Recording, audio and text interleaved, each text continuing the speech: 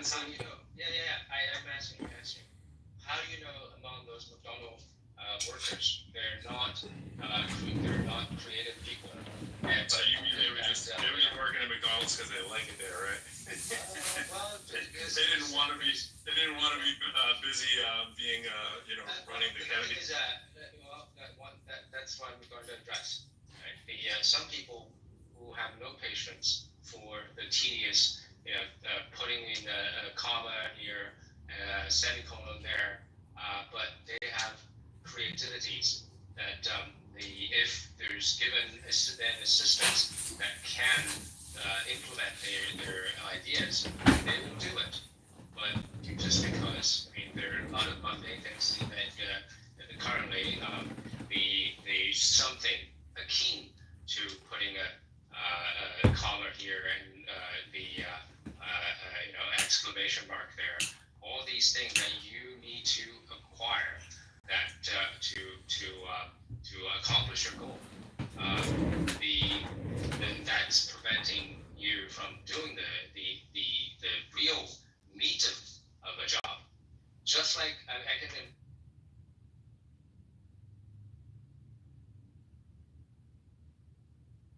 Nah, bro.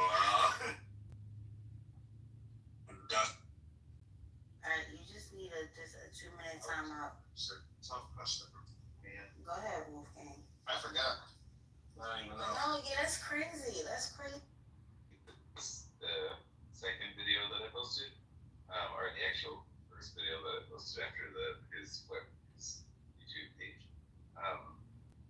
He says that the Western empires are falling. Basically, My shit gotta go harder. So I definitely will push. Remember. Welcome. It's fine. I think you fall into a ravine, actually, John. Hey, nothing I try to keep it different about it, right? So I was just explaining to some of the mods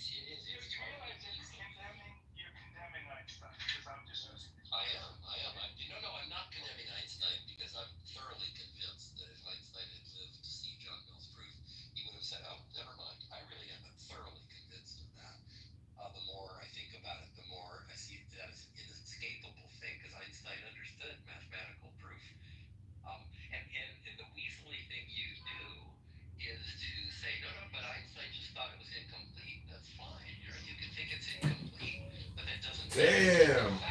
Weasel. Mechanics makes predictions that are incompatible with local reality. And so you're free to say, well, the data may show that there is local reality. You're right. The data may show that. And it would show that by showing that quantum mechanics is wrong. Not just incomplete, wrong. Benjamin, Yeah. we'll put me in your queue after you're done. Okay. I'll just say one thing. John is right.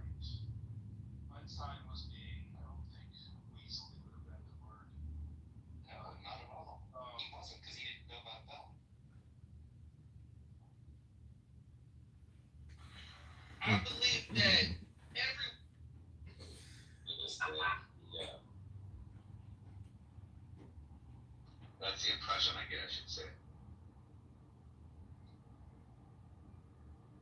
You know how I see it? I tried to tell Nathan this earlier. I said, there's certain arguments that are debatable, and if argument with the right way, all right.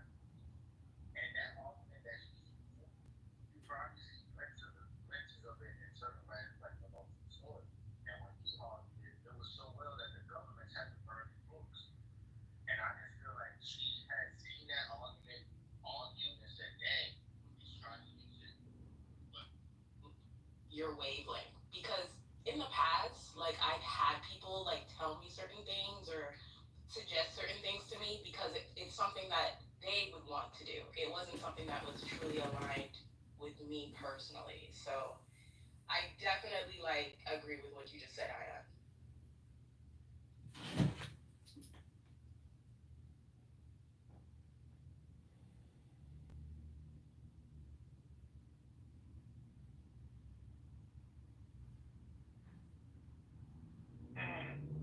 Thank you. I appreciate that. And it's been awesome. I really thought doing readings, I'm gonna miss them for a bit, but you know, I gotta rest. Okay, y'all. So, you know, I have to start class soon. I'm super duper just like to let you know my club is done. There will be no club anymore, but I will be having an outlet soon where I'm going to be talking about more of these things, like more stuff behind the scenes. So stay in tune for that. Also, y'all, we have 3 more motherfucking tickets to New Orleans. If y'all don't know, I'm doing a third year of New Orleans. I'm super fucking excited because I just cannot wait to see you all again. This is going to be a 2-day event now. We're bringing Madi. She's going to be doing a lot of ceremonies for everybody. She's going to have a healing ceremony. She's going to do Where what Vinny was pointing out, the staffers or you know, advisors or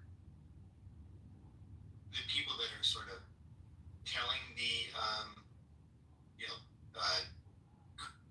on here, I don't have reputation.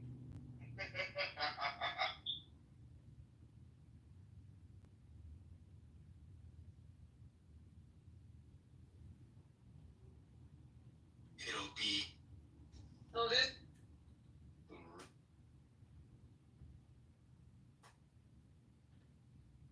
and you'll be set to go. get it, nigga. Nathan is thinking about playing Fortnite, and he needs to be equipped. He needs to be able to transfer his real life battle skills into Fortnite. He's about to be our secret weapon. You guys are still playing video games?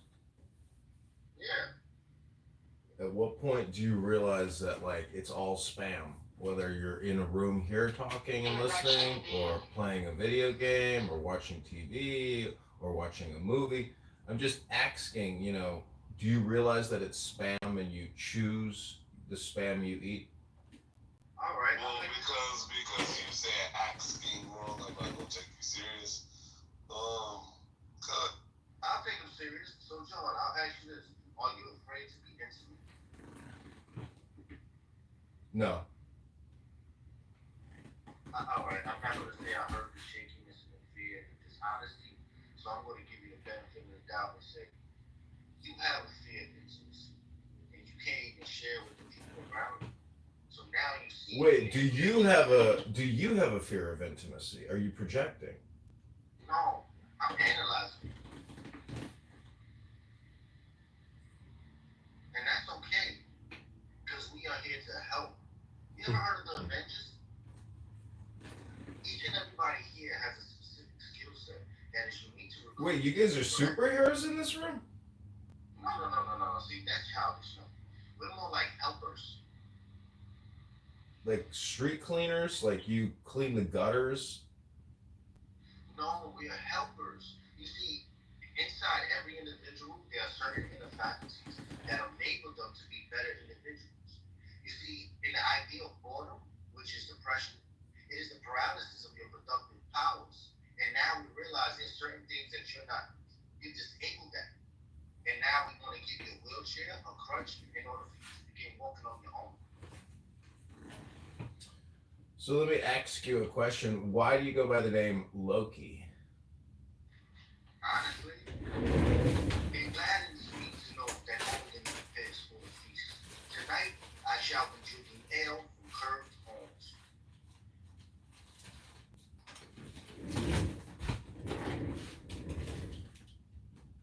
So you're like a black you're a black Viking helper. I got it. Okay. No, I'm actually a black Jew. Even better, right? You're Jewish? Look at my PTR, brother. You can see my I just see a black guy playing pool. I don't understand. What makes you a Jewish black Viking? I know this is camouflage. If you look harder, you can see Yalka and you can see strings below my waist. So let me ask you something, Loki. What is the source of life? Oh, I'm glad you asked.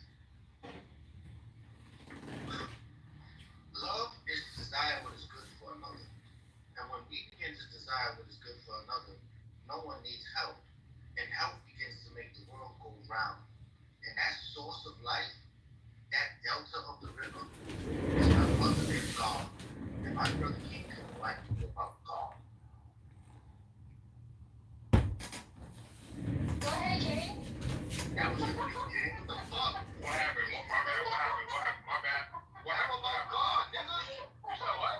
Tell him about Yo, God. John. Okay, yo. Look, yo, John. You know about my Lord and Savior Jesus Christ? He is all off you, man.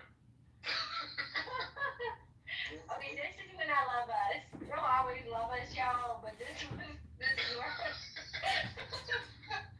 My bad, Loki. My bad, bro.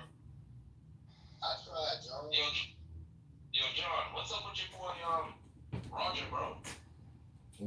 I mean, he's a human being, and he does what everybody else does on this app. So if you don't like the way he does it, maybe it's a you problem.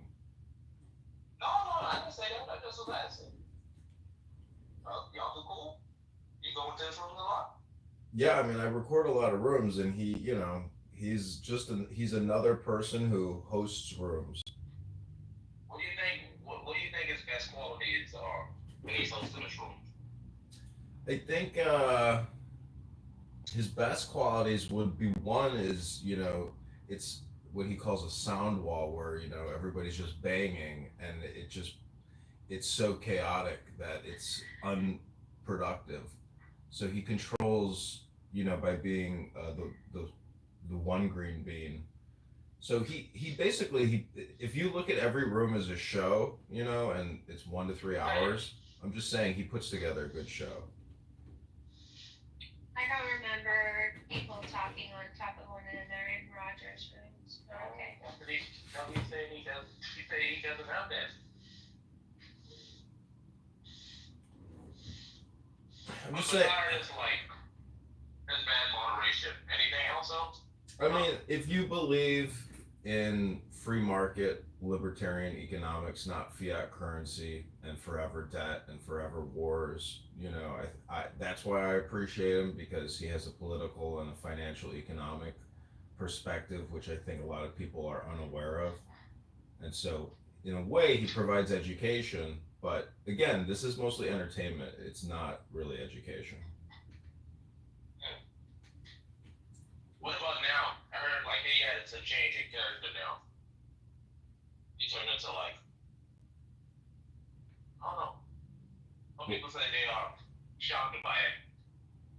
Yeah, Yes, people always use him as a projection because you know he's a non-playable character. Um, People use him as like the evergreen Pepe to cast their hate onto him, and okay. but I would say that you know tomorrow what he wants to do is he wants to live stream your room and he wants to live stream Patty's. Oh, why they in Clubhouse talking all this time?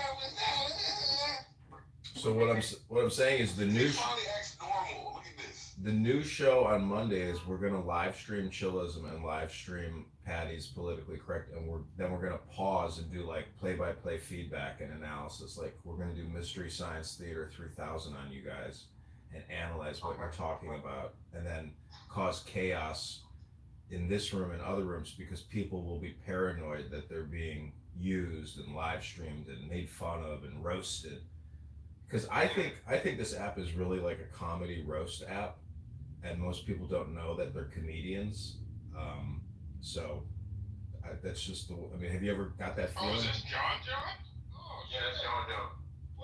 What's up, John? It's the first time I actually heard you. Right? What's good, buddy?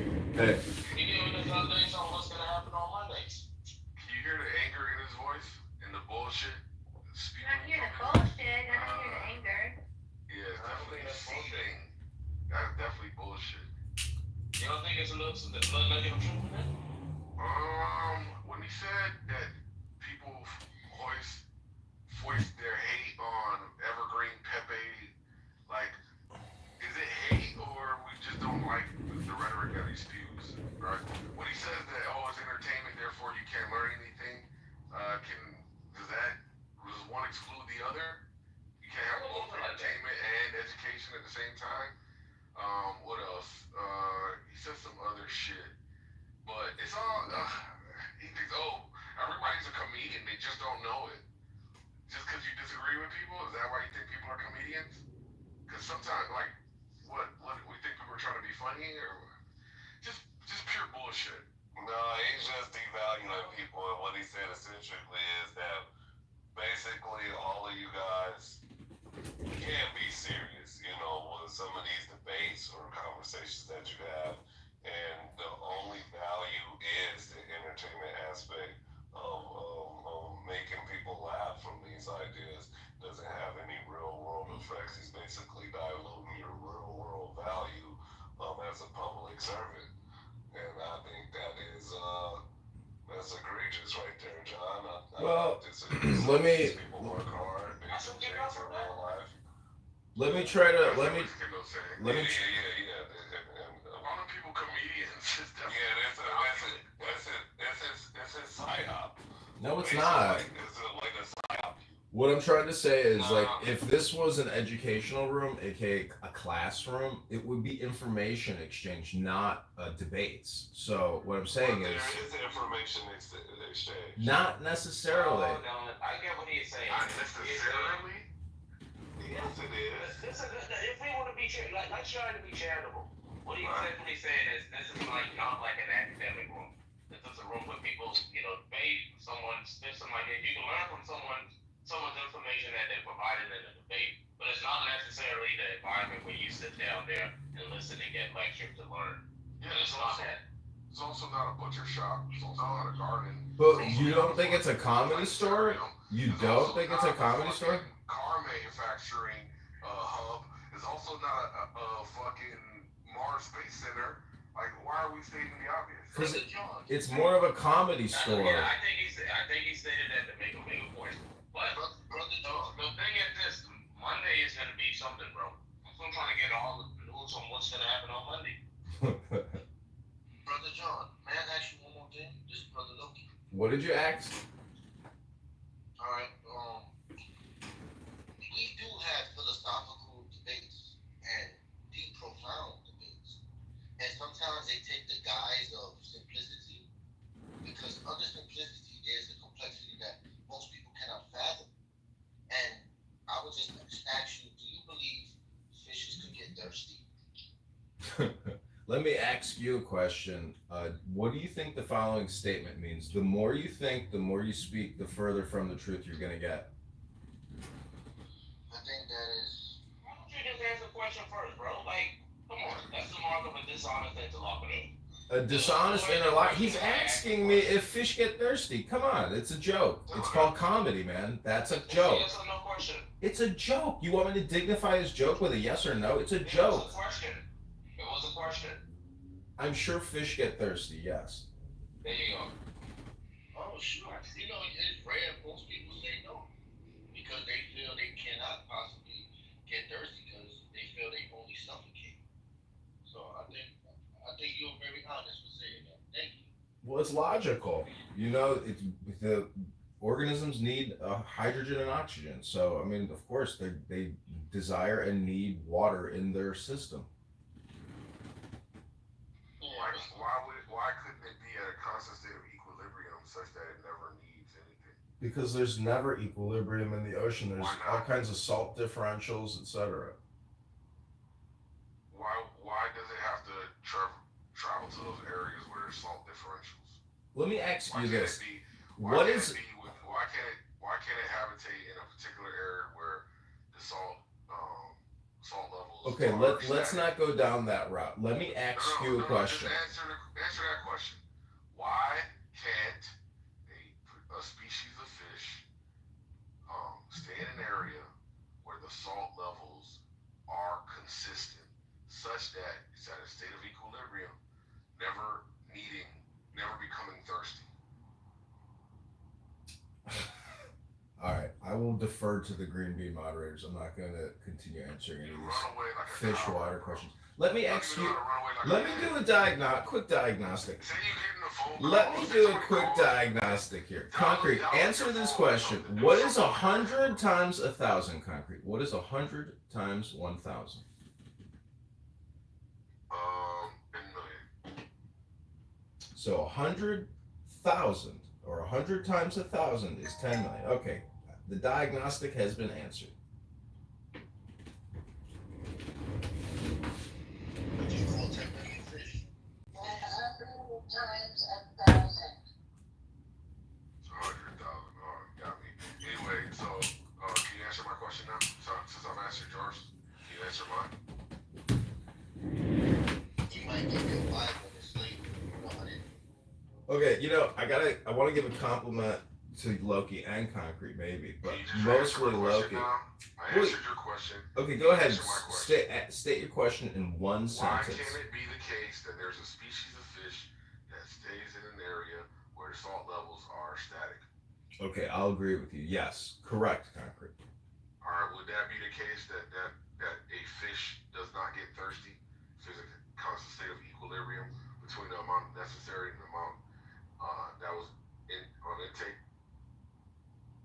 I'm sorry, I'm gonna have to stop answering these questions, and I'm gonna go back to listening. All right, thank you.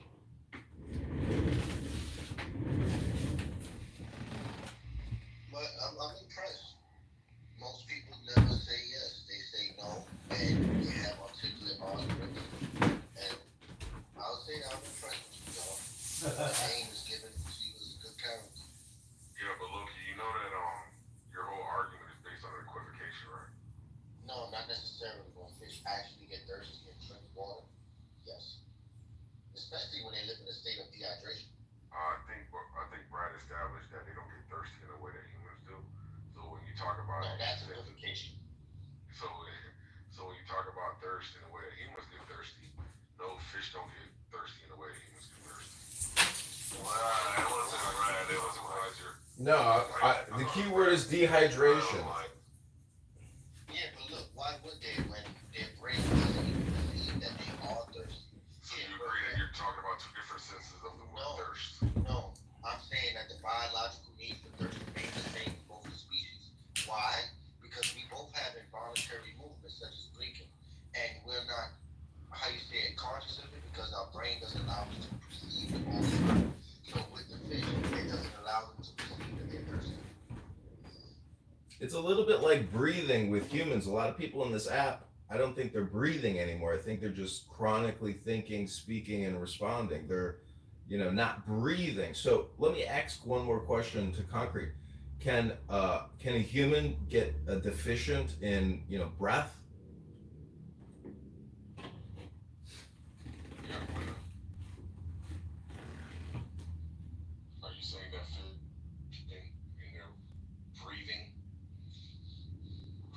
Well, I mean, you know, you got the respiration cycle, you got the hydration cycle. But let me ask a more important question. Are you called concrete because you're thick as you're thick as concrete? I mean, is it doesn't your name imply that you're stupid? Doesn't your name imply that you're stupid? Look how irate you get. Go smoke some weed. You feel better. He's John. Brother, he's actually amazing to the highest order. Meaning he could lay a foundation brick by brick, fundamentally in architecture, all of the spiritual realm of the philosophical ideas. And I think you too, my brother, can do the same.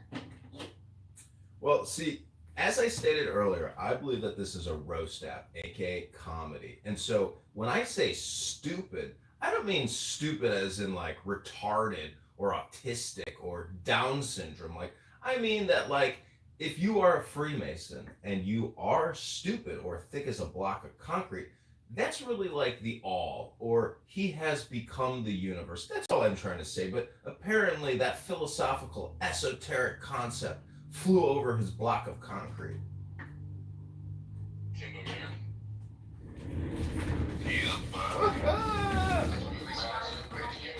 Somebody. All right. Can you imagine? Can you imagine somebody interact with on a regular basis is fucking invested in you? What does that mean to you? You know, somebody that you don't interact with on a regular basis is so invested in you. Well, that means they're a fucking creep. Maybe they should find something better to do. Well, if you call me a creep, maybe you're projecting that you're a creep. Maybe they lack opportunities to express themselves in a meaningful way, and this is their only outlet, and it's a frustrating existence when you see other people doing what they want to be doing. But welcome, John. Just try to be normal.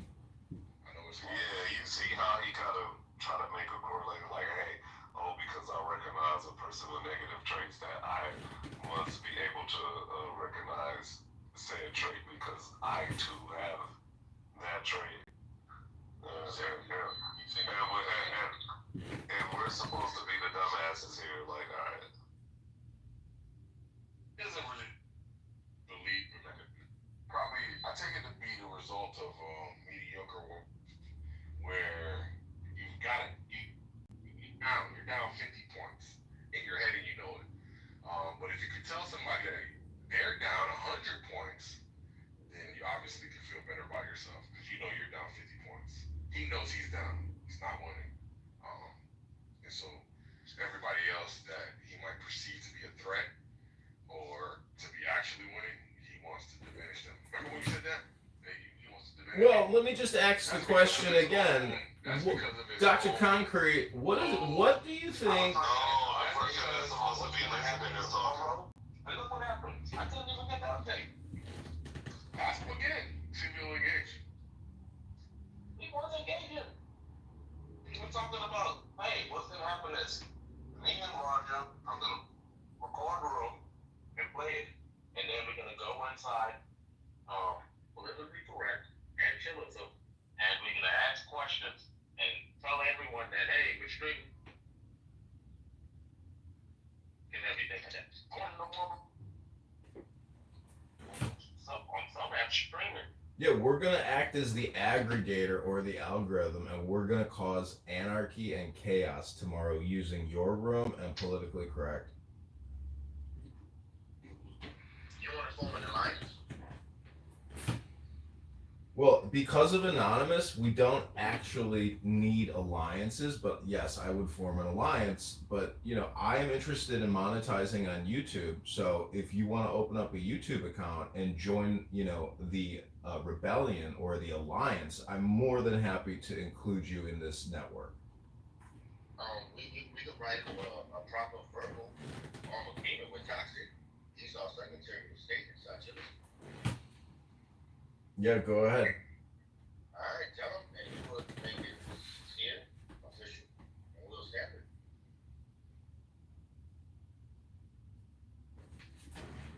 Sometimes diplomacy is the best matter in these type of situations. to monetize off my content, I'm coming for you. Well, it's not just me. Look, none of those anons in the audience I'm are telling me. you directly. I don't give a fuck about anything else. Just letting you know. Okay, got it. It's been noted.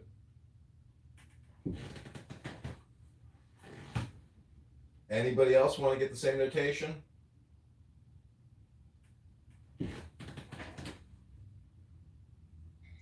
Just please make sure you communicate to your boyfriend that the question that You don't want to help him actualize his vision?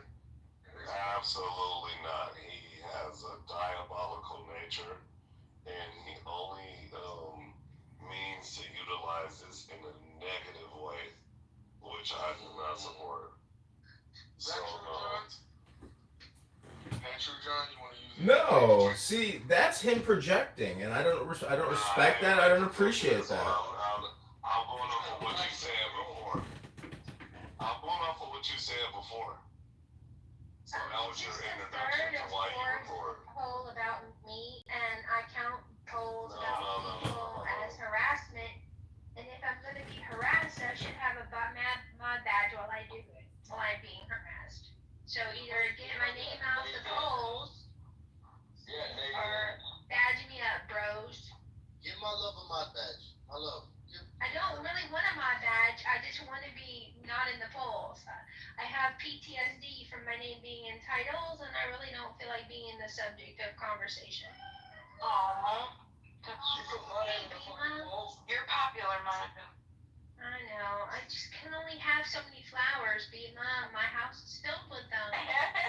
Well, I mean, if they're begonia. Oh, yes. Hey, Bima, can I ask you a question? Yes, go ahead, Jacob. Earlier, for the past couple of days, I had people stump with a profound question. Here's the second.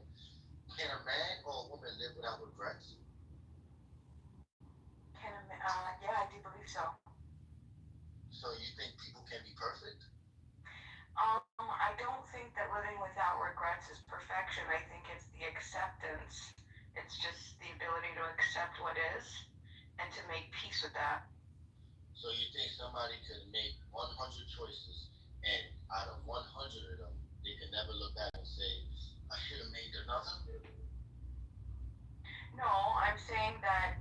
Oh, are you saying like built in, like they no longer have regret? No, I think regret will always be something that is a conscious thing that we like look and reflect on. But I'm saying like it's a conscious choice to whether or not you want to let that hurt your future and your now. You know, the past is gone forever. You're never going to get that back. You're never going to change that. The future isn't here. The only thing that you have is literally like right now. That's it.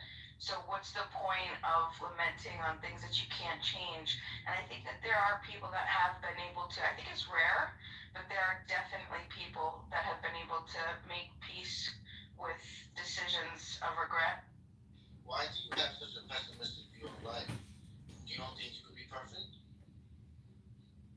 I think atomically, each and every one of us is perfect already. I think that's why I have it in my PTR, or my bio. Look at my bio. I say you're perfect. Exactly. But that's fine. Here, Charles, a little bit. And refresh my head. And Again, I have the Merchant of Venice queued up on my laptop to watch on the very long train ride there. How long's it been? How long have you been? Just 3 days? Yep, 3 days. But where are you flying from when you leave? So what? Where are you flying from when you leave?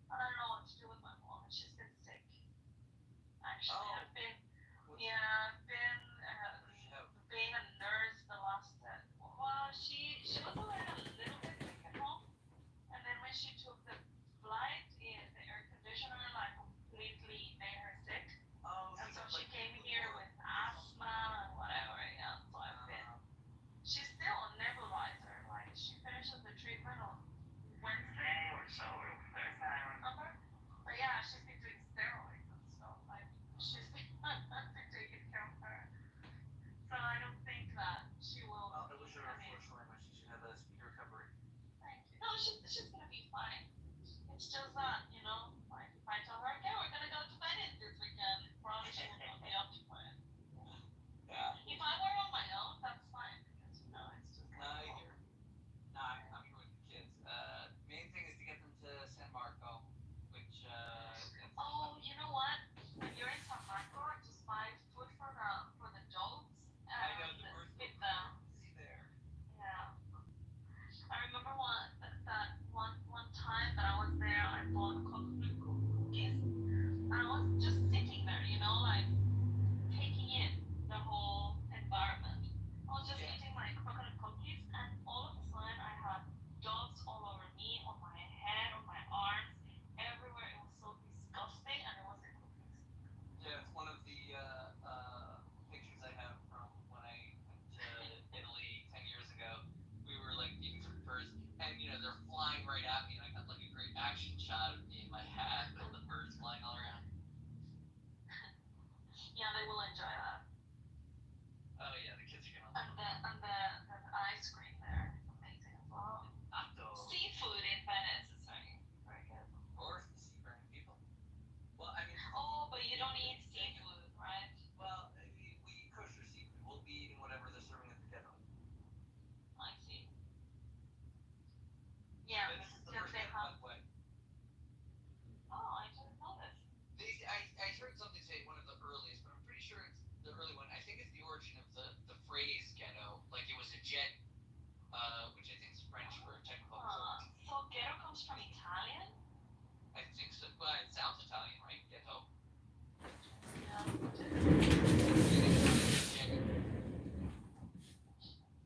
That's really interesting. I don't think I realized if I ever went for the Jewish ghetto. You might have. It's like right towards the top. Like as you're walking through the city to get down to San Marco, like from the train station, you walk past it at least. But I'll be there for Shabbos. I'll be staying there. I'll be like It's for really Shabbos. nice. Yeah. Are you guys enjoying your trip? Are your kids fascinated with everything you're seeing? Yes. The kids are like stressed out and all over the place, but it's a lot of fun. We had some scares, but my wife's bag got snatched at the train station. Oh yeah, you said that you recorded. I was We recorded surprised that it. you recorded everything. Yes, we got everything back. I didn't see the criminal. God help him. Yeah, that is actually amazing. Like I would have never had any expectations of recovering any wrong stuff in Italy. Yeah. No, I was freaking out. We were at the train station, but she had to find my iPhone. And we acted quickly, so the cops moved fast. They moved really fast. Like at 5 minutes into the conversation, there were 8 cops there, and they were already telling us they recovered the bag and it's on the way back. Wow, that's really cool. That's amazing.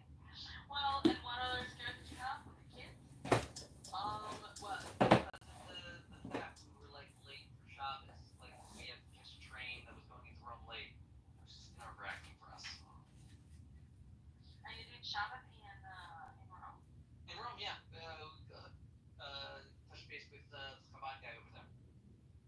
Wasn't So you're not going out on Shabbat on Saturdays to walk? No, I walk on Shabbos, but I can't carry. In fact, we did do a fair amount of walking in Rome on Shabbos. We walked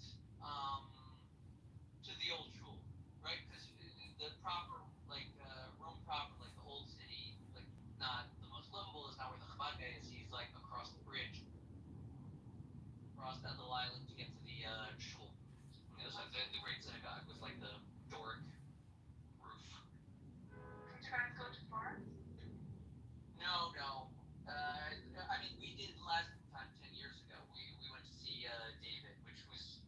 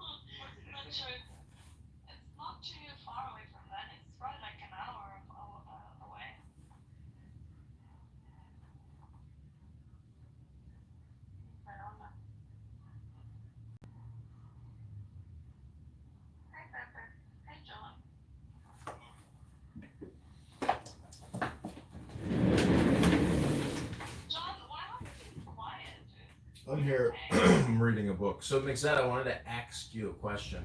Oh, I wasn't sure it was you. Actually, when you were narrating it. I wanted to ask you a question. Do you know that today is a fast day? Really? Fast thing. Yes. Just fun facts that the Jews have during the year. They all have like partners. There's long, short, male, female, black, and white. Today is the black. The destruction of the Beis Hamikdash. The expulsion of the Jews from Israel. Today we commemorate. So, Mixed, let me ask you a question. As you travel the streets of Italy, how do you view Judaism in comparison to paganism? Is it, historically, is it cultural? Is it political? And how does it all work together? I mean, like, it's a fair question. The answer is mostly yes. Like, it is cultural and political. Like for example, I'm at this old castle, um, which was made by the Anjou and the Aragonese, as part of like the conquest of Sicily and the kingdom of Napoli, which had to do with some like Muslim invasions and inviting in different people to protect them. First the Normans, then the Anjou, eventually the Aragonese with the blessing of the Pope. And like, there's a church here, right? The castle's been like redone a few times. Um, and on the church, it's like right nearby where we're staying.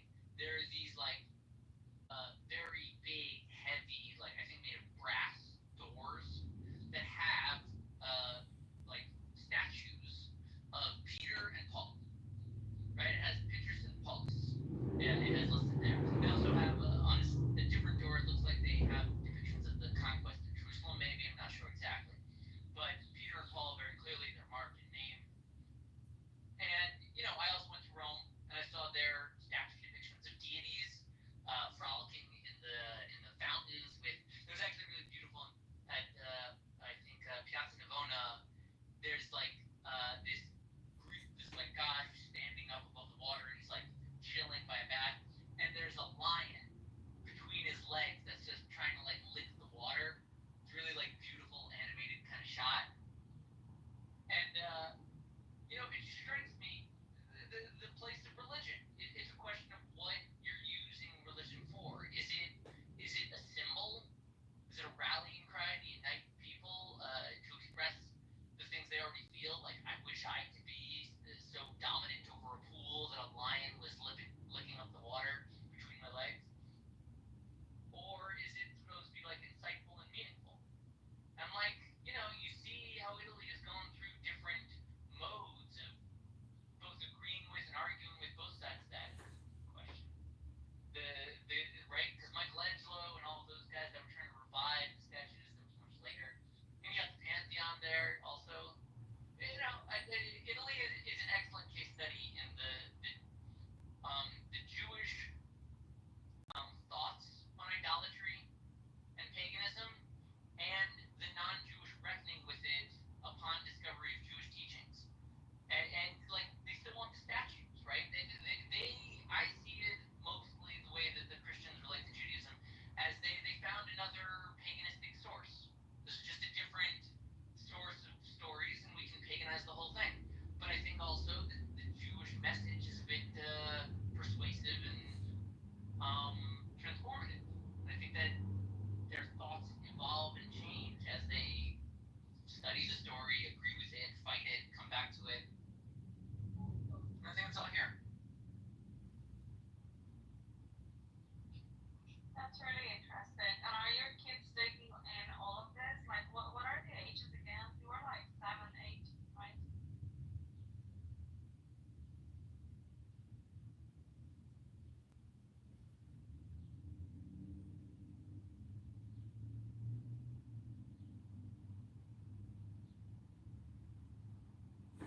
Anyway, why have you been quiet, John?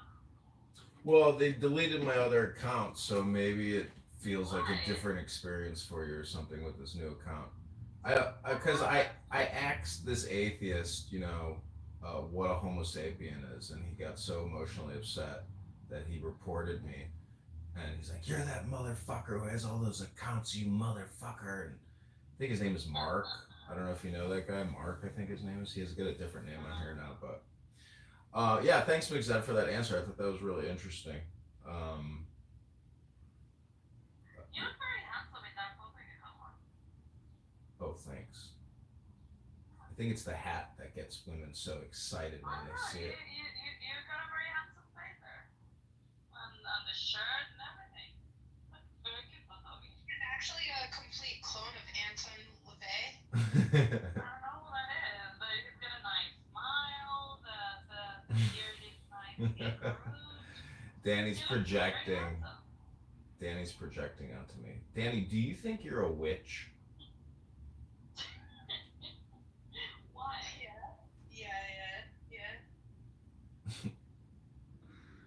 Who do you think's more handsome, Lujas, Tickles, or John? Oh, they're both different types of handsome. Now, don't forget, underneath that Trump hat is a bald head. So take that. If you I love know, hair, but I am forgetting. I mean, Lou has definitely better hair. And also his eyes are nice. who do you think would be a better husband? My friend the trash bag, a trash bag, or John?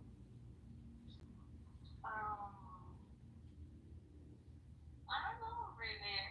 I think my friend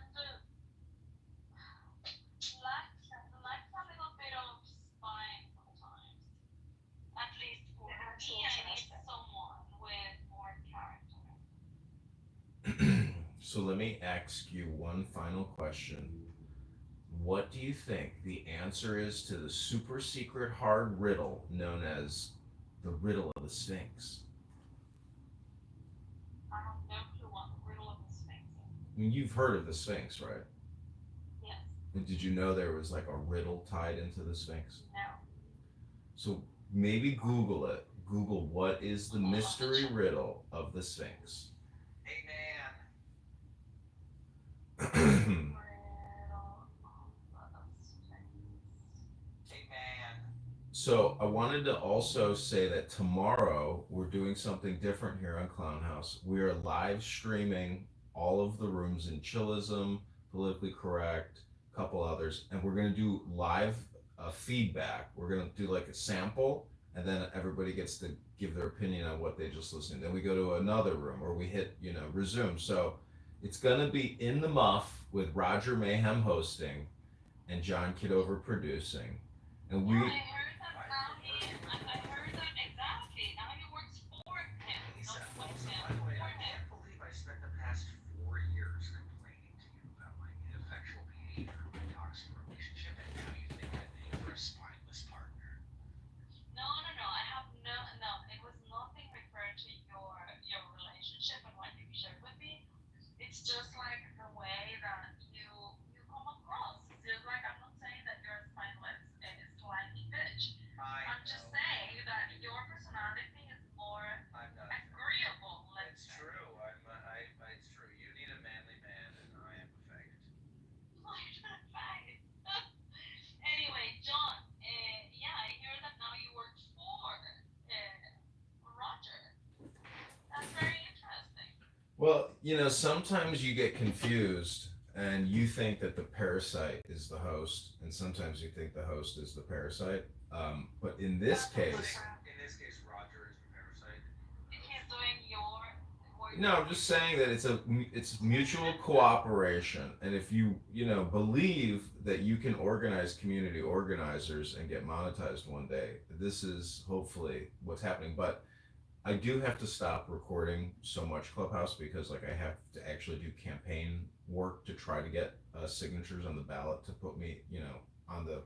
So you're gonna delegate this to Roger? John, if you need me, I can get signatures for you for a week. I could get at least 100. Oh, that's nice. Yeah, that's awesome. Yeah, But He knows that I've done this professionally. well, if you want to fly out here, so what we're going to do is my friend Jared here, who is my campaign, coordinator, he's got a really nice BMW, and so we're going to go to the top 15 towns in the district, and we're going to do interviews with people that live in all these little towns in Illinois, and see what they think about the current congressman, and share with them information.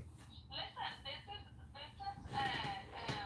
the power of Clubhouse, okay? We are going to make I agree. I think having Clubhouse is like having a supercomputer. You just have to be, you have to be a good user of that computer. So I hope I'm a good user, and everybody Let's here. help you. Yeah. Even I can help you for Switzerland. Yeah, 100%. Like this is You didn't give me a review for Sorrel. this is a spam operation in a way. So I need as many brains out there spamming to, help educate people and stop getting people from asking questions. Create videos and start using. Bima wants to be a part of the campaign. See, I think the whole thing, can essentially, I hate to say that Robert Taylor, aka the Bitcoin laundromat guy, um, he has this theory of praxeology. Now, I don't want to spend too much time on this, but if you look at the the Mises Institute publishes the theory of human action, and I couldn't stop laughing when I read that. What do you mean you couldn't stop laughing? Because Robert Taylor, in a way, is right, but he's also really stupid. He can't explain the theory of human action because it's so complicated, and there's so much in it that to think that you can come on a social audio chat app and exchange, terabytes of information, you just can't. Yeah, I was gonna say what's there to laugh. Like the Business Institute is one of the best places where you can actually get educated in economics. I love it. I don't think people are that complicated, and I don't think the universe is that complicated. It's all just, information. Well, Danny is one of the best crisis actors any political candidate has ever hired, and I thank you, Danny, for being such an effective agent on behalf of Mossad. Oops, did I Freudian slip there? Just kidding, Pepe. No, they don't want me. Are you joking? I was brainwashed by the America. They're just using me as a patsy. I don't know. I was gonna say that I would be the worst for Issa because I ended up scrambling bitch one night. I promise you that. What? Pepe is a sociopath. Did you just figure that out, Issa? Bima, welcome to the stage. Bima is also a crisis actress in the campaign to elect John Kitover. Welcome, Bima. Hey, what's going on? Who's the guy in your PTR? Issa? He's an athlete, of course, perfect. This guy is really inspirational. With that, I mean, he's normal apart from his arms, right? Like, he doesn't have arms, like, they never grew. And, he plays tennis, he rides He plays horses, tennis. he swims, yeah. He swims, His Olympic event he- do the shot put? no, he's a gold medalist. And he, What sport? in tennis, in, running, in horse riding, and yeah, I don't know, like he plays a lot of sports. And he's Polish sufficient. Like I met him a year ago, and I was having dinner next to him, right next to him. But he had a steak in front of him. I was like, shall I ask if I should cut his food or I should help him? Like I didn't know, what to do. I was like, no, he said that would be rude. Just like let him ask for help. So wait, does that mean his penis is technically his real arm? Probably. But the thing is that he ate exactly as any other person. Of course, he had to eat a little bit more, on the plate. But he ate with a fork and a knife, and he cut the steak. He did everything neatly. The only thing he asked me to do is to please put his glass of wine a little bit closer, of course, because of course he was not gonna be able to reach it. But that's it. Everything else, like he put on his, well, he doesn't use a jacket, right, because of the sleeves, but he uses a vest. He put on his vest, he took off his vest, like put it in the chair. He's fully independent and If you were to see him in like a water tank swimming, do you think it would look weird? like he definitely would look weird. I mean, his legs are normal, everything's normal. He's married, he's got 4 children. Oh my gosh. He's super smart. He's amazing. He's like 175, which is like what, 5 what's that syndrome called? Is it called pterodactylism or something? That would fucking suck. Like how Pterodactyl. like how like he would be able to jerk off, dude. That fucking sucks. Well, listen, he can clean his ass when he goes to the toilet. So what makes you think that he can't jerk off? Yeah, Pepe. He has 4 children. Okay, how is this guy with no arms more successful, than losers on a social audio chit chat app who talk about FBI crime statistics all day long? That's what I was telling the Bitcoin guys that meeting this guy and spending time with him and actually learning about his life made me feel disabled. Because I'm doing all my limbs, and the brain and whatever I have done, and I have not done everything this guy has done. Yeah. It's amazing. You see, Visa, myself, and John, we could all die in a bus accident. Everybody's lives would go on the same. Nobody would miss us. No children would starve. We don't have the love of our life. I was trying to like refute what Pepe just said, and then the more I thought about it, I was like, you know what? I got a lot more work to do. Actually, that might be a good thing. It's like if they don't like it, you die. Nobody will miss you, and that means you cause the least amount of pain on this planet. Amazing. But see, that's why you're stupid, Pepe, and you don't read books. Like, I mean, I was reading Tanya yesterday, and it talks about selflessness and kindness and mercy and being charitable. Like, there's a lot of good things in life that you can do. I mean, you have a very sociopathic and homicidal ideation type of, personality. I mean, you talk about murdering hitchhikers and dissolving their bodies in acid baths. Like, why do you come on here and say, so much negativity? Well, I don't, maybe that this one time you bought somebody who was hungry a meal and made their day, and you did some nice things for them, but then, that you end up dying, and that person feels bad for many more days, and that makes it it has more of a negative impact than you had a positive impact on his life. So maybe I actually my outlook on life is the best. I don't know. But I was just realizing that the title of the room, and then we can go back to the thing, that the title of the room is very close to John. John for all and all for Kitover. One for all and all for Kitover. Come on over for Kitover. Yeah, I mean, like, you're gonna work for all, and all are gonna vote for you. Well, what do you think the saying "the now is all important" means?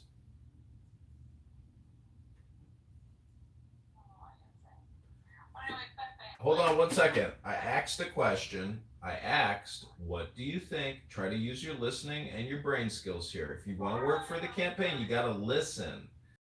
What do you think the now is all important means? Now is all important. Yeah, what does that mean? Because it's the only thing that we have. Nothing else matters. The past doesn't exist, the future doesn't exist, the now is like all we have. That's all that So exists.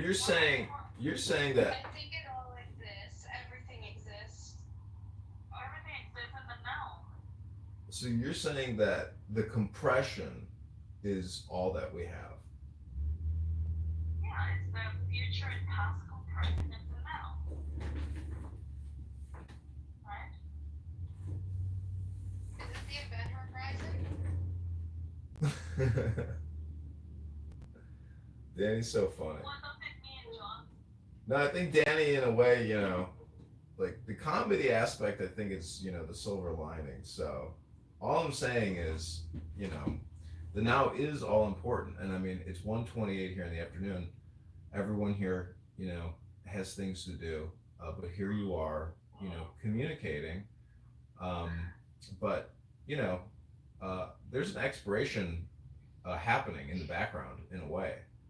Maybe that's conceptual, but I say one for all for Kitover, and come on over for Kitover. Go to johnforcongress.com. Hey, El Normo.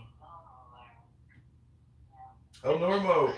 El Normo. If I were in Chicago, I would vote for you. Now, just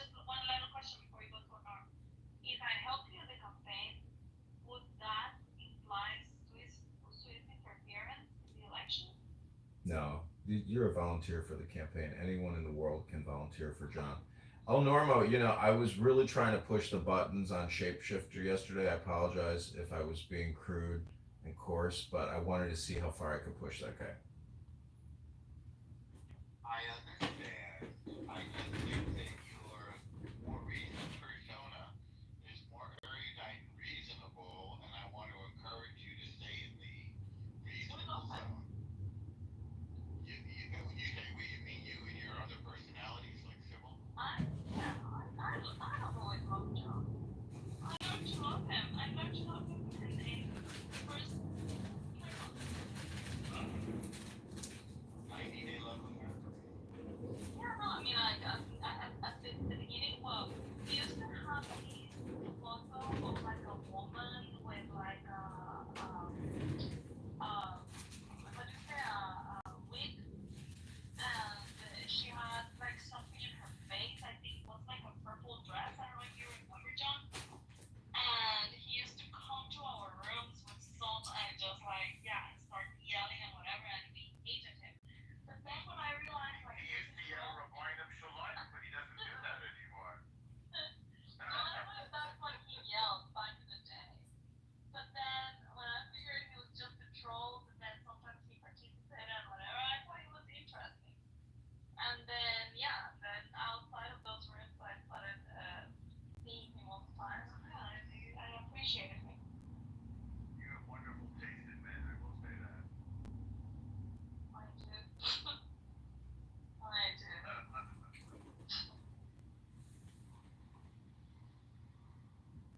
Anyway. I don't know.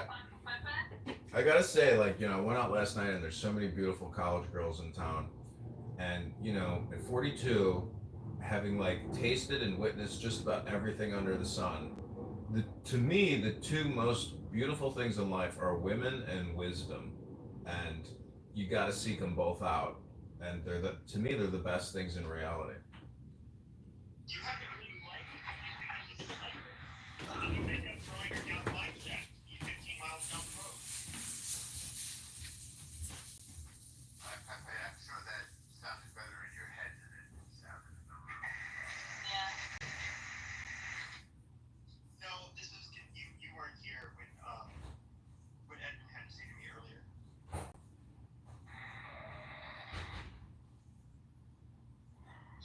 Here's the picture, John. Oh, that's a very good. Oh my God, what is this fucker doing? You're gonna get kicked out if you deny that. Okay. Everybody say goodbye to Jacob.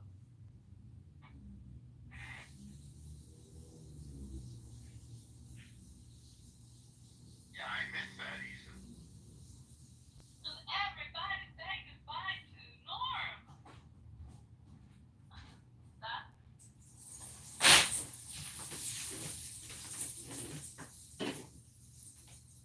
So, Yeah, look at that his photo. oh, El Normo, I don't know if you heard, but Roger Mayhem are doing a show tomorrow in the Muff from 8 a.m. to 1 p.m. And we are going to do like a Mystery Science Theater 3000 thing where we listen to Chillism, we listen to Patty's Politically Correct, and then we do a break and a pause and do live feedback and analysis on what they're talking about. Honestly, that's gonna be a waste of. Yeah, that's gonna be a waste of time because we were going to have people just listening into the. I mean, you're gonna waste your time listening to another room that you're not in, and then you're just going to discuss the content. It would be better if you're just recording it, for the snippets or whatever. All of you go into that room, you participate, make them, you trigger them actually to say things that you want them to say. We'll see the. And you trigger them and you participate, and then you go and have a post-room discussion. Well, it's a roast show. It's a live roast show. But also, don't forget, because we have the room open and we're going to title it in a certain way, and we're going to go into those rooms and say, hey, somebody's live streaming this into Roger Mayhem's room. Like, we're going to cause chaos while we do the show. I know, but that's what I mean. Leave the room open and have your room just like you have your stuff, just with one account.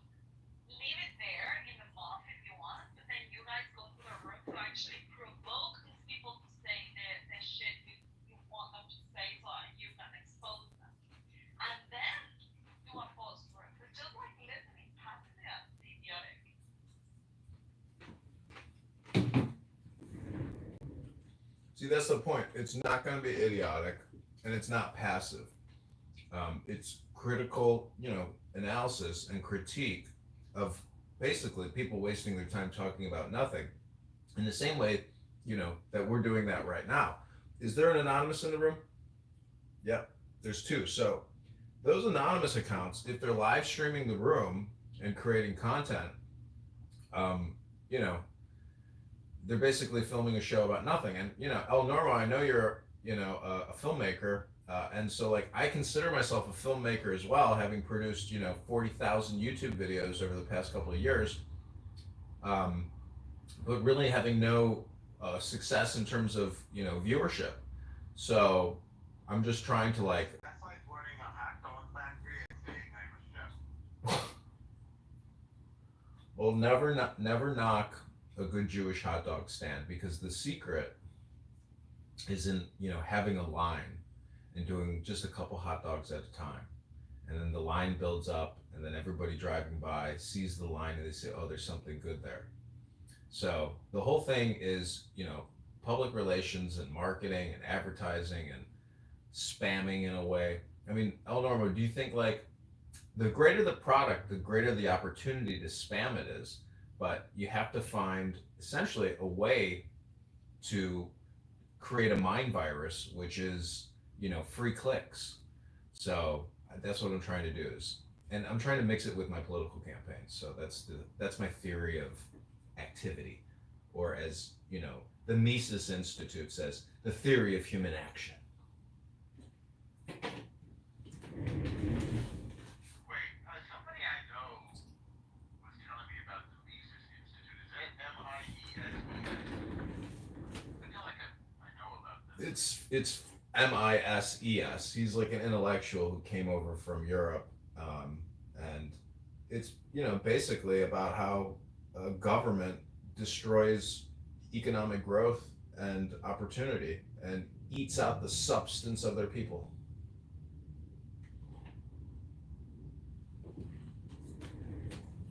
I had a friend who was a New Yorker writer named Stanley Mises. I wonder if there's a link there.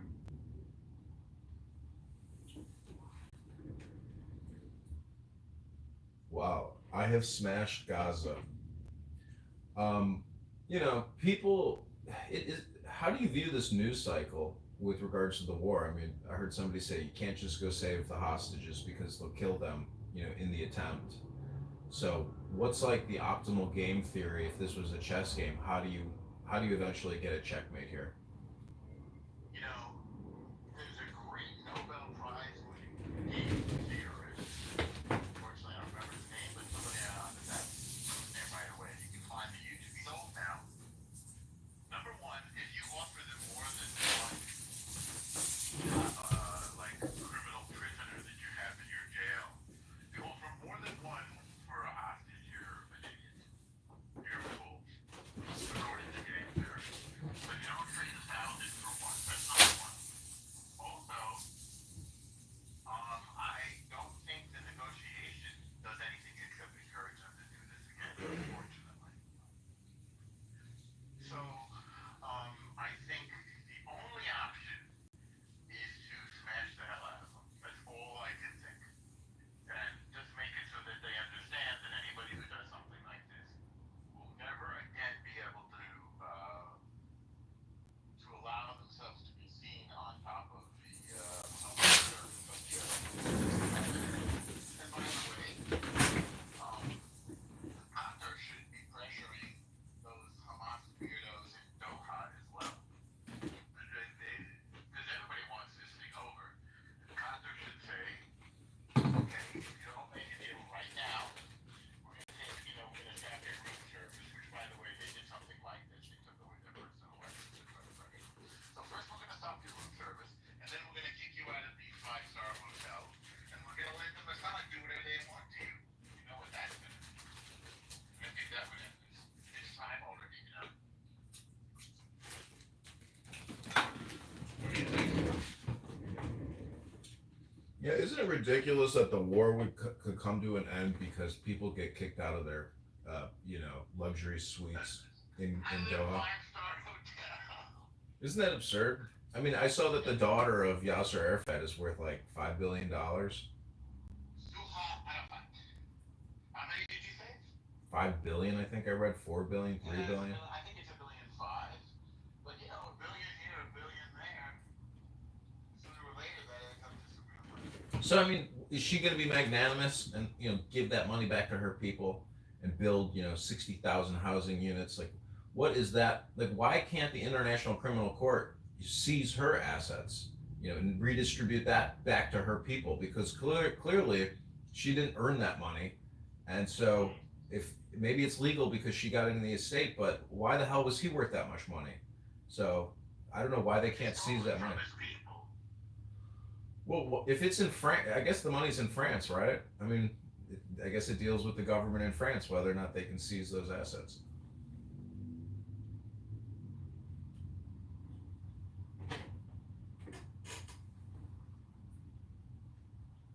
France is a cool place, and I just think that they're being blown by by their immigrants. The winds of immigration are affecting their decisions. I don't take this seriously. If you look at the headlines from 40 years ago, they're almost identical. You know, the world says to stop arms trade with Israel, and I don't know what else. Israel should get out of Gaza. Literally the same thing. Or Israel should, honor the 1967 World War. It's almost ludicrous nonsense, but it reflects the fact that the world doesn't want this to go away. It's upsetting to have to look. People don't want to open their morning newspaper or their, even digitally on their iPad and take pictures of kids hurting. Nobody wants that. I understand that. I am not for abortion in this country. I think we should be giving women checks of $10,000 or more to have children. I don't think we should be paying, $1 billion monthly for abortions in this country and killing, 80,000 children a month. So when I see, dead babies or malnutrition people dying, I know that that's nature itself. But what is happening in America to me is unnatural and it's not natural. And it's very sick, I think, what we're doing in this country in our medical industrial complex and with all these abortion doctors. And so, to me, justice for October 7th and, attacking the Supernova Festival and taking all these hostages is, an opposite and equal response. You attack the Supernova Festival, you cause a supernova in your city, and there goes your your civilization over there and that beautiful piece of real estate. So I think everything can be rationalized, and America is a perfect example of a place where you can rationalize anything. What are you saying? I'm saying that America has absolutely no moral ground to stand on whatsoever with regards to just about anything, because we are the purveyor of the world's largest military industrial complex. At $1 trillion a year, we fund our war machine, and we fund through Medicare, Medicaid, and over $2 trillion a year. We're paying for all these abortions. Taxpayers are being taxed to murder 80,000 children a month in Planned Parenthood facilities throughout the country. So I'm just saying that, I want to just describe the situation accurately and say that, if there's any hypocrites around, just realize that, like, as an American, you really have no moral or ethical bedrock or cornerstone at all. We are such a liberal, Democrat, toxic society of hypocrites and death dealers, and shameless politicians who do not demonstrate humility or maybe fake kindness, but it's so all inauthentic because it's all based on murder, in my opinion. I've never heard you say that. I don't think that there's any more reasonable conversation about abortion that doesn't acknowledge its right to make that decision. Well, I asked Grok, you know, whether or not you think abortion is murder. And according to Grok AI, you know, powered by this giant intellectual supercomputer, has concluded that abortion in America is murder. And if the AI that we supposedly want to keep talking about all the time because it's all important believes that abortion is murder, but that's just one platform. So anyways, I'm just opposed to abortion, but it's not, to me it's political. Everything is political. The debt is political, abortion is political, vaccines are political, LGBTQ is political, BLM is political, this app is political, your Instagram is political in a way. I mean everything, not yours per se, but I'm just saying that like all communication is political, it's spam, it's projection, um, or it's, you know, propaganda. I mean, I'm just saying people are now in a communication place in 2025 where they've never been before. And it's so polarizing and addicting, or stupid, but it's basically all spam. And so, you know, part of personal responsibility is choosing what kind of spam you're going to have for lunch and dinner and breakfast.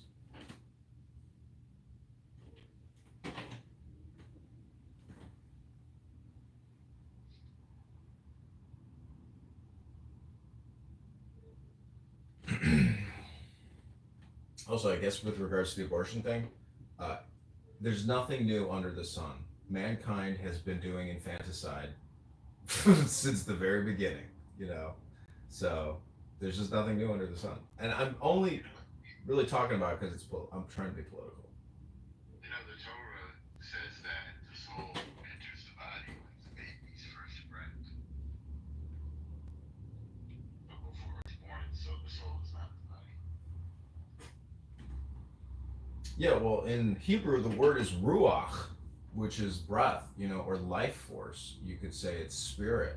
And, you know, if you, I want to be a literalist about first breath, but you still want to exude, you know, rip that baby's body apart. Just if that makes you feel better legally, morally, ethically, spiritually, okay, cool. But I think most common sense people in 2025 know that, you know, ripping the child's head off in the uterus before it can get that first breath is not a valid excuse to terminate that baby, that organism's life. I mean, it's mystical what you're saying, but if you want to be, You'd rather it die afterwards of starvation? no, what I'm saying is, Did you say that earlier? Did I catch that? no, I didn't say that. What I'm saying My is, daughter caught that. Can we get the recording? I forgot. It sounded like you said that. well, you can go to my YouTube or Instagram if you want to watch the replay. What I'm saying is the mystical approach. See, the material world is more mystical than this subjective, esoteric philosophy world of books in a way. That baby is mystical. The breath is, you know, the inhalation, but I'm just saying that that baby itself is more mystical, more magical, more beautiful than, you know, that breath. Does that make any sense, Al?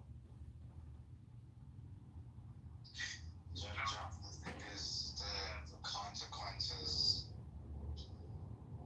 are, in a world like this, if we were living in a biblical utopia, we would all be with our first loves, and there would be no thought of abortion. But in a world like this, what do you do then? Oh, you have thousands, tens of hundreds of thousands of children being born into unprepared lives in capitalist 21st century digital economy, you know? It's like it's a kind of, it would have effects it's like people don't get pregnant to have abortions, you know? It's like, oh my god, this happened. Now, I'm not in biblical utopia. I'm in Cincinnati, you know?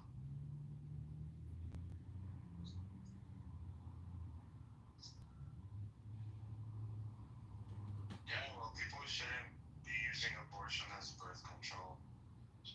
That's for sure. People should be, you know, in loving relationships, but they shouldn't be having sex with people who they're not planning on having children with. but there are, situations like you're not enough kids or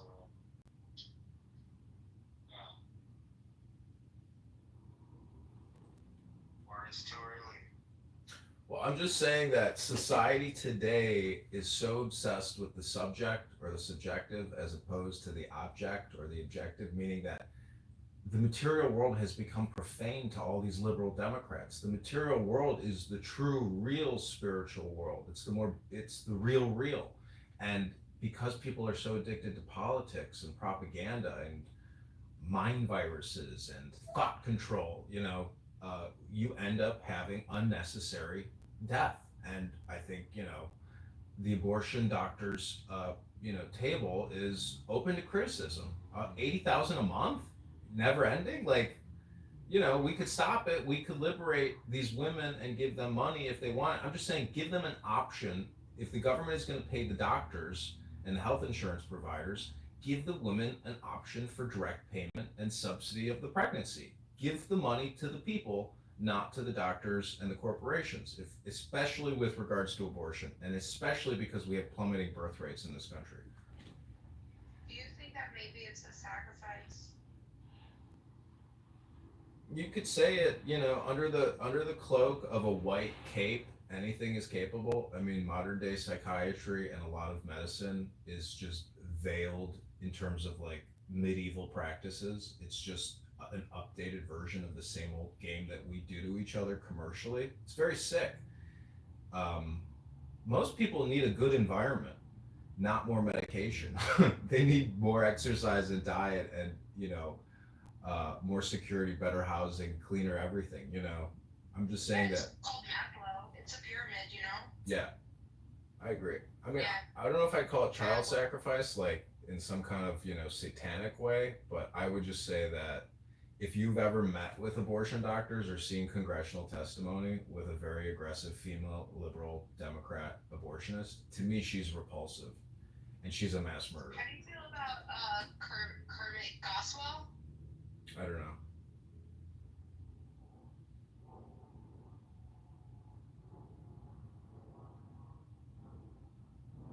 But, people get exhausted talking about abortion, so we don't have to talk about it anymore. But, if Hamas understood philosophy and they were able to secure a deal and take a knee, they should do it, because that act of humility is what saves their people. I just hope there's like enough intelligence in their network or some magnanimous leader who can convince their people to disarm and have a new future and have it guaranteed in writing and publicized prior to the actual, so everybody knows they're not getting cheated.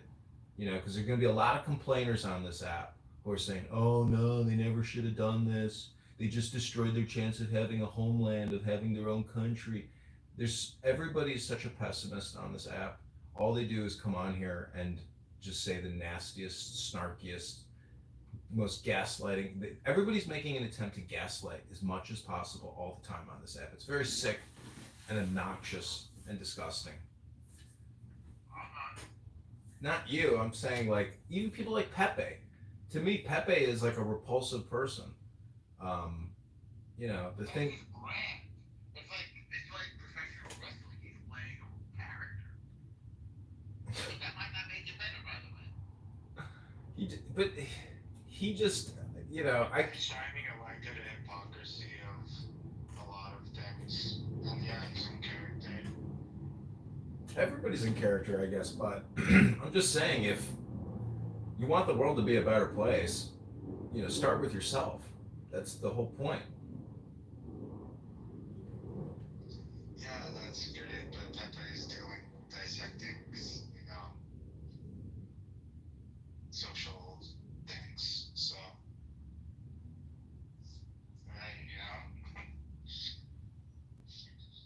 it's not about start with yourself. He started with himself, and he's still on himself. And this is him being on himself. He's learning. He's very educated, and he's pretty just, just because he blows off steam. I think that's part of the game of Clubhouse. But he does have a lot of white hate.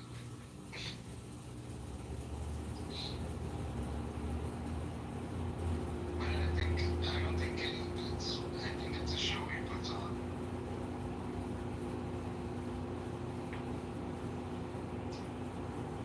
He's a frustrated member of civilization.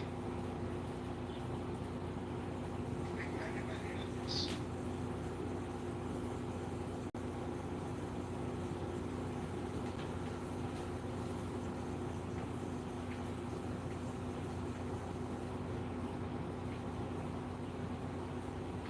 Good evening, good evening.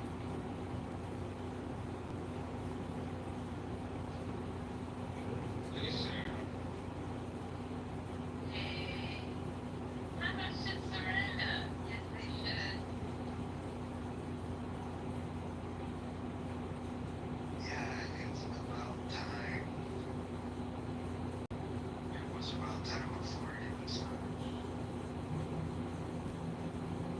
You know what I love is how badass the idea of when they announce things on News hierarchy and they're like eliminated. Eliminated.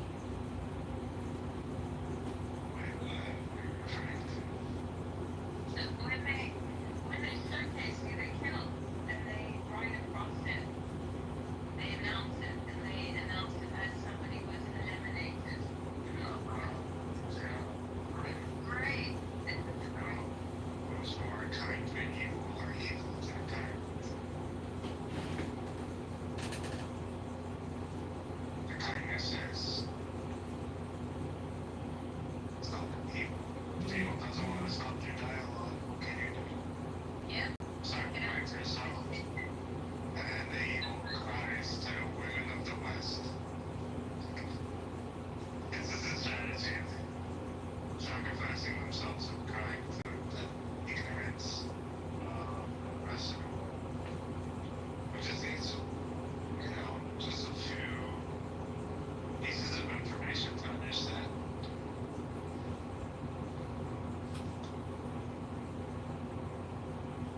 So sad.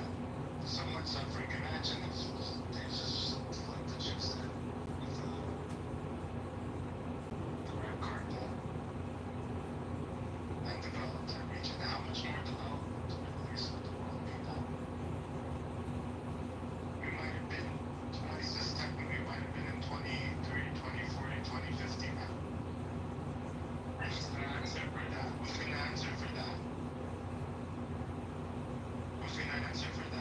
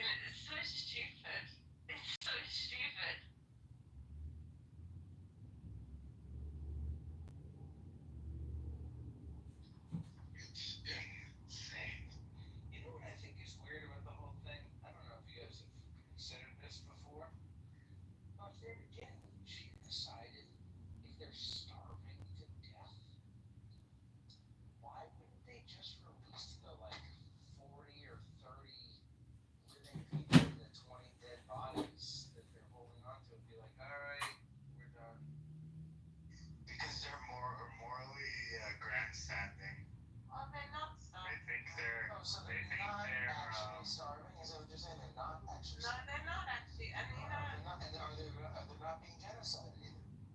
no. So that's why they feel like they're actually doing something cool. They're like they think they're the good guys. That's insane, bro. They must all be looking left and right, thinking, "Holy shit, where am I? What can I do? Nothing." Yeah, but we asked for citizens to pull up a video or any evidence. Because they can't say anything. They can't say anything. No, They it can't. took 20 minutes to find a woman being pushed, a man or a woman being pushed in a wheelchair, and everybody that was pushing them and surrounding them, they were fat. I saw a new video today of a fat man wearing a hip. Oh my god. He's a big fatty. I can put it in the chat. I'll put the link in the chat. And this is history. This is the identities. The first person to tell me that the Arabs have done nothing in history was an Arab himself from Syria, college. Said everything was Persians. Persians did everything in that time of history. Arabs, Turks didn't do so much, did they? But there's greatness and genius and, beauty and everything and everybody. And they should seek to. I put the link in the chat of the fat guy complaining about having to walk a far distance.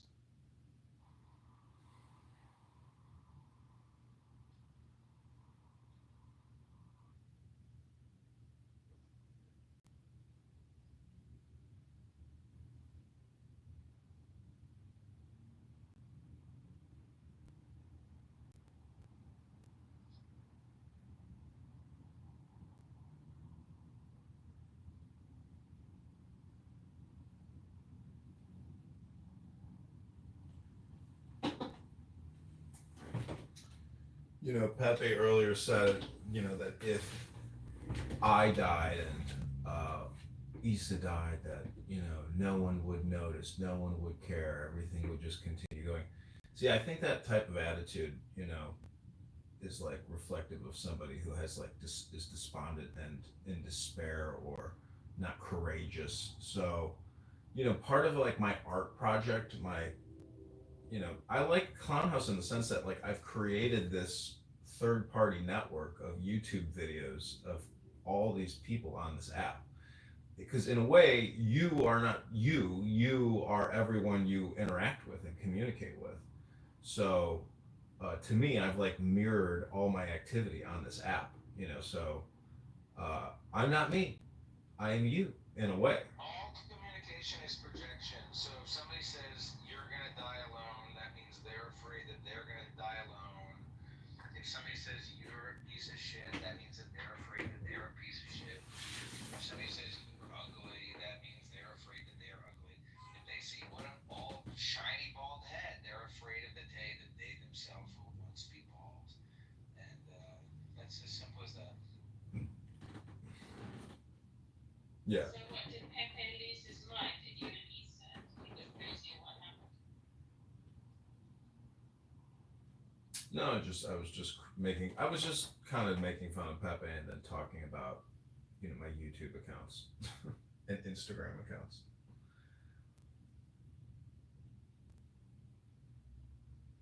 But yeah, I'm like, I'm getting very close, I think, to ending my recording project on this app.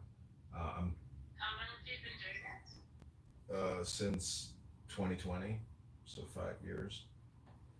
Wow. I'm a little paranoid that I might be caught out on that because obviously I live in the UK and we have no free speech. But whatever. No. Somebody would have to do it again. No one's gonna dig through 60,000 videos. Is it 60,000? I think if you add up all the YouTubes and all the Instagram accounts, it's somewhere close to like, probably 40,000 videos. Yeah, I just used AI to sort through them and get all the incriminating stuff on the people I don't like on this app. AI is pretty amazing. I've been asking Grok to do a comparative analysis on voting record and um, open secrets lobbying records, and it's amazing. But it can like cross compare, whatever is in Google and do like a comparative analysis and do matching. So it's like really a huge. And what's amazing about X is because you can integrate it into your profile, it's like immediate deployment of content and propaganda or counter argument information. So it's amazing how by having it in the platform and how you can tag people, like X is really a different type of platform compared to Facebook or Instagram. It's like it's more it's faster and more easily accessible as opposed to other platforms. X is very dynamic now. I mean, I think I did Do you 150 make it times. talk to you in Ebonics? No, I don't do that. I can come to Clown House to listen to Ebonics. That's a possibility. I can come to Clown House and listen to Ebonics any day of the week, any hour of the week. This is a Ebonic colonic. This app is an Ebonic colonic. But what I'd like to do is get back to reading books because if I just read the Tanya for a couple minutes, I realize how much time I'm wasting here and listening to all these conversations. So I really do want to like stop the recordings and get back to like recording books so I can, thrive and prosper and survive because just listening to people have random conversations, it's not programmatic, it's not intelligent, and I think it creates brain rot. So I would, as a warning, I would encourage everyone here to spend like maybe 10 minutes reading a book on this app as opposed to spending countless hours having random meaningless, and when I say meaningless, I mean that like the conversations are one word at a time. It's not like sitting in a classroom and getting a lecture and a direct transmission of information. You are not doing information like downloading. You're like nothing is happening here. I mean, and I think that's why to me it makes interesting content to film, but nonetheless, I know that it's not a good usage of my time. That's all I'm saying. Or I've maxed out the recordings. The one thing that I've got better at not getting triggered when people say stupid shit. The other day, I was with somebody, I won't elaborate, it was somebody who I don't know very well. They said something incredibly stupid, I won't elaborate, it doesn't really matter. But they said something that was very stupid, and in the past I would have definitely wanted to tell them that was the dumbest shit I've ever heard, and here's why you're a fucking moron. And I didn't say anything. I just said, interesting. And that was it. And I was actually proud of myself because walking away from that interaction, I thought, yeah, I didn't need to respond to that. That was stupid. If I had responded, I would have taken the bait, and then I would have been the stupid one. I would have become a self-roaster. And so I just kind of said, oh, that's interesting. And I don't think that I would have had that muscle. I didn't have that the emotional capacity to do that. 5 or 10 years ago, I definitely did. I wasn't strong enough to do that. Hey, Zach. What's up, you fucking faggot? Sorry. Sorry. I'm sorry. I'm just joking. I'm just joking. It's okay. I just wanna contribute though, because oh my god, I'm still laughing from that, Zach. But anyway, I just want to contribute because I've heard some I guess unfortunate things during this room here. So I think that what's going on both sides of this conflict is very unfortunate. Um, I'm honestly not sure if the claims of the dozens being starved is true or not, but I think it's hard to deny that people, like not even on just like one side, like I'm not even saying like the Palestinians are starving or the Israelis are starved or like trying to be like one side here. I'm just trying to say I think both sides here are suffering and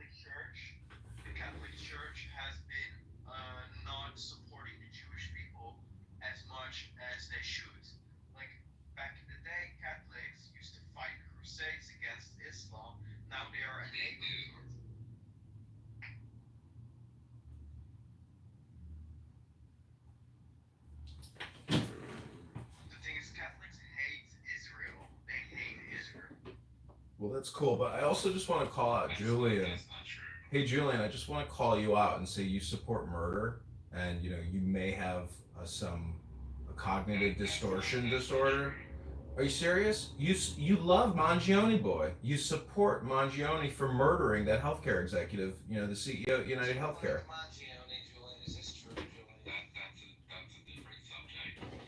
That's very stupid, Julian. I heard somebody the other day said we need the Luigi mindset when it comes to gossip. What do you think that means, Dr. Julian?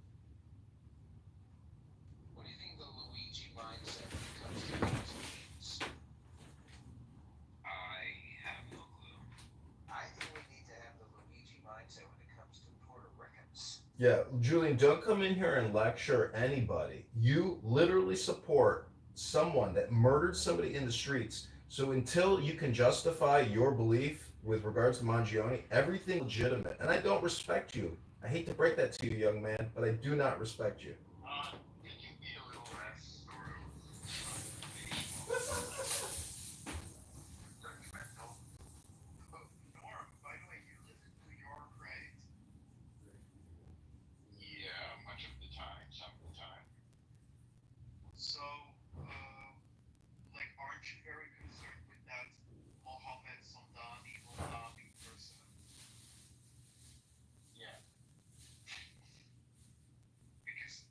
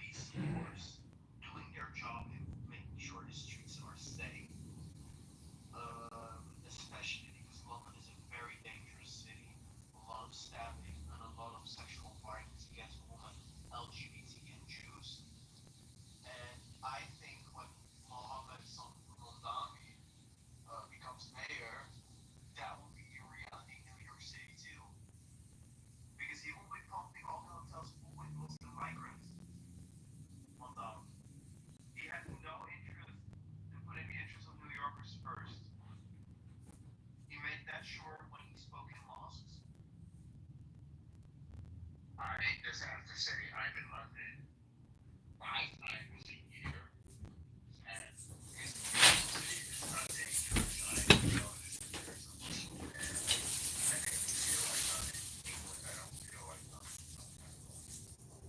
I don't really have any intention to listen to people, but I don't feel part of London is truly a beautiful city. But it's more everything. I like around the river. I like Notting Hill. I like being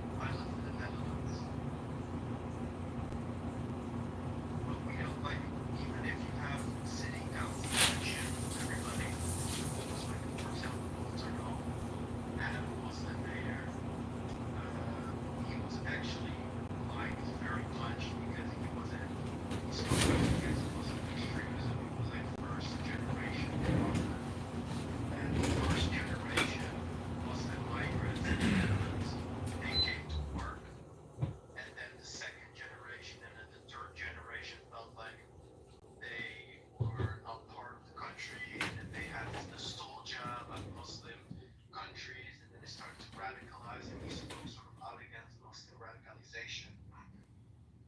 And he ruled as a mayor for like 2 terms, full term. Well, the majority of the people in his city voted for the local right-wing party. So then you would think, oh, if the local right-wing party is the biggest in the municipality elections, then they deliver a mayor, but that's not the system. Soul food at least eats greens, okay? This is from every bite being wrapped in a tortilla. I love tortillas, but you can't be wrapping all your food in it. Respectfully, Miss, wait, hold on. Respectfully, Miss Shirley, soon to be Mayhem. Listen, I feel very strongly at Soul Food is a movie that actually embodied a certain type of culture. I'm not specifically speaking to the actual food. Does that make sense? Yes, Adam, but I'm from, we served soul food on, just so you know, soul food was served at the table I was raised on, and my family wasn't overweight. Mine too, and my family was definitely not overweight. It's one of those things, moderation. Have you ever heard of the turkey trot? Yes. Yeah. So it's like a 5K run. My dad and I used to do that before Thanksgiving dinner. You see what I'm saying?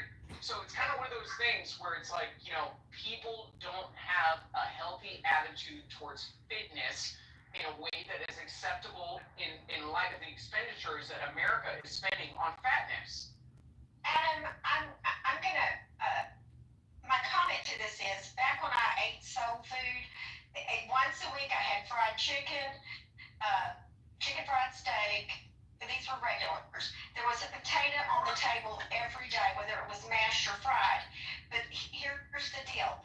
Now, people are eating food with preservatives, and I solely and absolutely believe that the chemicals, the natural flavors, they're not telling you what they are. That is behind most obesity in this country, and it used to, when I was in high school, there were 2 girls in the school that were overweight, and they were eating Doritos, and the rest of us were eating that soul food, but we were not eating preservatives. I'm convinced that that's a major part. It's not just soul food. Yeah, so I'm refusing to believe that, and this is what I'm saying. Shirley, it's kind of one of those things where people have access to the same inventory and the same food source, and these same people, based on different activities, are not necessarily burdened in the same way of having effective overweight. Like I'm sorry. I'm sorry. Like it's one of those things. Like I grew up in a house where like my sister's overweight. Like very much so overweight. We grew up eating the same damn food. Well, to your point, I could eat. I was at the table and I didn't eat the biscuits, and my brothers ate the biscuits. Okay, I got you. Hey, for the record, Shirley, I would eat your biscuit. That's why you're one of my favorites, because you talk sassy to me. Just saying. It's kind of fun when you're like the grandmother and somebody treats you like you might be attractive. I mic up on that.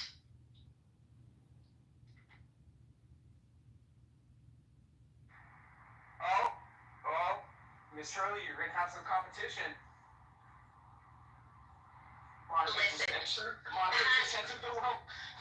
Listen, my husband's gonna live to be 100, and Mojo needs a wife, but I adore him. Yeah, well, welcome to the room, Monica.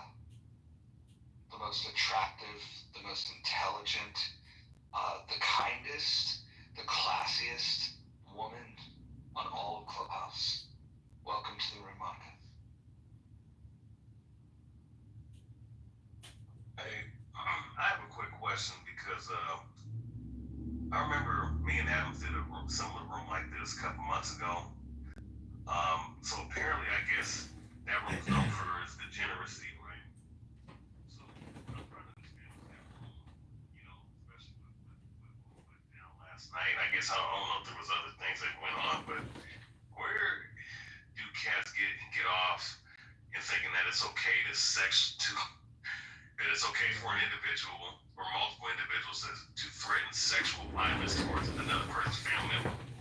And then at the same time, that same individual threatens to do bodily harm with them. And then that person that retaliates that way is somehow, right, the bad guy. I'm trying to understand where in what world is that fucking acceptable. But that shit goes on. Could you give us a more specific example? So basically, what I'm saying is that last night there's this cat in there, and there's multiple cats that do this shit. So I go up in there and just have conversations, or at least try to. So when I was up in there was a guy named Jacobus, and this same individual said he was going to come on my mother or something like that, or do some basically threatening sexual assault. And I said, listen, if you pull something like that, you're gonna get your head blown off, right? And then, all other people up in the room found what I said to be appalling, but don't find what he says to be appalling in that same back and forth. The thing is that, these people, I don't understand where their mindset is at. But They're probably Muslims. Go ahead. Well, could be, but I just know that that's what goes on in that fucking room, right? Shit like that goes on in that room constantly.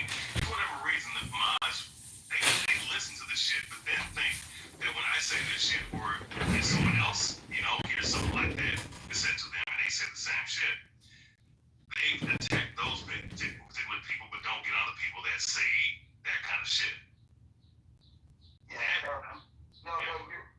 This happens more than you think. This guy was named Tiger, who threatened to rape Kelly, and then when we would bring him to the stage, he would double down and acknowledge that yes, he said that, and that he still feels that way. So there's definitely a desire amongst some of these people.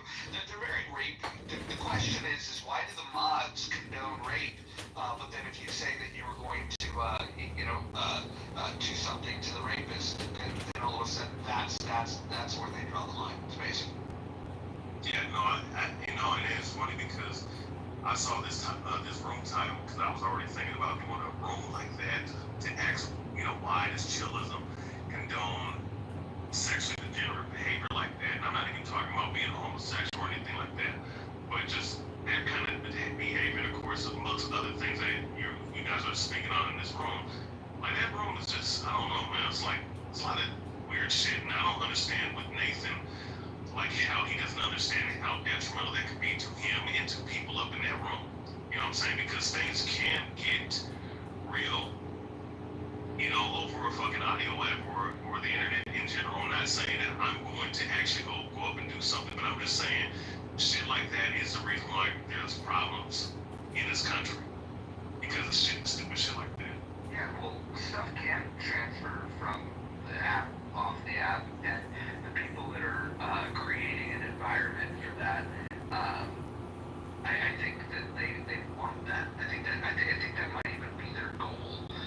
Why else would it be that in those rooms they would allow, they'll allow people to shout the N-word over and over and over again, and that's a word that can trigger some people to pull up, and for them to allow that, they do have rules. It's funny, you can't call somebody a bitch in that room, but you can call them the N-word. It's amazing. Oh yeah, if you can't call a woman a bitch unless you're another woman or a homosexual. But if you're a heterosexual man, you can. Yeah, I heard about that. I think it's really cool. I think the strangest thing, though, is their tolerance for allowing people to speak over each other. I mean, you can't even have a conversation, and then for somebody like John here that streams this stuff to a much larger audience on a much bigger app, it becomes a wall of sound. Nobody can hear the conversation, and so I think a moderator should have a duty to make sure that people talking over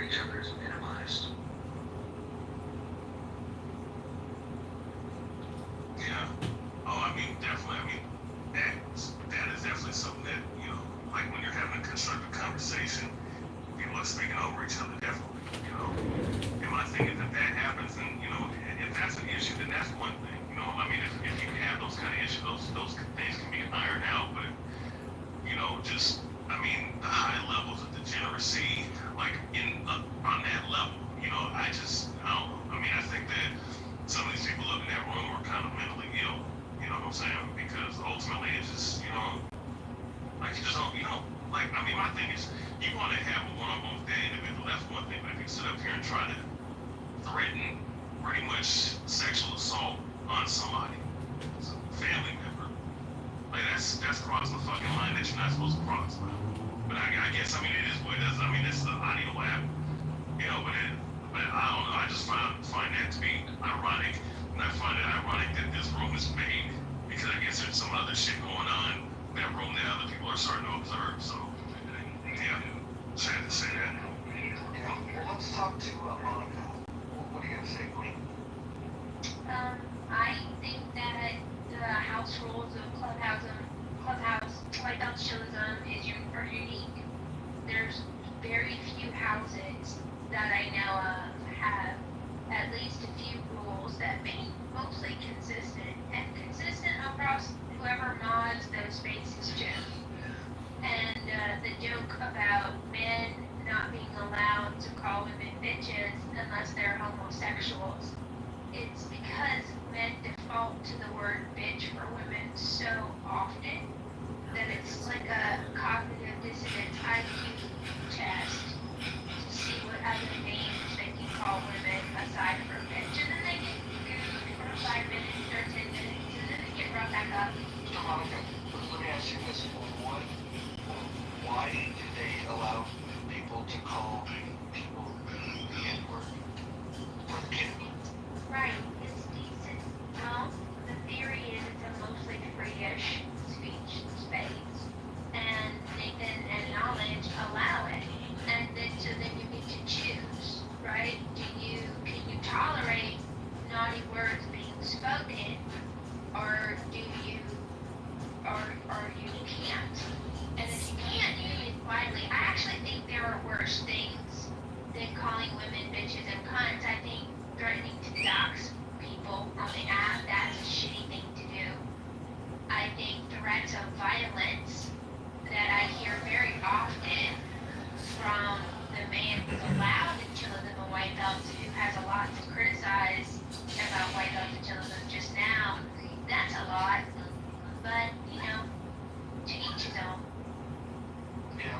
What about the lack of moderation when you have the stupidest people on the app that go into a 45-minute debate about Hegel, for example, and neither of them had even read Hegel.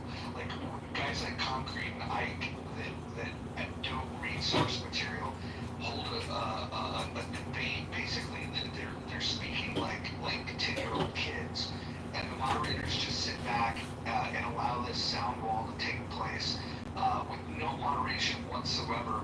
And then when somebody with, you know, an ounce of common sense gets on the stage to expose that neither of them, and they both admitted this, by the way, that neither of them have ever read Hegel. Yet they decided to have a 45-minute debate. Why would anybody want to moderate something like that and allow people that have never read the source material to just go off for 45 minutes? Why would that happen?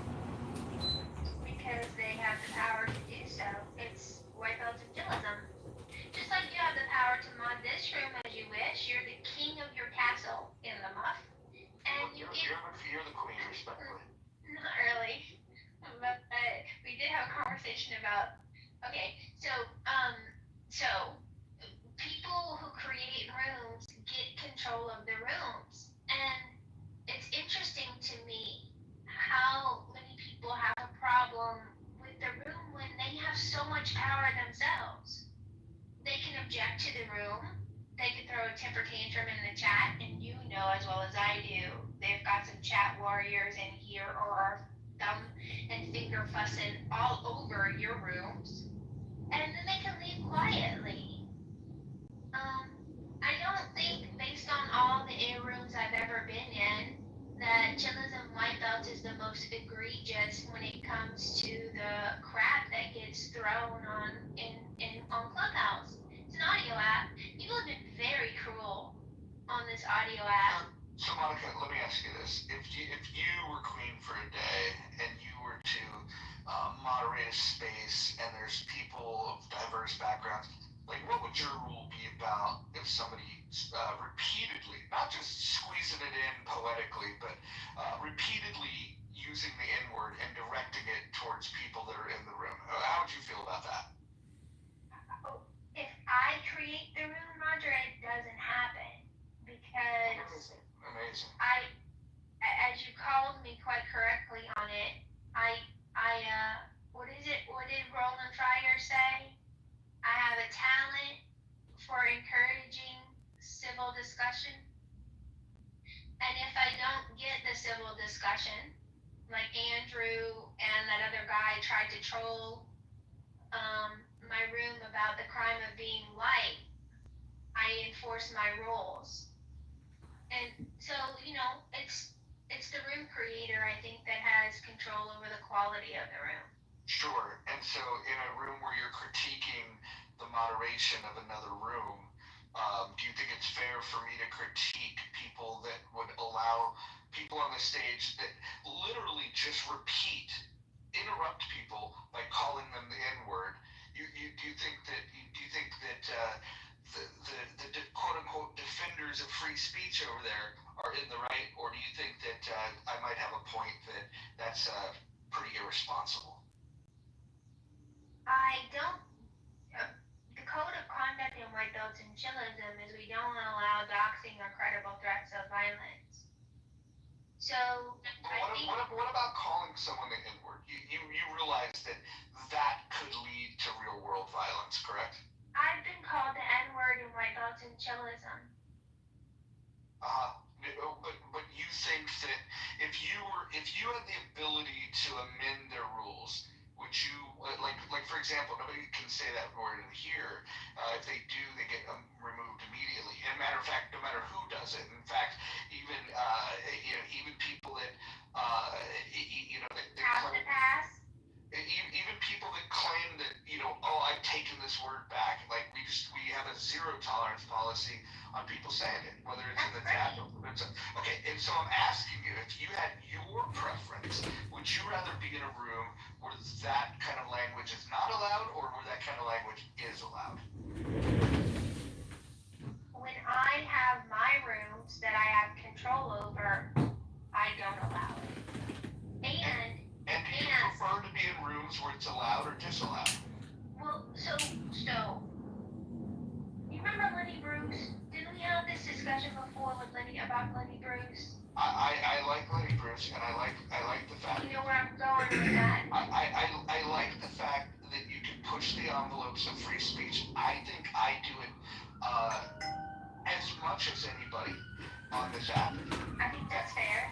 That being said, even me, who believes I'm not a free speech absolutist, because I do believe that there's slander and defamation and things that can take place. There's also a concept of fighting words.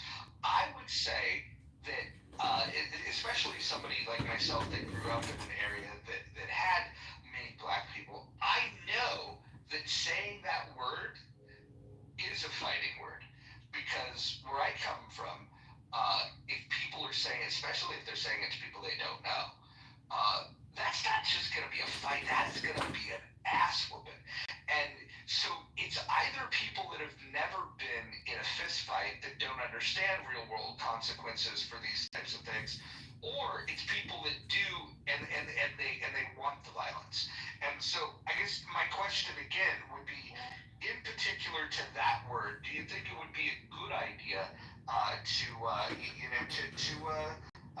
to just set a rule that we're not going to say that?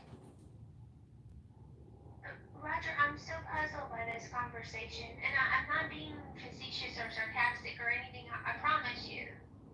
Like, how can I control the ugliness? I'm not asking you to control it, I'm asking you to control yourself. You have freedom of association, and there are rooms on this app where people are allowed to say it, and rooms on this app where people are not allowed to say that. My question is, why did you choose to associate with the people that freely let that word roll across their tongue? Because I don't think saying a word is worse than being a rapist. I don't think saying a word I'll grant you is that. worse than being a pedophile. This is what I my don't husband believe stuff. So you a know when word marketplace is listings look worse great than until you see them in real human life. You're talking trafficking blurry on photos, Craigslist. I descriptions, don't believe a it's a word. No disagreement there. No Okay. disagreement there. There are worse things. There are worse things than saying those words. That being said, it's a social audio app, and the likelihood of somebody getting raped on the stage is actually on the stage. It's impossible. The likelihood of people saying something that could lead to real world violence, that's highly more likely. And when you start looking at, like, if I were to make a list of 10 things that people could say that would cause real world violence, I would just say that on my list, that word would be included in the top 10 things that would be most likely to lead to real world violence. Is that wrong? Do you disagree with that? I just have trouble believing that words are violence. Words can be ugly. I don't believe words are violence. I'm actually critical of people that make that comment.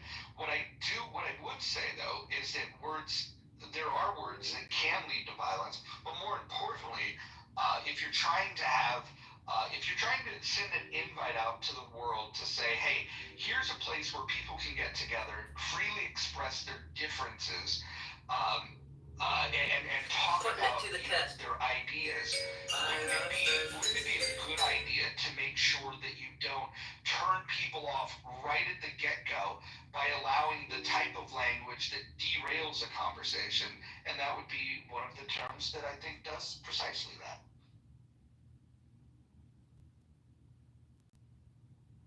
Which is why you're clever enough not to have it allowed in your rooms. Good talk. Amazing. Okay. All right, Monica. Well, thanks for disappointing you. I know. Well, listen. As JB would say, you're standing on your square. So there's that. Disappointed in you. That too. All right. Have a great break. Wait, Monica, let me ask you a question. I mean, Roger's asking you some pretty simple questions that could just be answered with a simple yes or no. Like, okay, never mind. Lourdes, you're one of the other anarchists on the stage. What do you say? So what happened with the situation first? Which situation are you talking about? With the title going, I'm confused what happened with the situation. Which situation? No, I mean there's a bunch of situations that happen, so I'm a little bit confused on what's the situation for this room. Yeah. So the situation for this room was I created a room with this title, largely in response to the stupidity that happens in that other room. We could talk about the 45-minute debate about Hegel between two people that had never read Hegel. That was pretty idiotic. We could talk about the fact that there's no moderation and people are allowed to talk over each other, which makes it very difficult to hold a conversation. We could talk about Bima threatening to dox people. That was an interesting development. Or we could talk about a debate between people on Israel versus Hamas, and the moderator of the room put a poll up because he wanted support, and he lost the debate in his own room by 2/3 of a vote. It's just a collection of the dumbest people on the app, and then a sprinkling of very intelligent people, like Io, for example, will go in there. When Io goes in there, the average IQ jumps a couple points. What's your defense of the room? I mean, I view it more like a. Do you know Jerry Springer? No, I've never heard of her. No, that show. Jerry's show, like, You mean the mayor of Cincinnati? no. I forgot the name of this fucking show. It's that guy, that old guy that just, he's like that main guy, like, he just has a bunch of people join up on the stage and just starts out talking shit, doing all the insane. Oh yeah, Geraldo Rivera. Yeah. I don't think it's that good either, but the point is, look, I am a free speech absolutist, even when What does that mean to you? there's really no boundaries of what you could say and do. Did you threaten someone? You could, but the other person could do something back against it. So, are you aware that there's laws against threatening people? Yes, I know. Okay, so you can't exactly say anything you want to say, right? Correct. But you just said that you could. I didn't say I could. I said I'm for it. Oh, so you think we should change the laws and allow people to say whatever they want? Correct. What do you think of defamation laws? I don't know anything about it to really know, to have an opinion on it. So if I made a claim about you that wasn't true and people believed it and it harmed you in let's say in a monetary fashion, let's say you lost endorsements, contracts, not that you would ever have these, but let's just say you did, you think people should be able to make up lies about people? I mean, if they have any proof if they don't have any proof at the end of the day, then they're gonna lose it.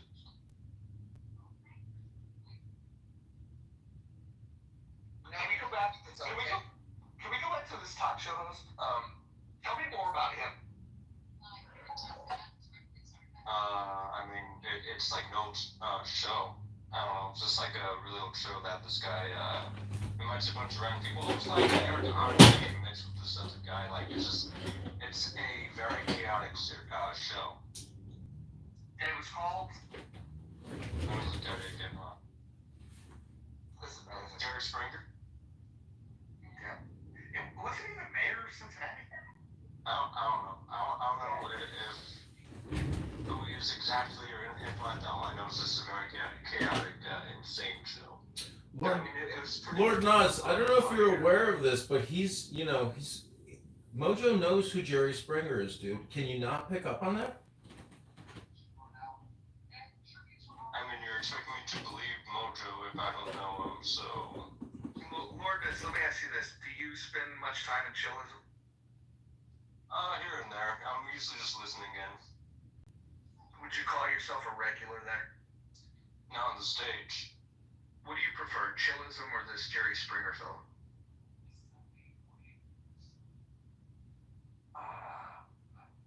Chillism. I mean, plus Jerry Springer. Like, they stopped airing. If it was still on the air, would you watch it regularly? No. Would you identify yourself as an anarchist? Yes. What does that mean? Absolute freedom. Absolute freedom. Oh, okay. So let's say in an anarchist society, let's say if we were to transition to that tomorrow, if somebody was murdered, who do you call in the case of a murder? Nobody. You deal with it yourself. So somebody gets murdered and you call no one? No, you don't. So how does the murderer get caught? You don't. So you're free to murder people?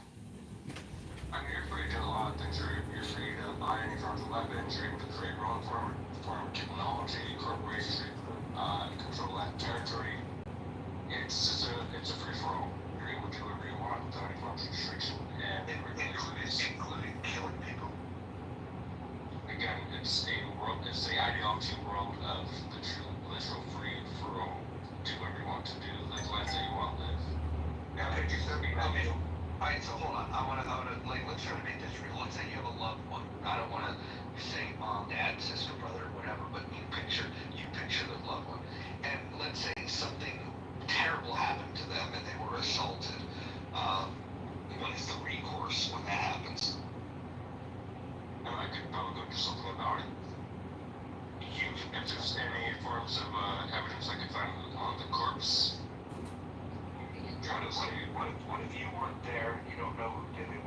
place to call someone that can investigate such a crime?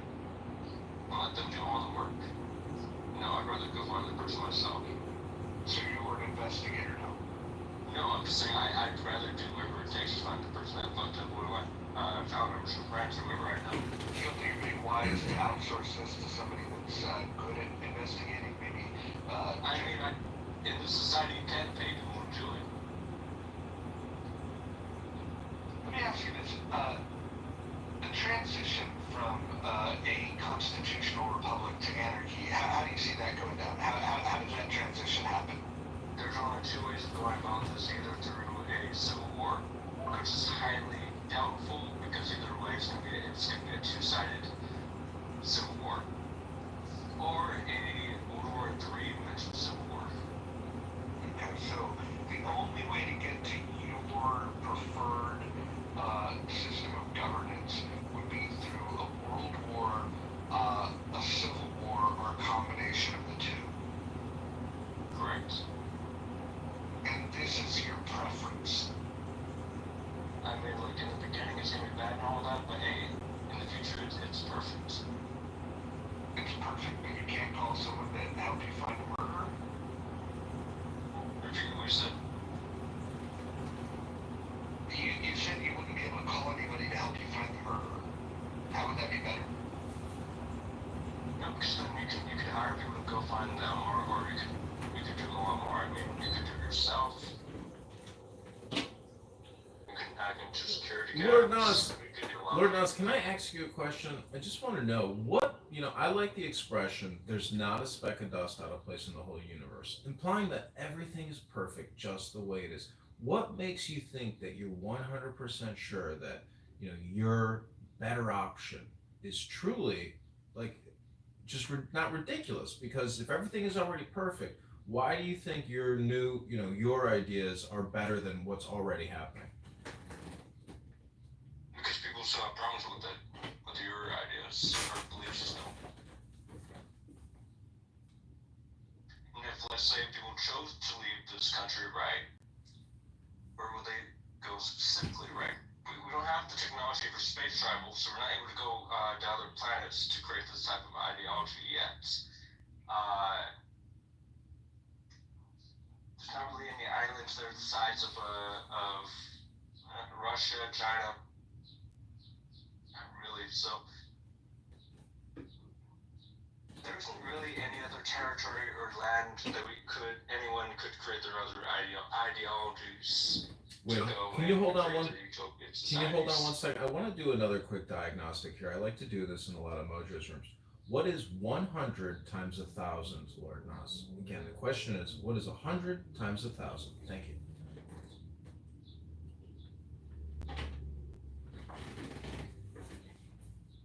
If you need to take time to go get a calculator, that's fair.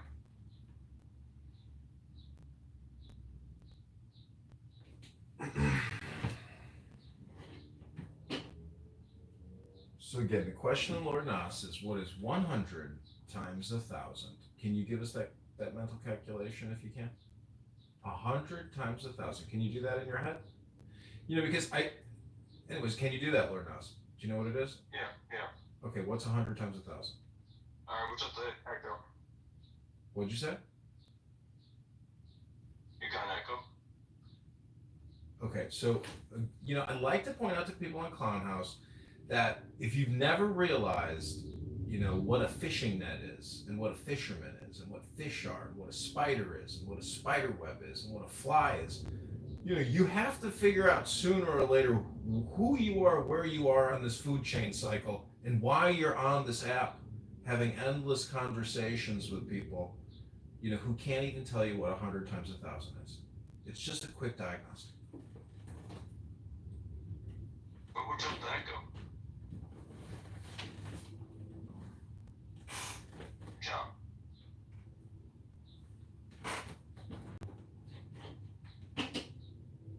Are you echoing over there? I'm sorry, I'm not echoing over here. No, I'm just confused. What's up the echo? John, 2 phones. Lord Ness, have you seen the movie The Purge? Yeah.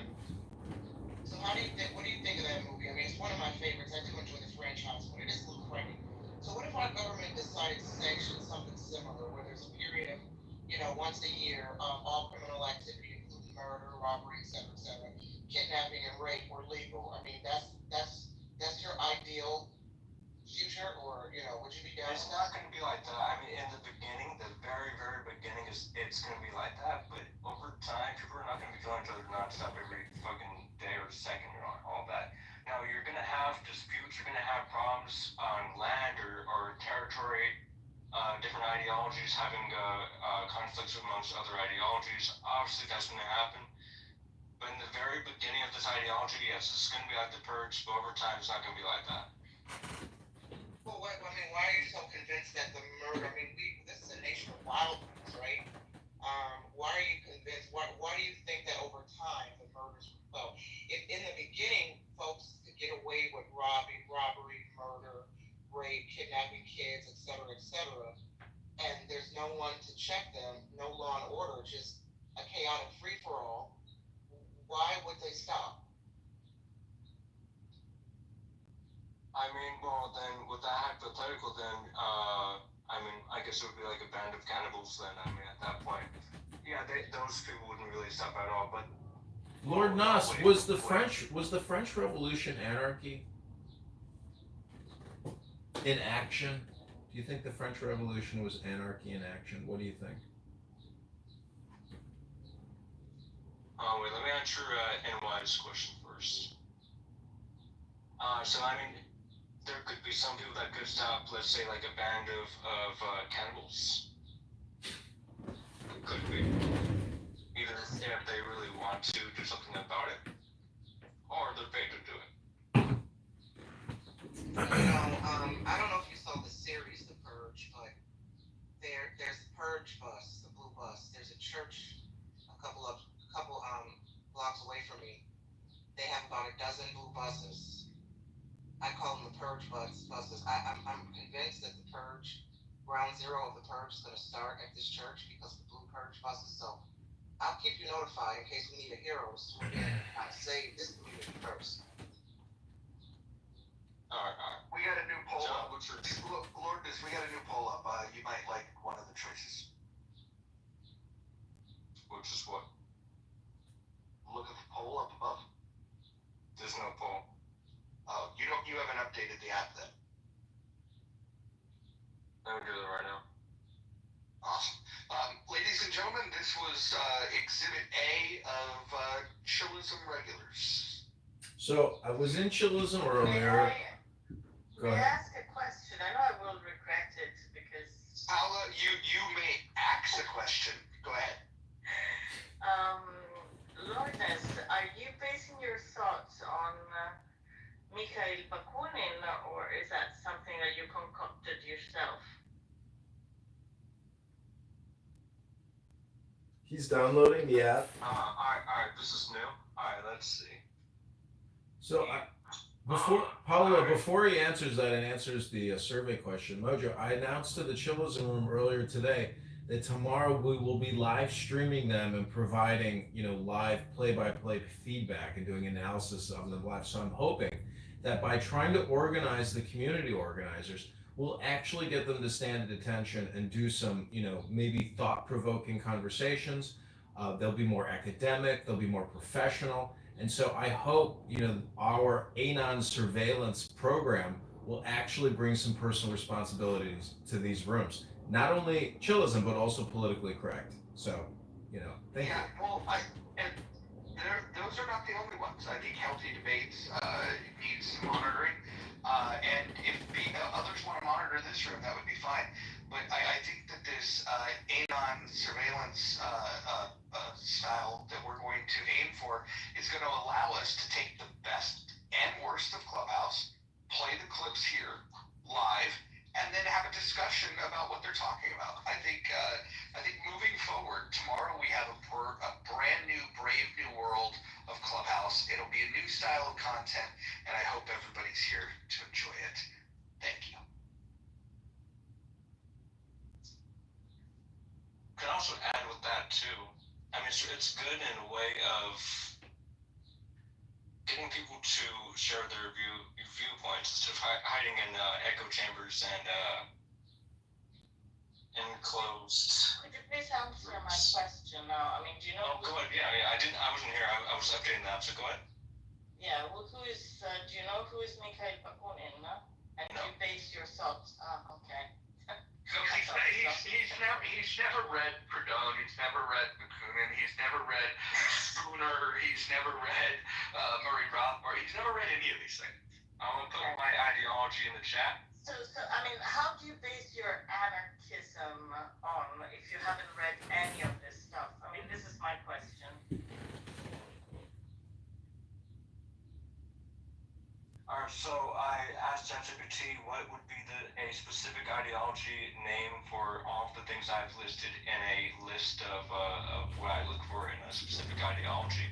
And it gave me the names that are already put in the chat. What you're saying is absolutely nothing. I mean, it's not the theory that Bakunin proposed for anarchy, which was basically written at the same time as Marx and Engels when they wrote to the Capital and the Manifesto. I hope you know who Marx and Engels are, or not. I'm asking. No. No. Okay. Perfect.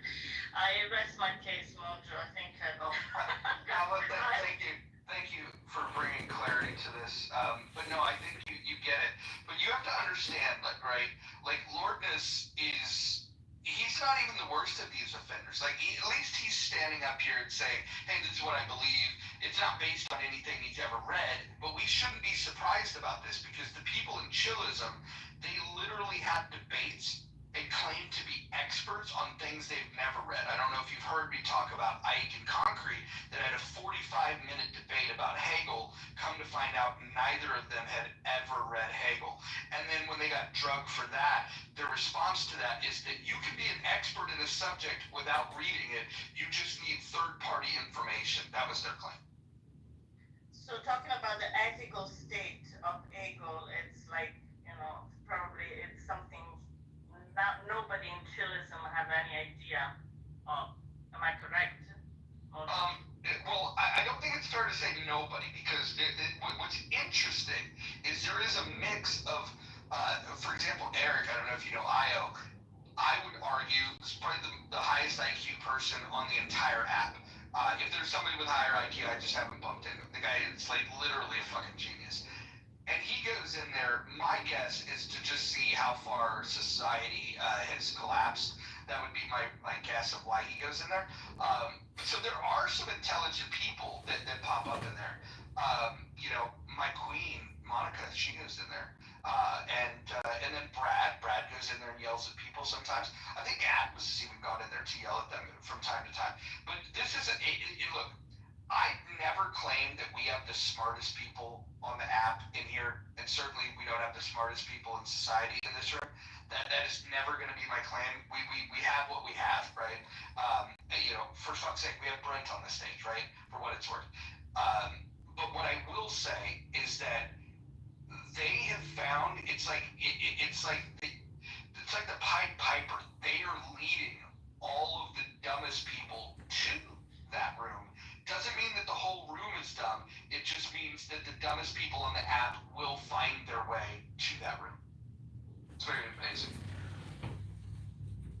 See, Pied Piper is exactly that's the mind virus. And let's say, their show was put on Netflix. It would create a mind virus and they would be the cause celebre, or they would be the, you see how communication works? And the irony is they would be celebrated and compensated for being stupid. That's the Pied Piper. I mean, that is the downfall. It's the blind leading the blind. Yeah, Lordness, are you shocked that in this poll with 16 responses that you're the only one that would choose anarchy over authoritarianism, constitutional monarchy, or representative democracy? Are you surprised at that? No, I'm probably a little up on this. Yeah, and are you surprised that authoritarianism has twice the amount of votes as anarchy? Not really. I mean, either way, it's not a big deal to me. Can you go back to explain, because there's some new people here. Can you go back to the part where you were saying that if if somebody murdered somebody, that would be, there's nobody for you to call and nothing can be done? I mean, the ideology of the system, yeah, I mean, it's absolute free for all. You're able to do whatever you want with how any forms of restriction or regulation. You do realize that's not what a single philosopher of anarchy believes. Not No, the type. the anarcho-communists, the anarcho-capitalists. None of them believe what you're saying. My question is, where did your ideology come from? What was your influence? Thinking about a specific ideology that would solve every form of group and individuals' problems. I mean, just to go back to what Roger said, I mean, anarchy as a political philosophy, I mean, what you're talking about is a destruction of hierarchical structure, destruction of the state structure, but what they're still believing is local control, associations, etc. Like, there is nowhere, at least in historical anarchy, that you would have had what you're talking about. Obviously, because it hasn't happened yet.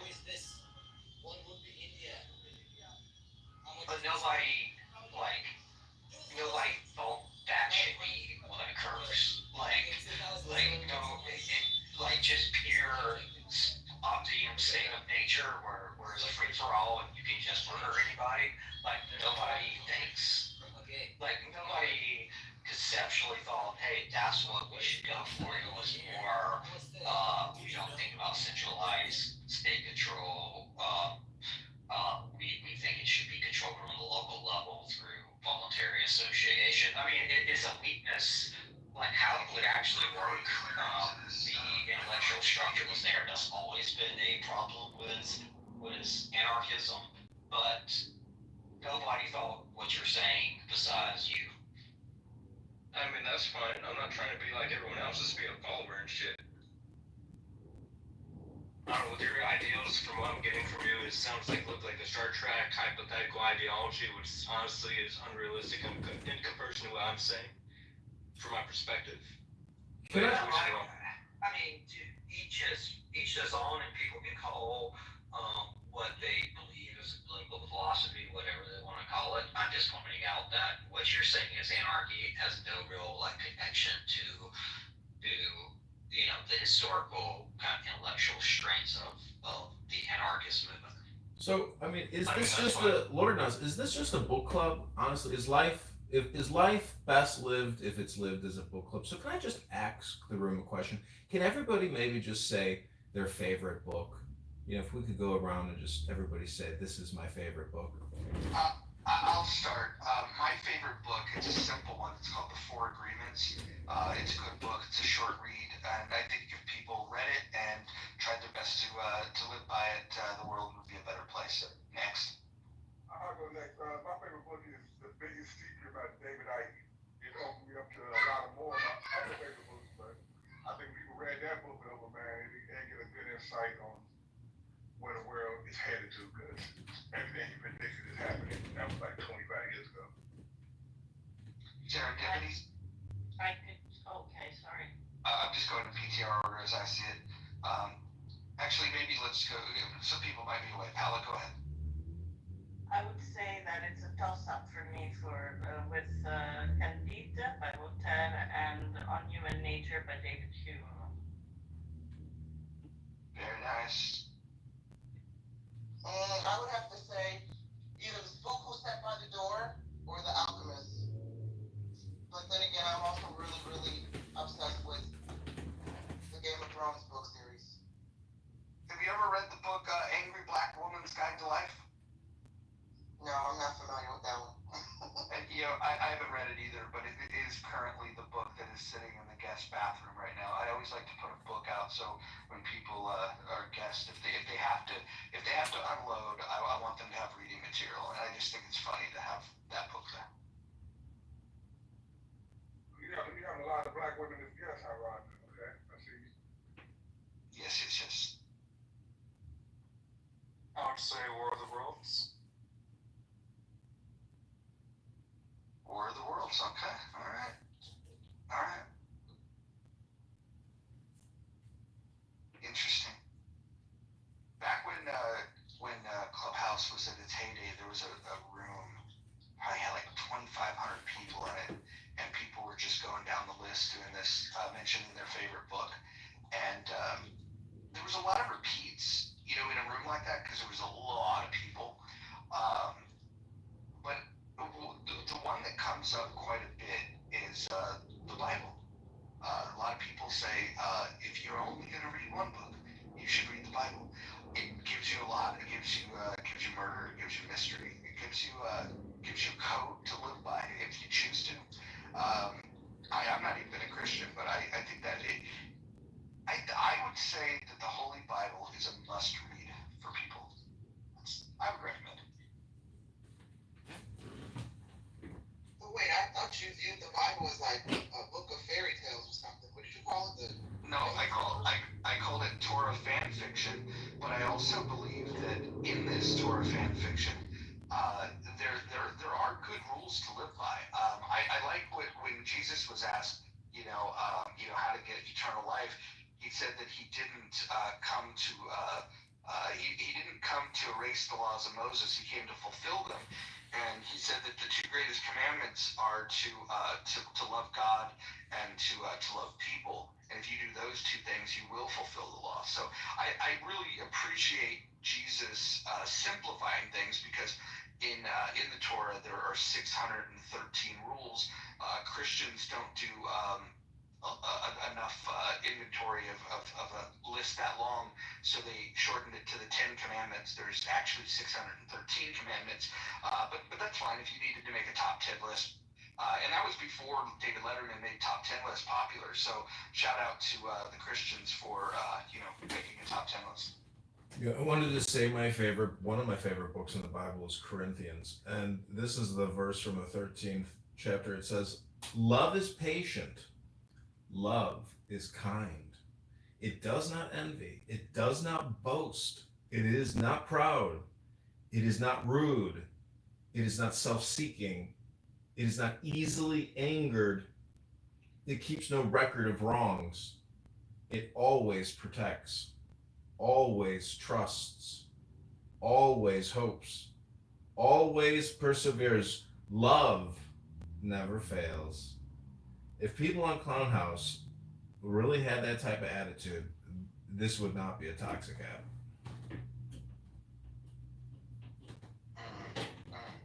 I think an important one to read for Clubhouse to just be prepared would be 2 Kings chapter 2, where it talks about with the mock prophet Elisha, and he prays for help from God.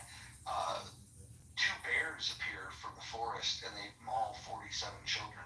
I think that's probably more of an appropriate scripture for Clubhouse.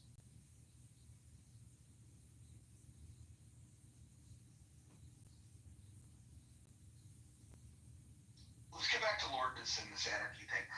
Lourdes, you're an anarchist. What led you to this belief? Like, was it a book you read? Was it a podcast you heard? How did you go from watching the Cincinnati mayor Jerry Springer to being an anarchist?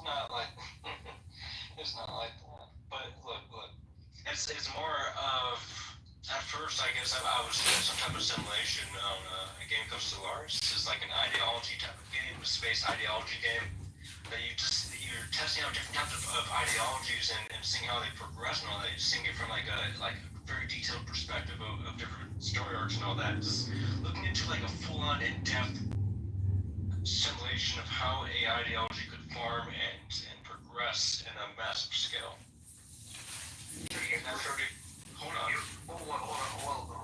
Pardon me, but so you played a video game and you simulated a government structure where there is no government and it was pure anarchy, and you came away with that this is your new ideology. No, wait. Somewhat. Not fully. And then I went on to social audio apps, which was my first app was Stereo. Not bad. Trying to help out Israelites and all that, seeing their different perspectives and all that, seeing what could help them out in this type of ideology. And then it just, like on Clubhouse, same thing. It just over time, I improved it in a way of fixing.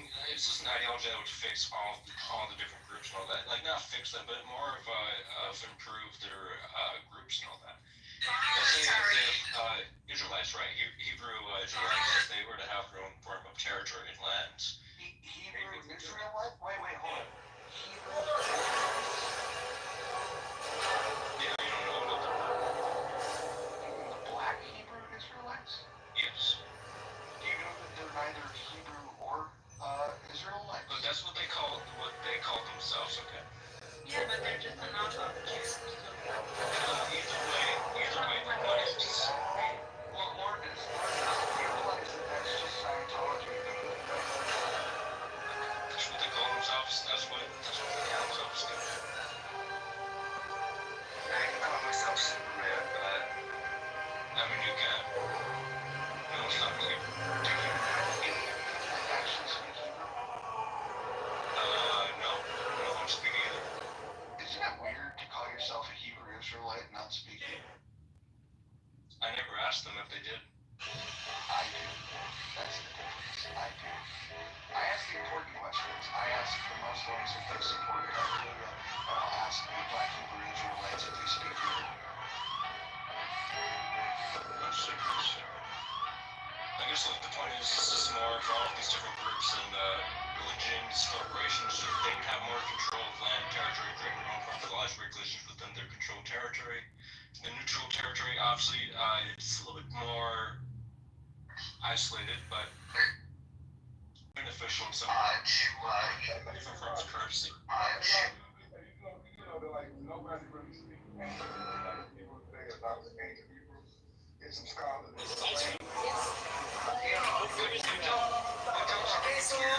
people on this app that identify as Hebrew Israelites, we think they speak as Ebonics. How much is it? 30,000. Is this 30 ice cream? I do talk to them. That's the point. And the truth is welcome to all of these people. You know the difference, I just figured out the difference between this and chillism is when the bad ideas come up in chillism, the bad idea is centered and here the bad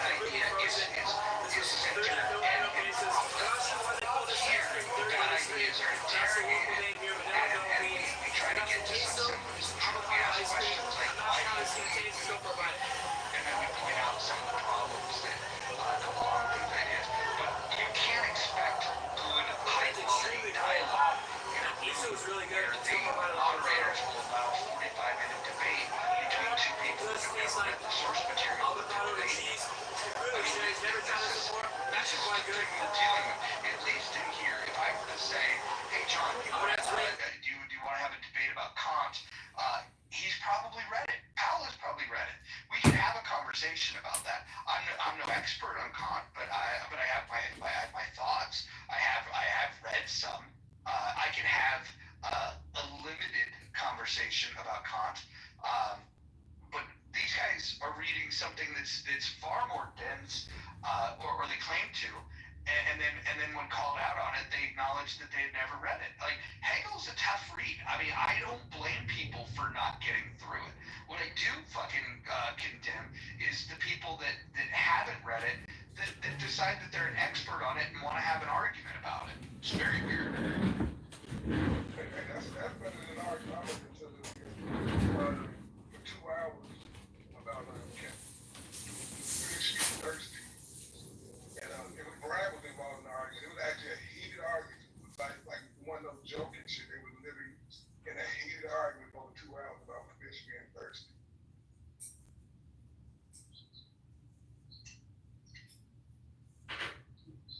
Okay, so moving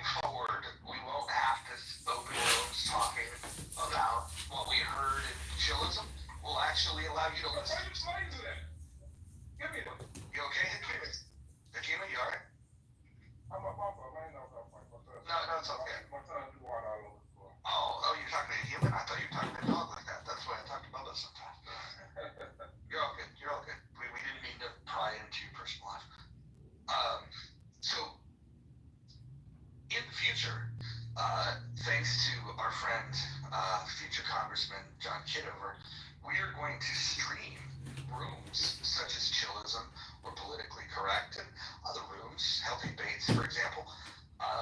We will stream them into this room, and then we'll just have a conversation. We'll listen to a little bit. We'll say, hey, let's go peek in and see what's going on in Chillism. And then we'll listen a little bit, and then once we've heard enough, we'll stop the stream, and then we'll have a conversation. I think this is going to be the best rooms that Clubhouse can do at this stage of the game. Chrissy, I'm not the one that condones recordings. What I've accepted is that the app itself has condoned anonymous accounts, and there's nothing I can do about it. I can't, like, if somebody was an anonymous account, I can't throw them out. So if you can't beat them, join them. That's the old saying. And so what we're going to do is we're going to repurpose content from other rooms into this room, and then create an elevated sense of content over here. That's the plan. John, do you want to talk a little more about that? Yeah, going back to the title of this room, Anarchy, I believe that tomorrow will cause anarchy on this app. And it is because essentially we will be obliterating echo chambers. And so technically in communication, the reframe is very powerful. So tomorrow we are going to offer Clownhouse a fresh reframe. And I think you will witness total and absolute anarchy. And again, I am running for Congress, so I do believe this will be beneficial in drawing attention to my campaign, particularly with regards to communication strategy and the lack of education, or really just how degraded and how much brain rot has truly set in amongst our fellow Americans. Amazing. I'm excited about this. I hope you guys are excited. Because here's the other thing. You can come to this room and not have to worry about missing out on what might be going on in another room. Because we're going to bring you the best and the worst of what Clubhouse has to offer. And then we will offer our analysis and our critique. Some of us might say, hey, they made a really good point. That's probably unlikely to happen when we stream Chillism in here. But I think it's going to give us a great opportunity to expand. I like the idea of sometimes maybe we'll just tap into hear what the Persians are saying. We won't understand a lick of what they're saying, but it might be just fun and refreshing to just hear the different speech patterns and the cadence in which people speak. There's endless possibilities of this, and so I'm putting all of Clubhouse. This is a warning to you. We are going to be listening, and we are going to be streaming, and we are going to be talking about what you're talking about. Well, you got to change the name of the house or do another house like somebody Clubhouse or something. No, because people prefer to be in the muff, and if they don't like being in the muff, they probably don't belong here. Okay, I can't talk against being in the muff. I'm with you. Even Brent likes being in the muff. Again, you have to realize all communication. I'm certainly in it more than you are. Maybe so. You're married, and if your wife puts out on a daily basis, you're getting more than I am. I will freely admit, because I'm very selective, I am not having sex every day like some of you whores. Same reason since I haven't joined Mojo. That, and as you observed the other day, I just like to hold on to Pinkman. It's okay. I know why you healed the pig ticket, and I'm going to hit the nail on the head here. You can deny if you'd like, but you have some friends that are of a far lefty variety, and if they were to come and peek in this room and see you on as a member of the house, you can at least have some dignity by saying, I'm not a member, I was just there refuting some of their bad ideas. I think that's why you do it. I was here as the left ambassador, a mole. But if you actually change the room, you had other rooms. Yeah, other houses where I was a full-on member. So I'm not sure that's entirely true. So is it just the title of the room you don't like? The house? 100%. Yeah. Okay. All right. Well, maybe we'll have a poll someday and we'll change the name of the house. I'm very partial to this, so I'm going to be voting for it. But But I mean, maybe hovering over the muff, circumventing the muff. I don't know, something a little more scientific. You know what we Hey, Moose, how are you in the muff but don't want to join the in the muff? Like that's hypocritical. Stuff in real life. listen. You're cutting out. You know, tomorrow you are all Sorry, I was just getting some more muff. you are all gonna witness tomorrow squealing, screaming, anger, absolute chaos, anarchy, and insanity. And I have some experience with this on this app. I mean, I have been recording these rooms for quite a while, and when they know that I'm live streaming them, they have emotional meltdowns. But the fact that we will also be piping it in with the assistance of In the Muff, this is going to amplify the exposure tomorrow. So if you are available tomorrow at 8 a.m. to 1 p.m. or however long we go or whenever it starts, please join in the fun, invite people to the room, and we're going to need your participation. That means we need you to go to Politically Correct, to Chillism, and say, hey, they're live streaming your audio into another clown house room. They're also putting it on YouTube, and they are critiquing what you're saying. We're not going to repeat what they say. We're pretty much going to be the contrarian to what they're saying, or not. But I hope tomorrow you all enjoy this incredible roast. Again, this is going to be a roast. Well, I also would like to say that it gives an opportunity for the smart people with the good ideas to have their message amplified.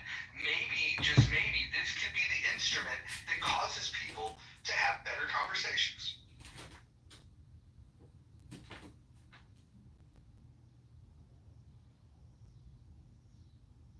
I think it's going to be fun when people say, I don't consent. I don't consent to have it streamed. You know, the thing that nullifies that is I don't even have to go into a room to listen to it. Now you can just go in the hallway and hover over a room without even entering the room. You can listen to it. So all of these ideas that people have about privacy on this app and I don't give consent, all of that stuff is gone. And if you don't like those facts, you should talk to Paul or Rowan, because those are the ones that have come up with those ideas. And so the other thing I want to highly encourage people to do is to really maximize this, is that when the YouTube is streaming, to make sure that you go onto that YouTube account, you go ahead and subscribe to it, like it, share it, comment on it, and also take it and share these these clips on other social media because I think if we blow up the YouTube stream, it will drive traffic. People that have never been on Clubhouse will go, where is that happening? And then when they realize that, oh, there's this app called Clubhouse where there's a house called In the Muff where you don't even need to peruse that app. You could just go get the best and the worst of in one central location. Yeah, I hate that new feature. I haven't experienced it yet where you can hover over the houses and listen to what's being said for so many minutes. Now, when I go into other people's houses, I do my best to censor my ideas and take my time and really think before I speak. In my own house, not so much, but now I have to be so very careful. I really, really hate this new feature. Nice, you're talking about the feature like where you're seemingly in the hallway, you hover over one room, and then you hear I don't know, what is it, 30 seconds, a minute of conversation. Exactly. Or you can just you to join the room. That's my lord, my kingdom for a goddamn. Okay, am I coming through better here? Yeah. Good. Well, I was just gonna say what was deceiving about that, as per the issue with Clubhouse, it says so you're hovering, thinking you're eavesdropping, or like, hey, I'm gonna listen for a little minute, or anything interesting, maybe I'll join. And it actually has the big blue button that says join room. I found out inadvertently, they're like, I don't know what room it was, but they're like, Moose, why do you keep going in and out of our room? I'm like, what are you talking about? And then I realized, even without hitting, if you go in the room, they see you in the room. Like, what? I mean, really, are these 14-year-olds that are coding this? It's absolutely wild. It's counterintuitive to a positive user experience. Let's talk about the coding for a second. How it pertains to new features. They have this polling feature that's up above that hopefully you guys have all responded to by this point.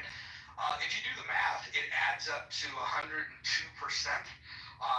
This is a quick fix. I could even fix it, and I'm not particularly good at programming. The other thing that's interesting is that it shows who voted for what. I think anonymous voting would be better. And then the final critique is that if I were to go and change the poll, it will kick me out of the room. I should be able to change the poll in the poll, do those types of things without being thrown from the room. There's a lot of work that they have. Hopefully you guys can get that kind of feedback to the founders. Can I just say tomorrow that I will be doing the heavy lifting and live streaming the room. So if everyone wants to share my video, but I would encourage you all to get a second cell phone and literally live stream or record what people are saying on this app. Don't be a victim of the spam on this app. Reverse the flow.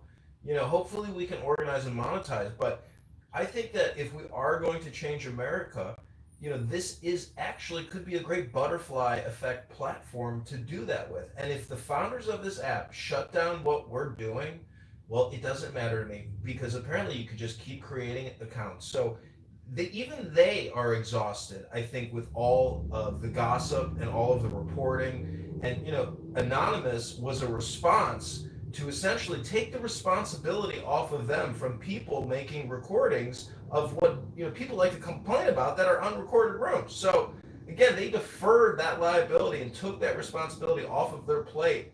And it's creators who are creative that will generate social change for positive change. I mean, this is how we maybe evolutionize our consciousness on technology platforms like this. It's the people. The platform is doesn't even exist. It's agnostic. We're just people talking to each other on a fucking conference call. That's it. But how we structure it, what we say, what information is being exchanged is what matters. The platform is basically insignificant. It's almost like it doesn't exist. We're just brains talking to brains on a fucking conference call.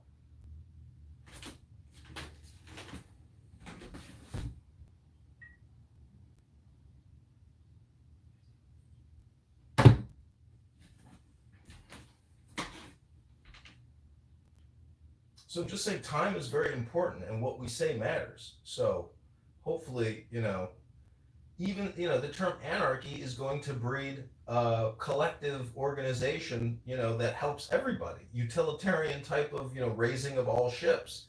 But I think tomorrow is going to be fun. I mean, this is basically the pre-party show.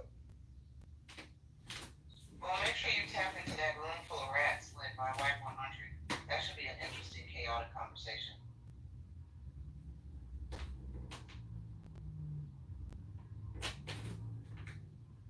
You could technically call the show Stirring the Pot, because that's what we will be doing, is stirring the pot.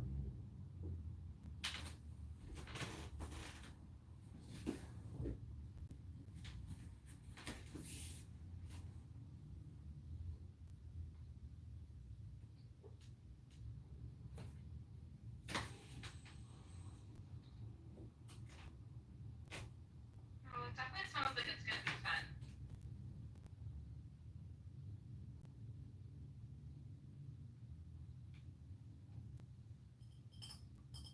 Maybe, Angel, unless John happens to tune into a room where they're talking shit about him. That could go either way. It could be entertaining or, quite disturbing. John, how would you feel about that? I keep calling you John because you're PTR. If you happen to tune into a room and the entire discussion is dragging you. Yeah, that to me is when I really tickles my feather, because then I pull out a cell phone and I hit the short on YouTube and I create a 15-second to a 3-minute clip of them defaming me, libeling me, making death threats, etc. That's when it gets a lot of fun over here in the recording studio. 30 people in the room at the moment, apparently 6 the plus account. I think it's time for Clubhouse to go back to the monetizing board. Well, if they're going to charge people, they should give them a feature that they actually asked for. In fact, if they were to listen to the people that have been on this app of what would make for good monetization. It would be easy to figure out. Fanbase actually had a pretty good system where you buy hearts, and then you basically buy a heart for a penny, and then when you give the heart to somebody, you like what they say, or you can give them multiple hearts at the same time. You give them 100 hearts, 1,000 hearts, 10,000 hearts. And then when you give them the heart, they get half of the value of that, and then the app keeps the other half. And so every heart costs a penny, and if you get a heart, you get a half a penny. So you have to get 2 hearts to make a penny. By the way, when Kelly and I did our rooms on Fanbase, I made more money in that first room on Fanbase than I ever made here on Clubhouse. So that's something that does work. $12.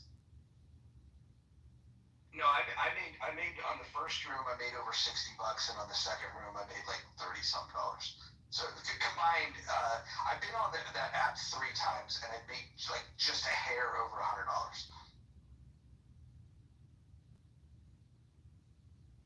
I don't know if anybody knows, and who Kim Cutts is. Adams might know Kim Cutts.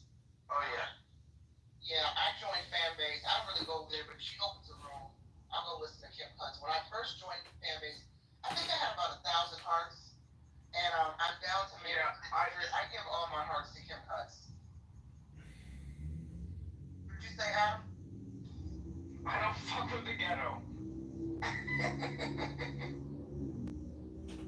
I remember like Kim Cutts and what was the other one? Was it Honey Badger that they would have these rooms on Clubhouse with like Honey Shakur, like 300-400 people in there, and I go in there, I'm like, all right, I just like, sociological experiment, like what is the attraction? And I just didn't get it. Like her Cash App thing is posted, like why are there 300 people in this room listening to? I mean, I'm not saying it was.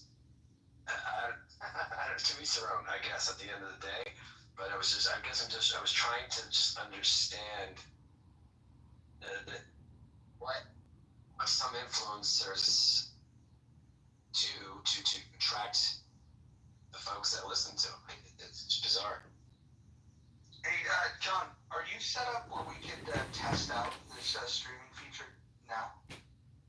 Or do you need till tomorrow? Oh no, I have other accounts, but I won't jump into a room under anonymous. I'll just, if you want to hear a room to test the audio quality, we can do that.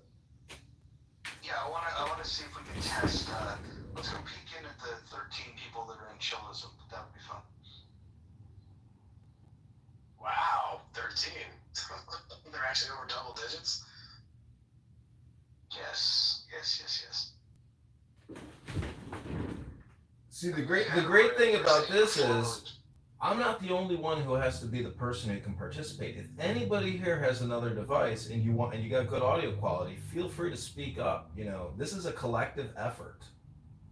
Yeah, absolutely. In fact, if somebody wants to like peruse the app and go, holy shit, you won't believe what they're talking about, boom, there's the content. Let's go ahead and tap in. We could crowdsource this bitch to make sure that anything that is good or anything that is comically bad, we can go ahead and bring it into this room, and then we get to talk about it. This is what the people want to listen to.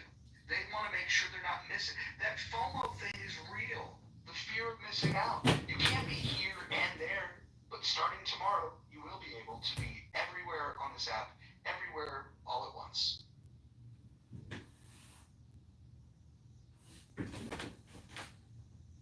Okay, let's do a quick little test here.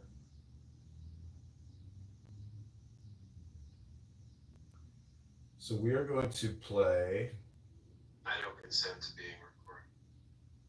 Okay, this is Joker's Lounge. Songs to my Habibti. This is Anna's in this room. Do we have an alliance or not? There's no alliance. This is free for all. If anyone skips me one more time, you two better skip me one more time. I'm gonna punch you in the Look how many cards I have, though. You, Scorpion. I'm saying, look at how many cards I have. It's like, Yeah, but Misa's looking real low, and now Turby is looking real low. I don't understand. They're trying to make sure he doesn't get too hard. It doesn't make any sense. I'm fucking great right now. I can't relax. And fuck them up. It's funny how Oh stressed my you get. God, gee, they just. It's okay. Okay, that's called Joker's Lunch. Songs to my Habibi. Let's see if we can find Chillism. I may be blocked or kicked. In the meantime, this is called What Happens to Africa if Burkina Faso Falls with Lonzo. Wake up. You are a low IQ degenerate. And Can I offer a quick submission? Okay, I'm sorry. Out of all things you could be using your time, your intellectual labor, your social political capital on. You're gonna focus on a non-factor, small immigrant population. What are we even talking? Like, this is low IQ at its finest. This is niggatry, bro. This is Right. And if I'm sorry. Do you mind if I add something, Nathan? Yeah.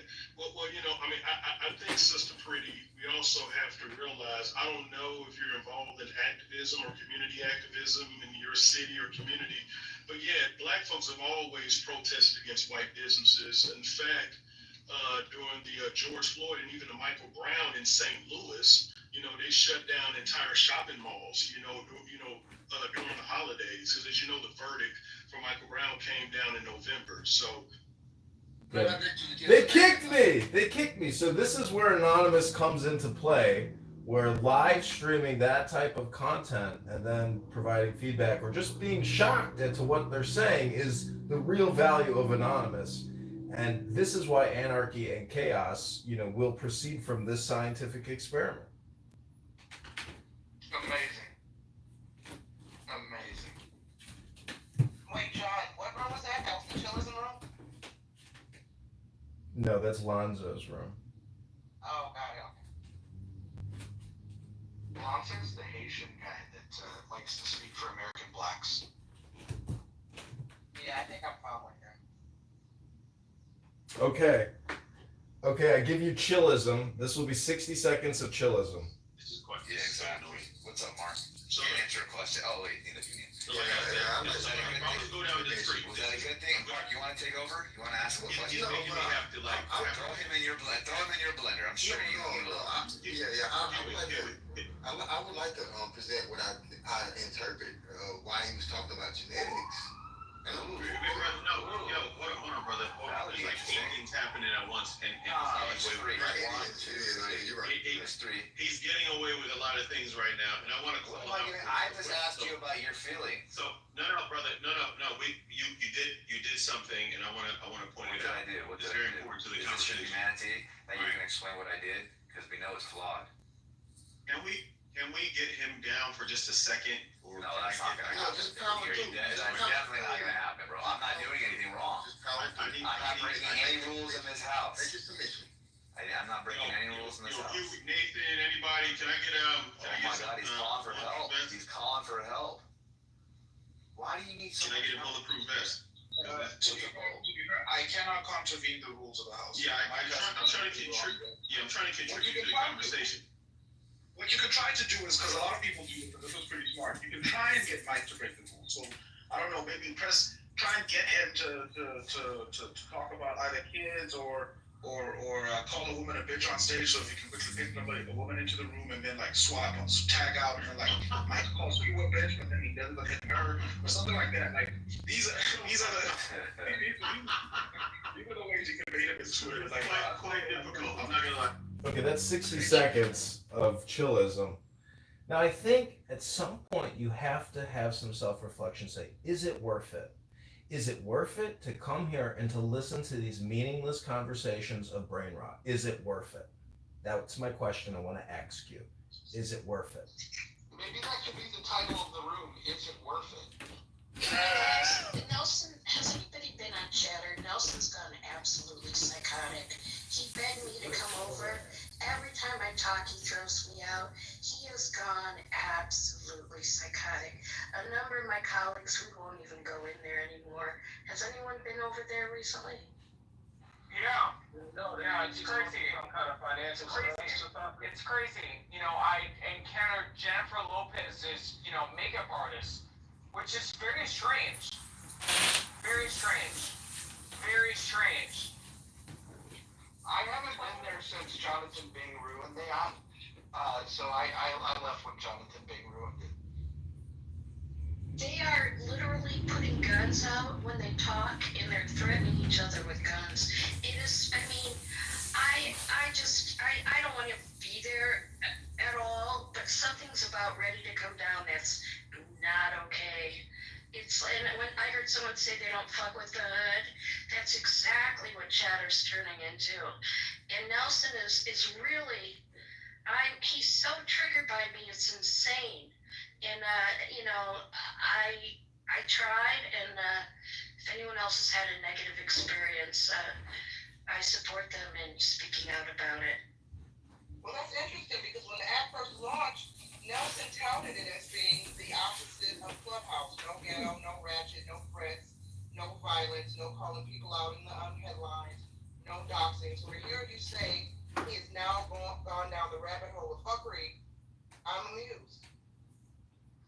It's really bad, like psychiatric bad. Up all night, people attacking each other. It's completely out of control. And I started this Make America Healthy Again, send Nelson back to Nigeria, and he's mad as hell. But I'm tired of it. I mean, I'm tired of it, and it's unhealthy. And there's people there who've like drank the Kool-Aid, who are getting caught into it. So it's sad. You know what would be a really, really, really fun room on Chatter? The Lee Wanta scandal. We separate rich. Well, if anybody in Clubhouse wanted to do send Nelson back to Nigeria, welcome in. It's like, it's like 1 plus 1, not 1 next Nelson to 1. doesn't understand. Well, my definition of the word one is different from your definition of the word one. And they try to proceed forward with the argument. He's not being an anarchist. He's creating complete chaos. And, I guess he paid somebody in yesterday that came out the opposite and stuff and went psychotic. Lee wants a scandal. Thank you. Lee wants a scandal. Ask him about that. Well, I'm not talking about what scandal is that. I mean, and it's gone, it's like over the line of danger it's now. something that But we what all can scandal is agree on, that? and we could act. Roger? Which scandal are we referring to, Dr. Adams? Sorry, I missed it. The Lee Wanta scandal. Bilking billions of dollars out of, white people in Florida. You want to expand on that? Nigerian scams? Is Nelson involved in that?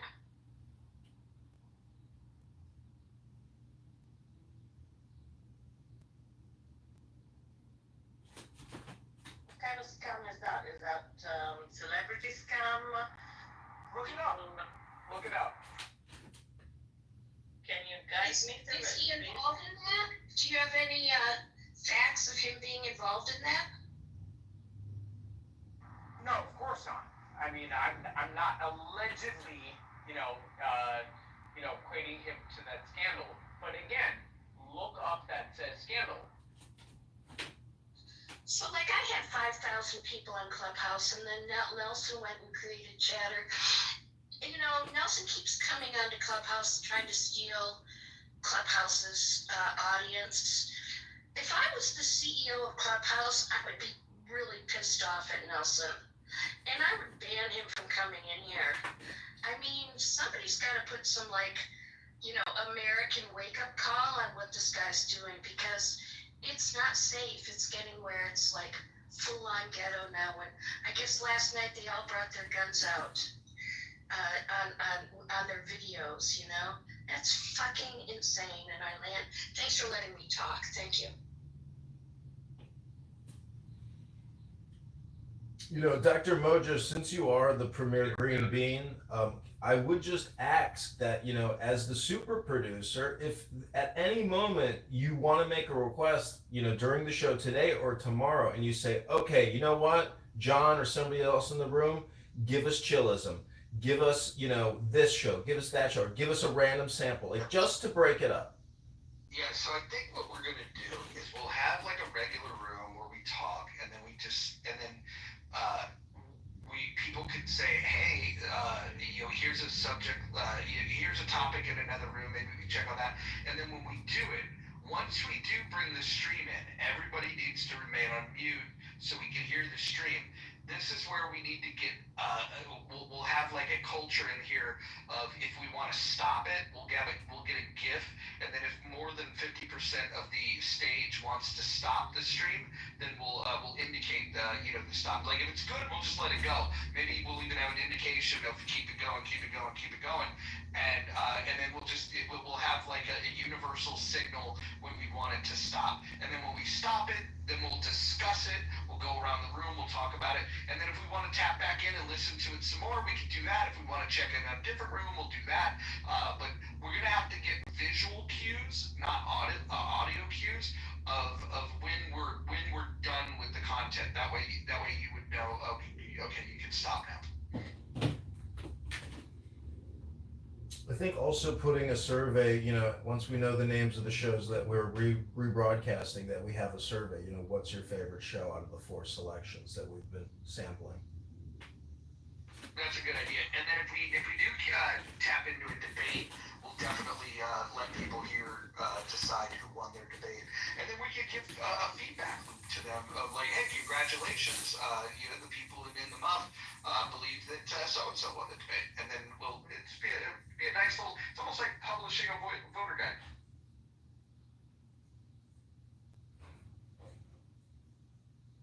Adams, go ahead.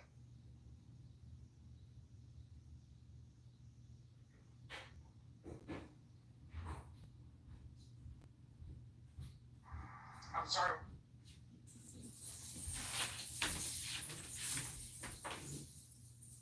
Also, don't forget tomorrow, if you are in the muff with us and you are part of this live rebroadcast experience, we may call you out and need your help to go into these rooms and alert them that they're being rebroadcast in this room.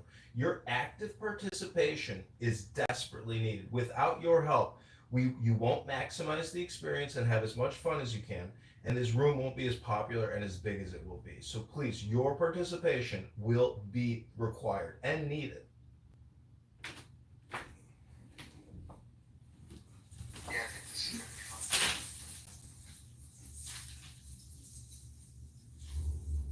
I think we'll also have to have some firm rules, like, for this room.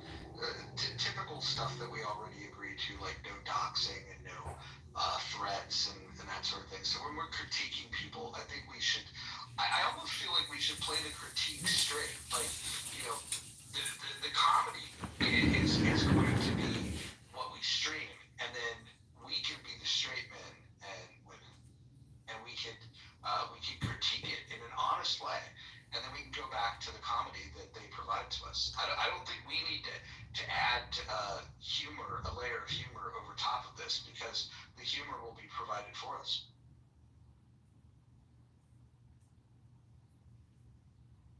5 p.m. What time zone is that? That's Pacific time. I will have different times. I'm going to schedule them on different days at different times, just to make sure we can start getting I can see it. Look who we got, bro. so they can understand what's going on. Once we build a culture and the awareness that it's happening, then we'll standardize on a particular time that works best for most.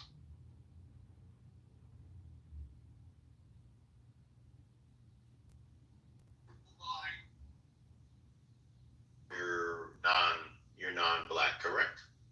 No, she's not. I have a feeling we're going to find new favorite rooms. That's what I believe is going to happen. We're going to tap into a room, and it's going to be like, holy shit, where has this room been all our life? I think that's what's going to happen here. We're going to be scouring the app. I don't think the whole science should be in public, we need because everybody's help to do this. if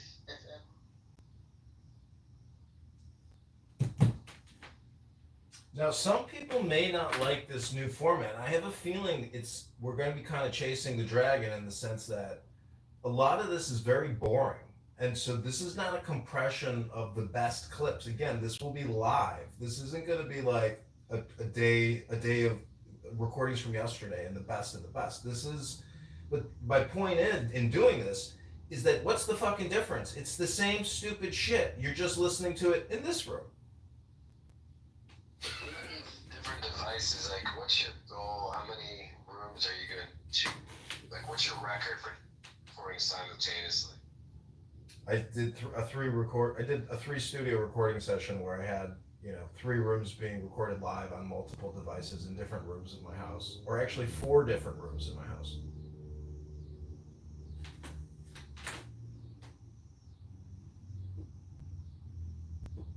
I think the White America rooms might provide some interesting content for us.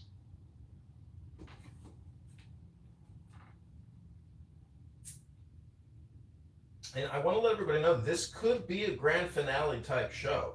Like tomorrow, I will dedicate the morning to doing this, but this is basically the summary of my research project. This is like my thesis statement being submitted for my PhD. So this is the end of it. Like tomorrow will be a blowout, and I very much doubt we will do the same show. Maybe we'll do it this whole week. I don't know how hard it's going to draw me in, but this is what I've been doing for many years now. We're only doing what we've always been doing, but pull that curtain away, and we're going to find out, who the Wizard of Oz is. Lourdes, what do you? I'm gonna get back to the anarchy thing. What do you think would be different in terms of the crime rate? Do you think the crime rate with no police force? Do you think it would go up or go down? I mean, who would actually record it?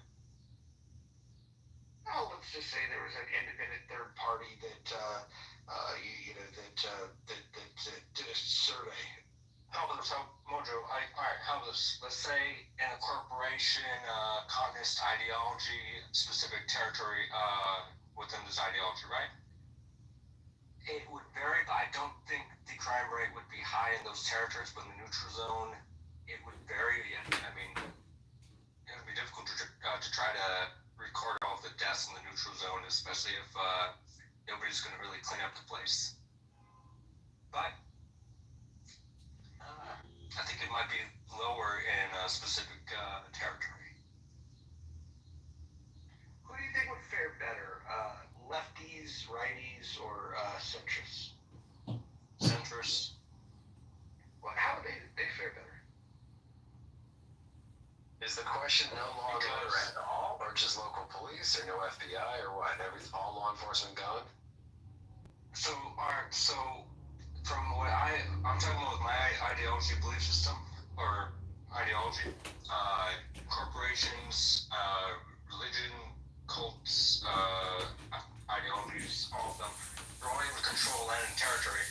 They're able to have their own form of military, and police force is mainly based on currency, population, and weapon of technology that they have to defend their specific ideology. Neutral zones, obviously, it's like a Wild West in some way. Just people just mind their own business. You realize that in the Wild West they had sheriffs, right? Oh, yeah. But I'm not saying like that. I'm just saying it as a hypothetical. Right, but you referenced the Wild West, and I'm just suggesting that if you take like Tombstone, Arizona, the shootout at the OK Corral, all of that started with the sheriffs taking the guns from certain people. So law enforcement had some pretty strict rules back then. So why would you compare anarchy to the Wild West? I'm talking about the neutral zones in a way of, I mean, there's no way you can really force someone to give them your guns unless, if, I don't know, you had like a implanted a nuke within you or something, then it's like, well, if you kill me, it doesn't matter who's going to come out with this or not. But well, that brings up another question that we've asked Beeline. I'd love to get your answer on this. Over 5,000, probably closer to 6,000 nuclear warheads. In your world, world, who would possess those? Everyone. Well, not everyone could have one because there's 350 million people in this country, and there's only let's call it 5,500 warheads. So not everybody gets one. So what's the more accurate answer? Who actually gets these? Again, it's a free for all. So I mean, first off, I guess if let's say we were going to go through a thorough hypothetical, in the beginning, people are going to be buying them. Some people are going to be selling them. But who has them to sell them? Because like right now they're like military. Oh, so the military will either keep them or sell them. Correct. And you think that's a good development? Yes. Corporations can also purchase the warheads too. So you're pro-nuclear proliferation? Yeah. Look, the type of ideology I'm speaking of, if you view it like Warhammer 40K mixed with Terminator, times 100. Anybody have any other questions for Lordness? Do you guys think that this sounds like an attractive place to live, where the military sells nuclear weapons to whoever they want? Sorry, just a question. Would Iran as well be one of the countries that can have nuclear weapons? Wait, Iran? Yes, Iran. I mean, look, my ideology isn't for the world, it's only for the U.S. But what if one of these military guys that's if they do, what if he wanted to sell it to somebody in Iran? Would that be okay? Look, it's their choice. If they do, they do. But I highly doubt they're really going to succeed in any way with one warhead when this ideology has a very massive competition of war and technological growth to the point that they are capable of destroying the planet if they are losing their territory. Well, again, you never cease to amaze me with your bad ideas. Anthony, just to catch you up on what's going on here, Lordness, who's an anarchist, he was asked the question, who would get the nuclear weapons if we had complete anarchy, and he said that the military would have them, and it would be their choice to keep them or sell them. And he indicated that it would be their choice if they wanted to sell these weapons to a nation state like Iran. I mean, nuclear weapons. Sorry, Anthony. Go ahead, man. Nah, Moose, it's all good. This idea that the military, what I look at, I look at self-interest, and it would not be military self-interest to do anything like that, bro. It makes fundamentally no sense whatsoever. So I have to vehemently disagree with your assessment. So you think that the military is its own in this hypothetical? Then, all right, wait. How would the military actually progress in this ideology? We're scared of Wild West and nuclear weapons. They're also going to go against corporations that could probably make worse things. In society breakdown, the military, they have guns, better training. They are going to be the ruling class like they are in a lot of countries when there's a military coup. If we have anarchy, they and their loved ones will be well taken care of. If they can't produce it, they'll take it. It's just that simple. With them selling nuclear weapons makes no sense whatsoever.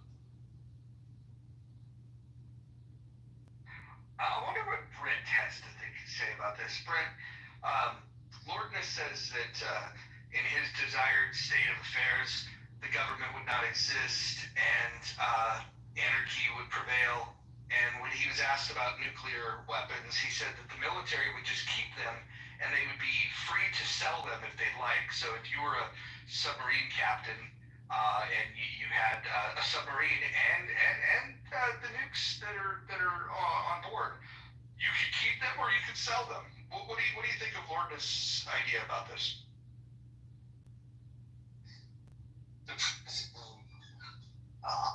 Well, I mean, taking it slightly more seriously and going back to the roots of anarchy and this kind of thought of elimination of the state. Nuclear weapons are a great example of why you can never actually go towards political anarchy.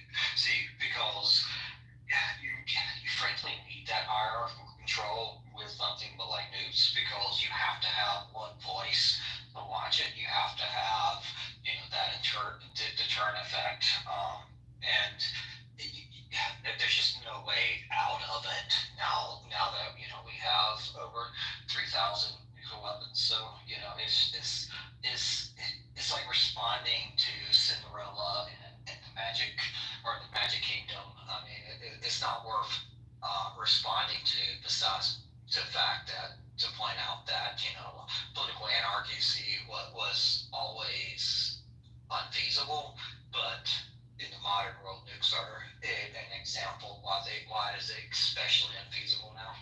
So what if we got some sort of a lot simpler, like old technology, like the railroad? Lordness, who would road that goes across the country? It could be for passengers, it could be for freight. In an anarchy society where you don't have the organization of these things, what would happen if the people, let's say in Montana, decided, hey, we're going to build a bowling alley here, right where the tracks were. We're going to take the tracks out, and they just completely destroyed the train system. Who would stop them from doing that? Nobody. So you wouldn't be able to have a transportation method that crosses the country, such as roads or railroads. I mean, there's other methods besides trains. If, let's say, we go down this route. I mean, look at my PTR. Back to that, the military selling the nukes and all that. Would they really be capable of fighting something like this in the PTR? An army of these, probably made from mad scientists creating all these different experiments and weapons and all that within a matter of days, because there's no regulation to stop them from creating it. Especially when they have the money and time to do so in corporations. I'm trying to understand your point here. Can somebody help me with the translation? No. I believe he's saying without the government, weapons are going to advance at a much faster rate than they are currently advancing. Not just weapons, technology, transportation, every form of thing will advance to the point that no other country around the world would not want to fight with this country. No way. Because then, I mean, let's just say if the whole world united against this one country, with all these different ideologies and corporations and all that, I mean, it could go down to either the specific ideology winning that war, or if we're close to losing it, might as well destroy the whole planet. That doesn't sound like a good strategy to me, but let me ask you this. Who would coordinate the Navy?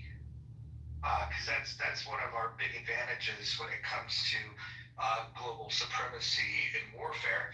Who would control our Navy? It would vary in the ideology that has control of a massive Navy. That did answer my question. Alright, then let's say Amazon, right? Let's say if Amazon was able to mass produce a Navy, a strong Navy. And what would you do? You would transfer warehouse workers into soldiers? If they have to.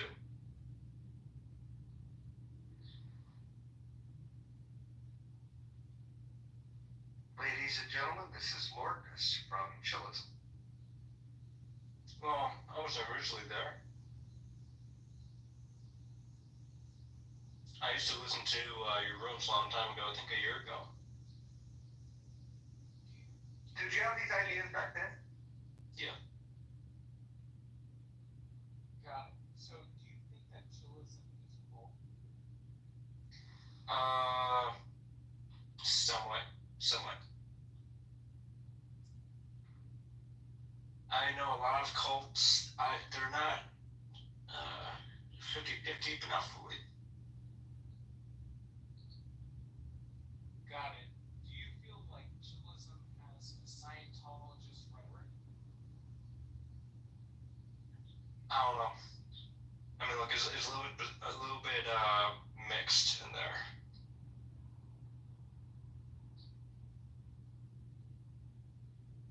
Got it. So you don't see like an undertone of Scientology? Not that I know of, or I can comprehend.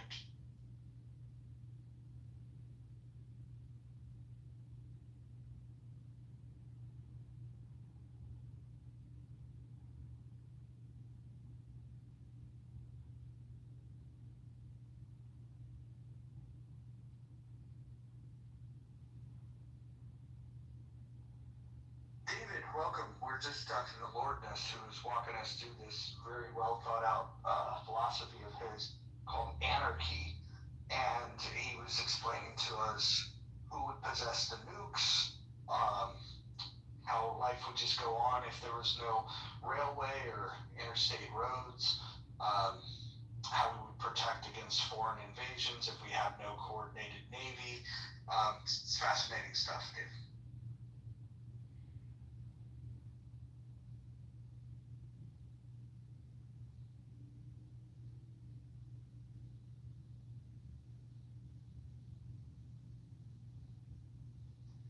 John, who do you think is a better presenter of ideas, Bima or Lordness, when it comes to anarchy?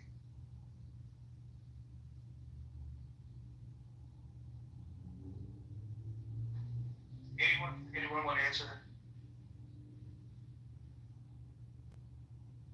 Okay, the whole room's going silent. Perfect, amazing. I've only been to Chilism today. I haven't been there before. But I'm extremely fascinated by this character, Lordness, because I mean, are you actually trolling? Tell me the truth. Oh, no, I'm not. I mean, I'm writing a story on this novel too, or on this ideology too, so I mean, either way. Are you completely mad? I mean, you can say whatever you want and make as much claims as you want, but it's just my belief system. After all, I do believe in the multiverse. Oh, right, okay. And, yeah, okay, I mean, I don't need to ask anything else. Thank you. Okay, Lourdes, you have me on multiverse now. Now my interest is peaked. And I was in the store, I couldn't answer Mojo's question. I think you said who's the better speaker or the best presenter of their ideology, Bima or Lourdes? I would have to say Lourdes. He's very descriptive with his narrative. It's well thought out.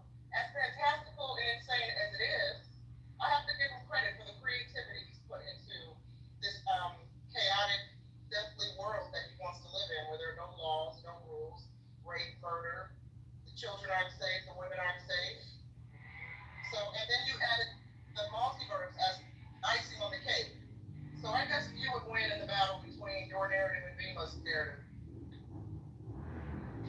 I think that's a good point, because Bima typically just says, I support ideas where you cannot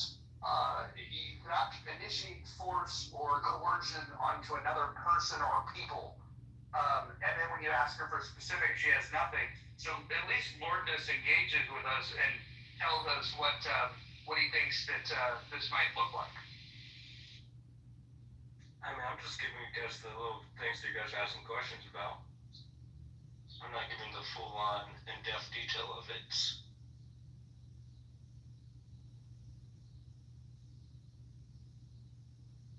Who would make the rules? Now, alright, this is still a little bit of a weird, iffy part. Think of it like the Illuminati. Think of it like the Illuminati, but a little bit more like its own military force that has the most advanced technology in every way to defend this ideology. Now, laws and all that, I mean, it would vary on the territory, but mainly that military force of the Illuminati, hypothetical military force and all that, that would be the portion of the ideology that would defend the specific ideology if either one of the ideologies was a majority of the whole state or country, or if a nation attempts, or all nations attempts to go against this specific ideology. But isn't that kind of antithetical to the whole point? They're not enforcing laws. They're only there to stimulate to keep it going. But by virtue of that, they are enforcing them. Honestly, I'm not getting what you're asking. If the purpose of them is to defend the ideology, that seems to me to be a system of governance. Somewhat. See, this is like a little bit of the effy part because they're not really. Because there's no main government because of all the different ideologies, the corporations, let's say communism, if Amazon was his own form of military and defense force and all that. There's so many forms of ideology within their own territory as societies and different forms of currency. Like it expands to a larger picture. Like the specific force doesn't involve itself with any form of the land or territory. It's just like think like a spire. It's just a little spire that's just empty and void, nothing at all. And let's just say if one of the ideologies took control of the whole country, or let's say if the whole world was to go against this country, this military force would be capable of going against the whole world and or the specific ideology.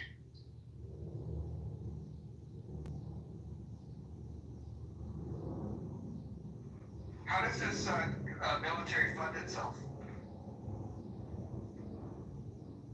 I mean, mainly taken from the other ideologies through bank deals. Ideologies have bank accounts? Yes, I mean, different forms of currency.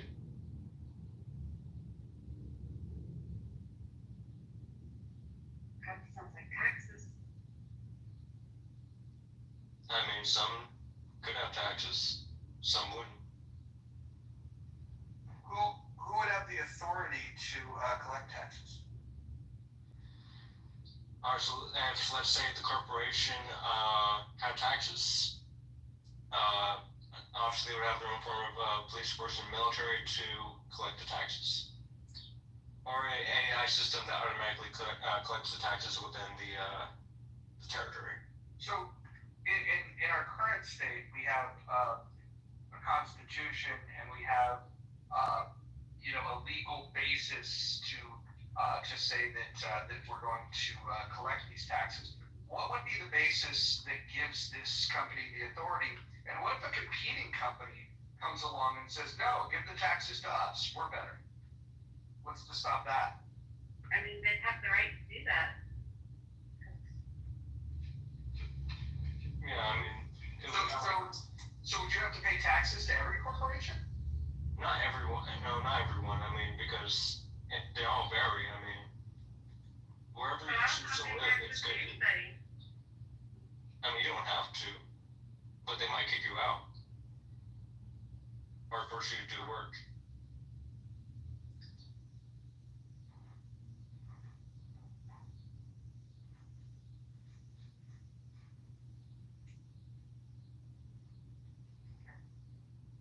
Lourdes, do you think this is a good idea? Yeah, I mean, you've been asking me this a couple times. No, I'm asking you what your ideas are, but I'm asking you if you think it's a good idea. I mean, like, it's one thing to come up with an idea, like, another to come up with good ideas. Do you think this would optimize human flourishing? Yeah. Okay. All right. Fair enough. Hey, so Mojo, I just been wise. So when you were talking about Wild Wild West before, and yes, there was law enforcement, albeit at a very low scale, do you think, like, the Deadwood age and all that, like, the new sheriff in town, would it be fair to say that not all homicides were accounted for or even remotely pursued? talking about this, where they were saying that in the Wild West, somebody could go and kill somebody, rob a bank, whatever it is, and then they can, then they draw a wanted poster, and so the only wanted poster is this image of what he looked like. Let's say he's wearing a particular type of hat, and let's say he has a mustache. He can get rid of the hat, shave his mustache, and then just go become a sheriff in another town. Like there's definitely a lawlessness. Exactly. Deadwood is a fantastic show, though. I'm actually rewatching it. It's been a number of years. It was so unfortunate that they didn't get the natural conclusion to that show. The movie that they made years later was just not up to the standard of the show. It was bad, yeah. Yeah. Swearenzer. Sucker Swearenzer. Yeah, no, I think the Wild West was an interesting thing. I actually think that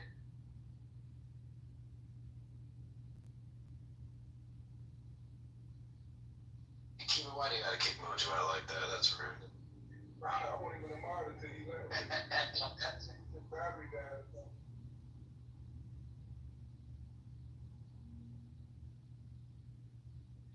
He probably got a dead battery. Does anyone have other questions, or man, this is Roger asking the questions.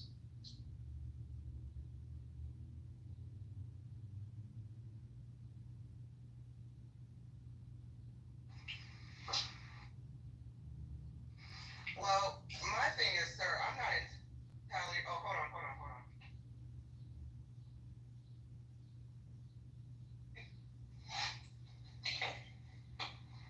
Lourdes, can you hear me? Yeah.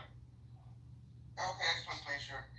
I'll be honest, I'm not entirely convinced that you want to live in this world unless you live in a castle with a moat, a fortress of somehow, because I don't think you'll be able to. I mean, you would have to have a pretty solid some weaponry to protect you and yours, right? Because I don't think that you alone, you would have to have an army of darkness to clean up the rabid personalities who would come and want to rape and pillage your property. So I don't know. Do you have what does your army of darkness look like, sir? Because you're definitely going to need one. And also, here's the really important question: are there zombies in this apocalyptic world where anarchy rules? Now, if a ideology does create zombies somehow, sure. But I highly doubt that's a possibility. If anything, it's all going to be cyborgs or clones or mutation creatures, some type of infection that could create biomass and all that. The cyborgs and clones, I forgot about them. So yeah, what if the cyborgs go rogue? Humans are no match to cyborgs, sir. Well, that's where you gotta improve yourself in any way possible to go against them. Improve yourself? Like more push-ups? No. I mean, like having cybernetics and all that. Going full blown, like just doing whatever it takes to improve yourself in any way.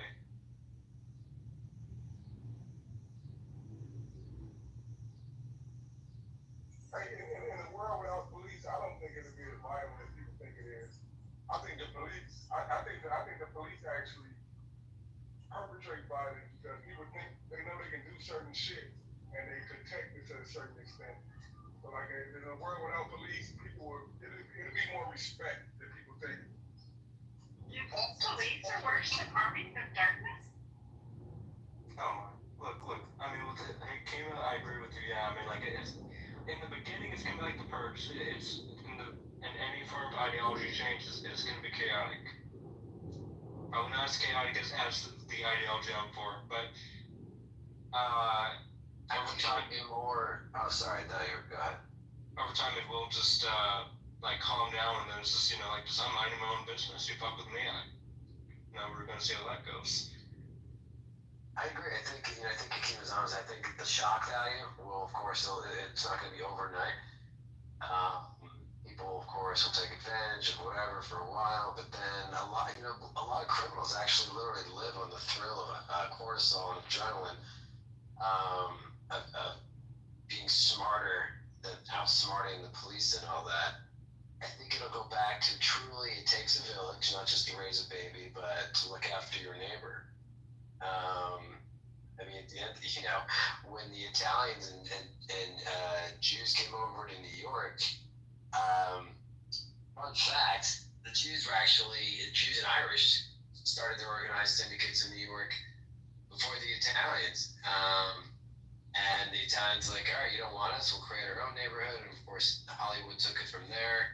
But they literally did. They looked over neighborhoods, albeit for a nominal fee to keep your store safe from getting burglarized. But I think, and really at the end of the day, wherever one lives, like, see something, say something. Like, how often do you feel that if you're walking down the street, you see somebody in trouble, someone will, a bystander will try to intervene on some level? Folks don't like to intervene today. A lot of people like to mind their own business when they see people are in distress or being harmed. It takes a real true hero to want to help, someone vulnerable. And we seemingly are growing population of weaklings, beta male mentality, folks who just want to mind their own business, look the other way. They don't want to get involved because they think if they get involved, they're putting themselves in harm's way. So I don't know. In Lordness, unless they want to film it, they'll film it before they get involved. You read my mind, David. That's it. That's their way of them getting involved. But the thing is that you don't have to be the hero. You don't have to jump in and physically put yourself in danger or make yourself vulnerable. There's actually courses. It's like non-violent bystander, interference or something. Where literally, on the average, if you're across the street and you just start yelling like, "Hey, what the hell are you doing over there?" 9 out of 10 times, the attacker will run off like a scared rabbit. You don't have to run over there to be the hero and beat somebody up.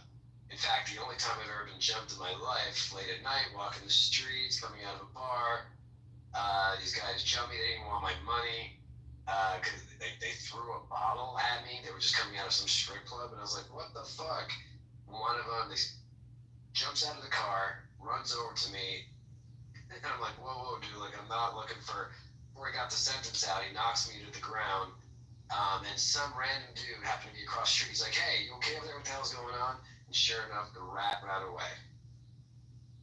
Well, but I think in Lordness's world, if you say, "Hey, what are you doing over there?" you might get popped in the damn head, right? So I don't know. I'm not so, but yet I don't want to live in this world that Lordness is painting, because I just think, criminals know that there are now, in real life, criminals know that there are real life consequences to their criminality. If there's no judges, jury, and executioners, I think folks will run rabid. There would be death and destruction for years to come. I disagree with this theory that there would only be violence initially and that it would quell off somehow. I don't know. The modern day human is insanity. We want to be that violent. We're so far removed from spirituality, God, emotions, right? And if there's no one there to check us, then we will fully maximize this free will, this so-called free will that we have, and unleash, our nefarious ideas and ideologies onto the next human. So I don't know, Lordness. Hey, Matt, the reason why I think, like I said, there's no one to check you. Like, it will be at that point. Like, people will check each other. Right now, a criminal have an advantage. One, he's not afraid to go to jail, and you know that your retaliation is not. You're not gonna retaliate, especially not to the degree that you're gonna go harm one of your loved ones. But in that reality, people know that if I do something to you, you're not just gonna. There's no jail. The retaliation, you're gonna come after me, my family. So like it's gonna be more of a reality. There's not gonna be protection from the police. for the criminals have the advantage. Everyone gonna have the same attitude. If you come fuck with me, I'm gonna come fuck with you and your family. And that's gonna keep a lot of people in check. Well, I also think we would have to, in that case, we would have to have like these communities or compounds of people who want to maintain civility, right? I think in the world that Lourdes is painting, humans, your average human would be very scared because they don't know the motive of those they encounter out in the street. You don't know if the person you encounter will kill you, pray for you, pray with you, join you in the rebellion, steal your shit, right? Or if they are checkable. So I think in this world that Lourdes is painting, you would have to, I always like to say your vibe attracts your tribe. If you're the type of person that needs law and order and you want to live a very peaceful, soft kind of life, free from murder, robbery, chaos, etc., you would have to find like-minded people and build communities with them, a gated community, a fortress around this community so that the weirdos and the killers don't penetrate, right? Because I don't think that this will be a harmonious society that you guys seem to think it will be. Have we not seen? Have we not watched science fiction films? Has The Walking Dead not taught us anything about what it would be like in a world full of where there's no law, there's no governance? Maybe I've just watched too many sci-fi films and zombie films and post-apocalyptic films and anarchy films and The Purge, etc., etc. It sounds like an utter nightmare, this world that Lourdes has crafted in his mind. Hakima, you would want to live in such a society? I mean, we live in one right now where a certain group of people can do what they want to do to other people. I'm not talking about race. I'm talking about part of the government. They can do whatever they want to do right now. There is anarchy right now. Just that we're not. Plato has some interesting thoughts on this, on essentially every man does what's right. Even when we like to show like walking in, most people was trying to do the right thing. Most people was creating community. We had a few bad apples, but they run through every now and then. But most people was trying to. Everybody was not just savages. Before serendipity goes, I was gonna say, fun fact, sounds like you're a Walking Dead fan. They did a voiceover for one of the characters for the video game. Unfortunately, my character got killed off early, but it was fun. Oh, right on. Moose, how much has AI destroyed voiceover work? Not as much as you think, Mojo. Not as much as you think. I know that was actually one of the, as Naya knows pretty well, like the huge actors writer strike. Was that last year? I think it was 2 years ago. God, was that 2 years? Good Lord. Big part of the writing part was, and actually actors too, like having their images like an avatar, replicated by AI. But the bigger threat was not eliminating AI for writers, but limiting the use of AI in TV and movie writing. But let's keep it real. Some of the shows that are out there, you're like, AI might be better. Maybe it was last year, Moose, the strike. I really don't remember now.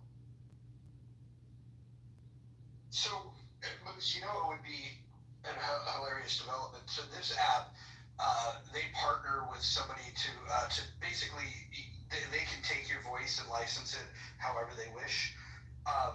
Wouldn't it be crazy if something went super, just exploded, maybe like a Pixar film where they took voices from Clubhouse? What if your voice became the star of a major hit without your consent? Major hit like John Street Me multiple channel, like I don't equate major hit with Clubhouse, but do you mean like? I mean that Paul is partnered with an AI company to give them the voices, and Paul can, with this company, they can license our voices to do anything. They can repurpose it in any way they wish. It's part of the terms of service. I don't think I see enough on here to even get noticed from Paul or those guys. This is why they wanted the voice chat stuff, the voicemails, so they can isolate and make sure they had a fingerprint so they can know exactly whose voice was whose.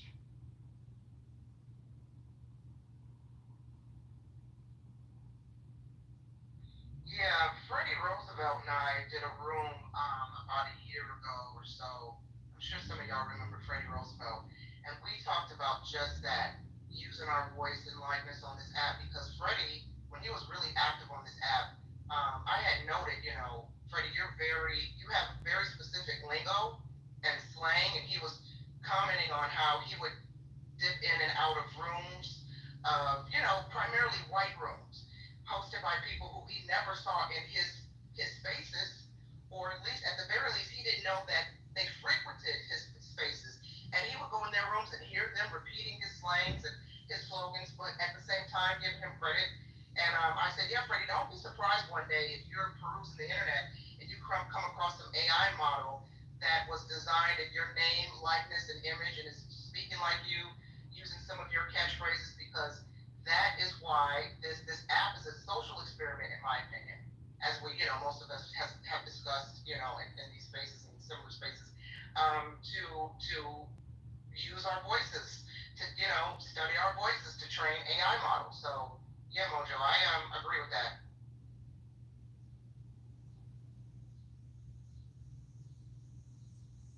Where did you guys fall on the writer's strike?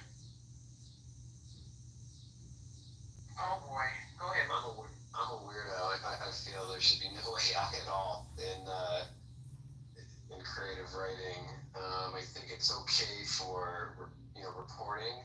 I don't know if you guys noticed, but when you go to your streams, your news streams, whatever, on your phones or laptops, like it'll say story by, and it'll put someone's name. But if you actually, I've just been noticing far more grammatical errors in these stories. I think less and less of them are actually really being written by humans. I think there's just giving AI ChatGPT notes of the story and take it from there. So this is my take on the whole writer's strike thing, is that if you're not a better writer than artificial intelligence, then you don't get the job. If I were looking for a story, if I wanted a screenplay to make a film out of, if you're a screenwriter and you can't write a better screenplay than AI, I think AI should take your job. Like, it should. In fact, I think it would be immoral to give the nod to the human if AI wrote the better story. Currently, we don't have that problem, despite how bad some of the writing is today. I think we're at an all-time low in terms of the writing of screenplay. Well, actually, I take that back. I think that there's great writers out there. In fact, I know there's great writers out there that just can't find the funding to do their projects. But if you can't sell the idea, and if the folks that are going to put the money behind the movie don't believe it's going to sell, they could be guilty of being wrong, but you need their money, and so you need to do a better job of selling that. And so I just think that because money is show business. It's a business. They want to make money, and as long as they're going to do that, I think this trend of going for existing IP, where you have a built-in audience, is going to continue. And the only way I see writers cracking into that would be through fan fiction, because you're going to see people continuing to go after existing IP. It's a vicious cycle, but it is what it is. Yeah, I tested this theory one day. I've been working on the script for a while, and I plugged in the outline to ChatGPT, and I asked ChatGPT, and I had already written the first act, but I asked ChatGPT to, after I fed the outline to it, I asked it to write first maybe 10 pages, just to see, compare its dialogue to my dialogue, and it was incredibly weak with the prompt gave me, right? And so, of course, I I've been in spaces where writers brag about, they love ChatGPT. It writes scripts for them, and then I'm wondering, how much do you have to go in there and tweak the script? Do you rely solely on what ChatGPT gave you, or do you go in and tweak the script and the dialogue? Because what I found is when ChatGPT spit out the first 10 pages, all the characters sound exactly alike. Then the argument is, okay, so ChatGPT writes your script. Do you take credit for it, or do you credit the AI? Now, I will say as a writer, I do find ChatGPT or some of these other, Grok or Gemini, helpful in kind of streamlining outlines or beats, or even writing pitch decks, right? Kind of fleshing things out. But writing the full story or the full script, I agree. If you're not talented or creative enough to fully execute a 90-page or 160-page story, you're right. I agree. You don't get the job. If I were a producer, hire a writer. Agreed. No, I think that's a problem considering the choice of screenwriting too.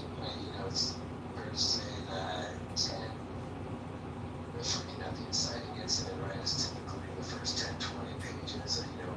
One page of script is translates to like a minute of action more or less on the screen. So if you're doing with a lame duck at the beginning, like you gotta at the end of the day, if you're doing the 3 arc like painting and all that, most audiences will be more forgiving from in the middle. He's walking around some bottles, but you hook him, and you hook him in the beginning, and you give him a nice ending at the end, dramatic, happy, whatever.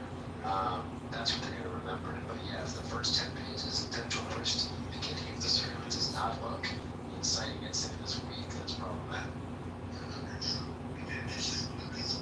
Now, I will say this, folks. I'm a huge fan. I don't know if you're familiar with the film Cube. I think they made 3 or 4, right? The franchise has just fallen off over the years. I'm really hoping that whatever studio or writer or producer owns the IP revives Cube. In the meantime, I went into ChatGPT.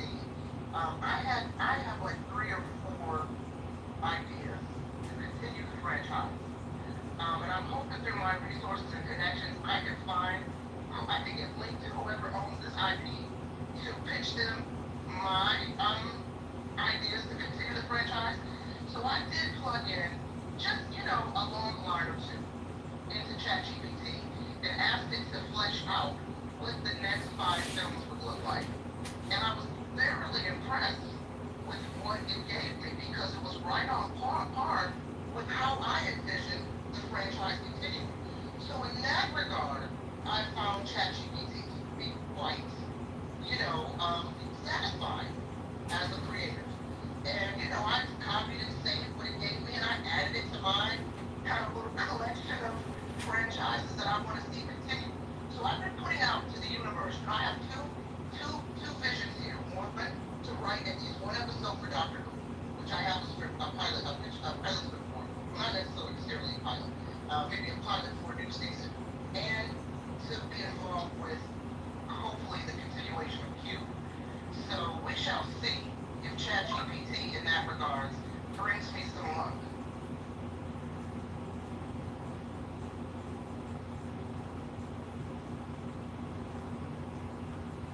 Amazing. What about the thread? Isn't there as college students started writing papers using ChatGPT, law students, it's working out how to use that to write things with ChatGPT. Within 60 seconds, but I think at some point you have to have some sort of is it worth it to go there and to listen to this conversation? Is it her prompts like at a PhD level? Okay, now rewrite it at a grade education level. Now rewrite it, and you can start to edit and rewrite, and then eventually what will happen is you can get it so far removed from what its original AI instincts were, and you can even give examples of in the voice of, run it the way you guys likes planes, right? He likes the way that, the cheese beer would write. That's 60 seconds. When you start doing that and playing with it, I think you can probably have to just have some of these players things and pick up. I usually have trouble picking that up, but most people are just lazy. They're just going to put in a prompt and whatever it spits out.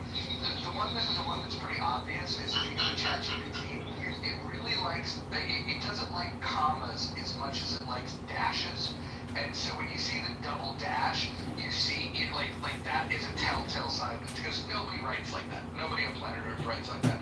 It's almost like they bake that in. It's like a first line of defense to be able to see if somebody used ChatGPT or not.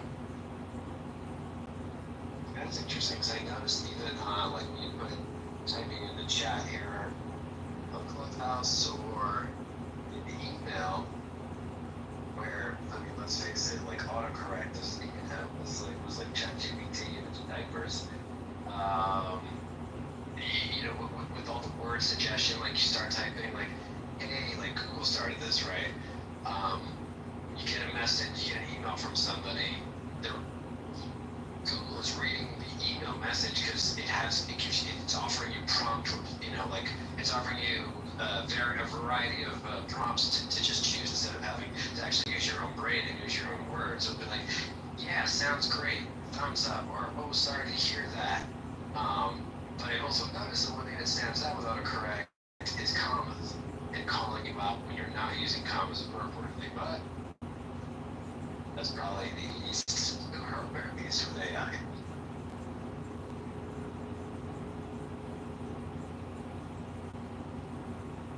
Yeah, so one of the outlets that I write for, we have a problem with AI there, and there's nothing we can do about it. Our IT team has told us, the lawyer for the company has said there's nothing we can do. There is some sort of AI system being used by a company, and I think they traced it to Russia or Ukraine, I'm not sure, Poland, where they're copying all of my articles, and I'm sure probably some other writers for this outlet, they're copying all of my articles and republishing them on their own website as if they're writing it, as if I write for them. And my managing editor is furious, but there's absolutely nothing we can do about it. And it is an AI, it's not a human that is pulling the article and copying and pasting and republishing. No, we have determined that it is some sort of AI system that is scouring our site and pulling some of the best stories, and they just so happen to be most of my stories since I'm the one that covers the entertainment news for the site. And so, yeah, it's pretty, I don't know. It's kind of, dare I say disturbing, but I guess this is what we have to deal with in this AI world, and there's nothing we can do about it. Imitation's the highest form of flattery, but that's great to hear. So let me ask a question. Some of you are very concerned about AI. I'm just wondering, if you think we're already living in anarchy, I mean, is it, the person on the highway, expressway, who shoots you, or the person that stabs you on the train, or, what's more dangerous, society today in America or AI? I think AI could be, AI as it stands right now is not dangerous, with the exception of some of these deepfakes, because it's getting hard to discern what's real and what's not real, especially if these deepfakes are used to damage someone's reputation or image.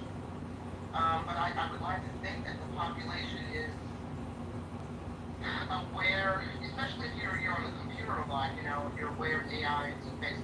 I would like to think that people are able to use some kind of deductive skills to determine what's real and what's not. But as AI gets more savvy, it might get difficult to figure out what's real and fake, especially as it relates to news sources, right? In healthy debates earlier today, someone noted, what if in the near future there's a presidential campaign and someone uses a deep fake to destroy the image or reputation or the campaign of a presidential candidate they don't like, and it really impacts their voter base. population, resonates with that candidate. So that can definitely be dangerous. And I don't know why you're talking about this in the future. I mean, our president held up a deep fake with MS-13 that deported a person with it. Oh, that's true. Yeah, you're right. Yeah. This is We here. also had a former president arrested by the FBI. So I don't know, John. I mean, I don't think it's as dangerous now. I still think the person on the subway with the gun or the knife is more dangerous than AI. But I predict as AI advances, as these language models get more evolved, then yeah, I could see us living in a future, in a near future, where the AI could be more dangerous than the criminal on the street ready to snatch you up. I mean, in Chicago this weekend, 30 people were murdered by gunfire, 250 shot. It's like that every weekend. Why, as a society, do we tolerate that? How do we not? You could apprehend criminals. Yeah, I blame our politicians, John. I think we just need to, better officials. Listen, I live in Chicago, too. And the mayor down there, well, I live outside of Chicago, so the mayor down there is just a disaster. So, in my opinion, it's just we have to elect better officials. And a lot of these liberals, I mean, look at California, for instance. I lived there for 20 years, but I got the hell out just even at the time. California has this, I don't know if it's still like this, but in some areas of California, you own a store, you just have to let them snatch and grab. You can't stop them, you can't apprehend them for stealing your shit, let them go. I remember that video that went viral where a store owner confronted Gavin Newsom about these laws. He gave kind of a laissez-faire attitude about it. A lot of these Democratic-run cities, they want criminals on the street. They want to let them out of jail early. You can't afford bail, oh, no problem, just let them back on the street, right? So I think it really comes down to the elected officials. They want lawlessness, they want criminals on the street, they want the people to be, armed, and then they want to threaten to take their guns away. So I blame the politicians, sir. I don't think the people Got it. want this. So if Donald Trump takes over Washington, D.C., you're all for that, correct? I mean, well, what do you mean, take over? He's the president. What do you mean? I'm saying that he gets rid of the mayor and he takes over the city security-wise. There's no more lawlessness. There's no more rampant homelessness. No more drug dealing. No more shootings. No more robberies. He actually forms a security perimeter and takes care of the situation with force. Yeah, I would have no problem with that. And I hear your frustration there, but I have to push back because, the mayor meets with, generally most police chiefs, right, have one boss, that's the mayor. But the mayor, of course, doesn't make any of the law. In fact, it's actually far more up to the DA. DAs don't make laws, but they're the arbiter of enforcing what laws and what cases to pursue or not. Again, back to California, which is why even bleeding liberal heart San Francisco pulled their DA, did a recall because of the frustrations of the smash and grabs and such. So it's a bit hyperbolic to say these lefts, runs mayoral cities that are leaning left are all for Wild Wild West and they're to each every good luck, don't get killed. It's a little extreme because they are also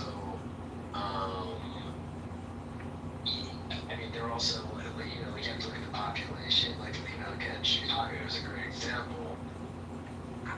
Let me ask you this, let's say if you had a Republican mayor in Chicago, how is a Republican mayor going to bring down, what are they averaging now, 500 homicides a year? Are you just going to add 100,000 more cops? What would Republican mayor do different? Well, you know what? I sit here and I think about Indiana. I'll let you go, Kima. Kima, let me tell me a few differences. Because, I told you I live quite close to the border of Indiana, which is a great state. And in my opinion, those boys in red, they don't play. I rarely hear about, I'm not saying that there's no crime in Indiana, but I feel like people know you don't go to Indiana with that BS, right? Because they're not going to put up with that N-word shit. Okay? And I say N-word and it applies to everybody, black, white, that ratchet shit. So I'd like to think if there was a Republican mayor or if Chicago was a red state, red city or we were a red state, I would like to think that they would reel it in a little bit more. That's what I'm saying. Like, I mean, I'm all for it. That's what I'm saying. Like, I'm always fascinated. What would Republicans do differently? And I could care less who gets the job done. Nobody wants homicides nearby. Like, we're talking about cities like Chicago where cops know they're going to get shot at, right? Like, that's not true. Cops don't know that people are not shooting at cops in Chicago. In Chicago? In Chicago. They are no clue. Violence is down in Chicago. Murders are down in Chicago. But to the last point about Indiana, Gary, Indiana is a violent place where they... Well, Gary definitely is an exception. Sorry, go ahead. Chicago, Indiana, you know what I'm saying? Indianapolis, South Bend, there are several cities in Indiana that are fucking that are violent. Like there's no action. But like, and a lot of the problems in Chicago, Indiana, That's the thing. back up Indiana, it comes right up the border itself. And it's hard to back down in Illinois, in Chicago, so all the guns are coming from Indiana. So act like Indiana is like, you got some shit they really know. Well, here's my thing. Let me tell you something about Chicago. Chicago is easy on every corner, and yet they can't solve one crime, right? Which is a big trick bag. I feel like Chicago, were they part of the flood police narrative?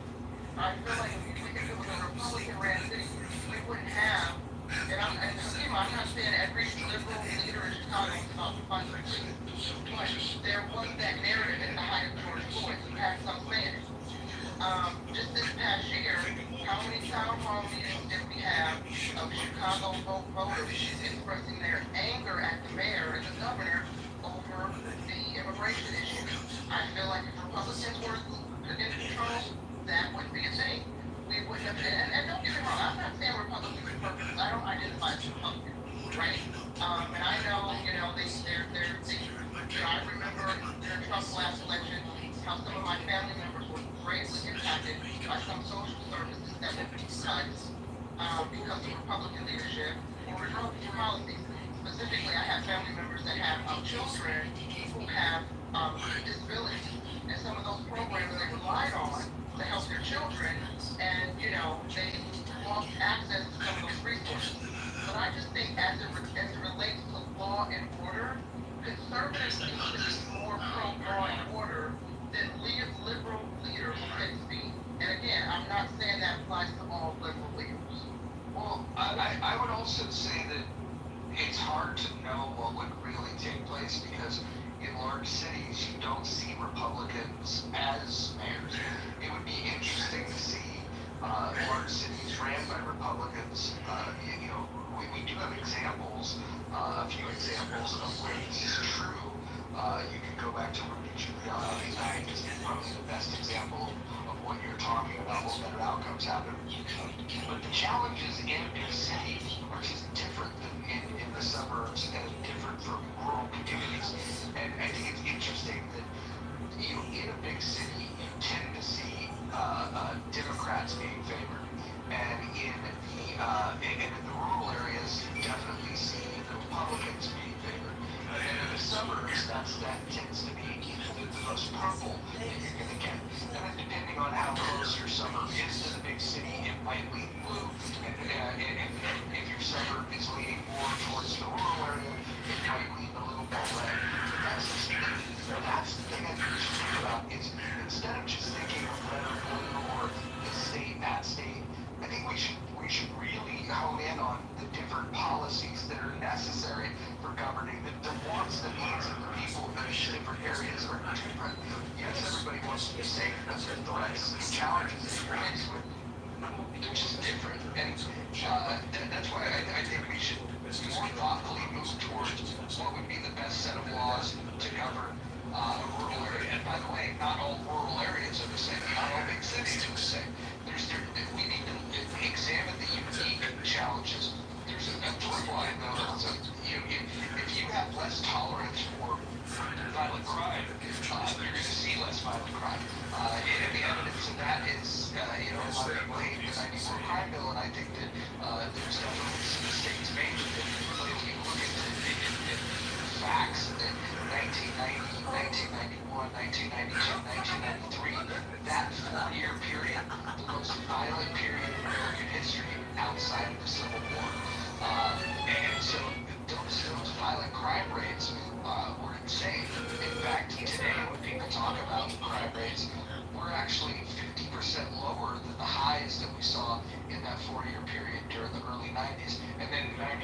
bill comes, and then you see a steady decline ever since. Giuliani had a plan, he's disgraced now, but all America's man, after 9/11, but he couldn't do it by himself, and he organized the courts, Cash, and money, other agents. unions. I see what you're doing there. If I see Missouri, see. Welcome to New York was as bad as it is now. Everybody dies, Charlie. And profound change. This change was, and to be fair, You're saying a bullet in your face. New York's mayor, but I think any mayor that happens to be or anybody I don't know. America's mayor. There could be The such biggest impact knockers. was I would It's actually like love to pride. see what the day-to-day Something makes us father proud. violent crime Don't look at you. You're bigger than me now. for his watch, then under his watch, because I know his biggest impact It'll come. was It'll come. going after John Gotti. When it will be the right who gets his enemy to trust him. Maybe like little, like even just How do I do that? like mob You say his life. district. He cleaned that up. Yeah, he was like one of his very really big. Crew's taking steam tomorrow. And his crime. Boss needs you game. I forgot what point in his career he completely lost his fucking mind, but just go to the show. He did have a multifaceted approach, and I think that you've been asking for Don't reach anything you it was a profound change. It wasn't just statistics and maybe it happened. So, because, let me ask you something. You ever dream about this game? I do. Every night. Nightmares. I got jacks out. I got kings out. I got 4 races. It's straight rush. Oh, look who's high, huh? Come on. Come on. You see us on next. Come on. It's my turn. Heading you out. Everybody there? Huh? Criminal to the jail. Hey. You can't make a stay. That's up to the DA. Then has to deal with the judge. Power, of course. It's the one it's the one mercy, whatever it is. That's why I always thought it was amazing when you get those flyers to vote for your like local judges coming up. Anywhere. There's anything about those local judges. There are some like folks that do deep dives. That do history of judges. That show you comedy, offenders, like go from otherwise to get reelected. But it's, it's not all up to the cops in the street to get it done. You're absolutely sure. I don't know that this is things that you can't believe, like fundamentally, Charlie, they appointed people judges would be better than elected. Appointing judges are than elected. But we should also not elect like DAs and stuff, in my opinion. I think, you get low enough in the chain of offices.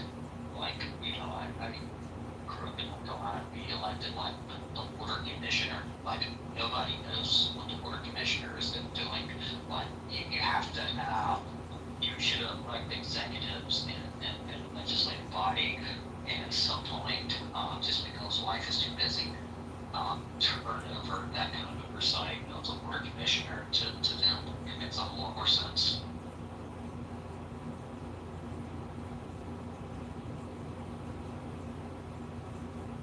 So wait, I'm sorry, right? You said we should be appointed, not elected?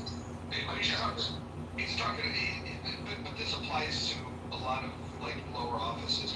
Pennsylvania's got a weird system where you have a lot of like really low level positions that any other state would simply have appointed into a committee, and they would look for people that had knowledge, skill, or ability in a particular area. And but in Pennsylvania, you put yourself on the ballot, sometimes unopposed, you end up winning, and you know nothing about the job that you're about to do.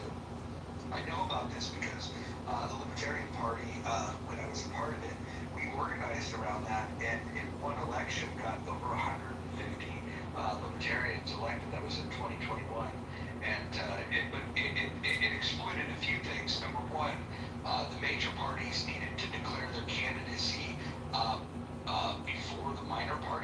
so then you can find elections where there's only one opponent, or find elections where you're completely unopposed.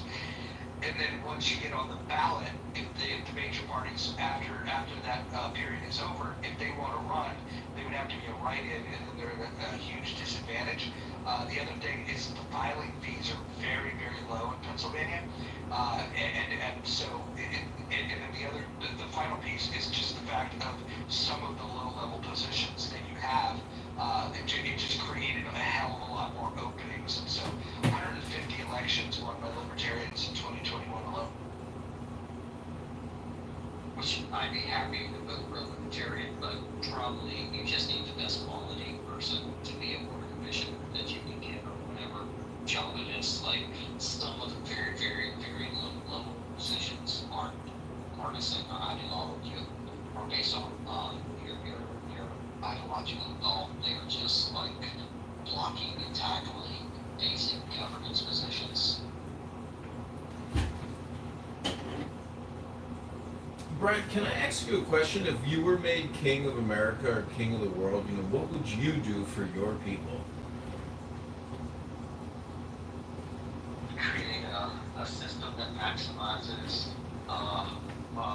economic prosperity and maximizes human freedom for things like violence. But I think in big picture, we got a pretty good system that gets pretty close to that. Oh, sorry, go ahead, Jim. I'm sorry.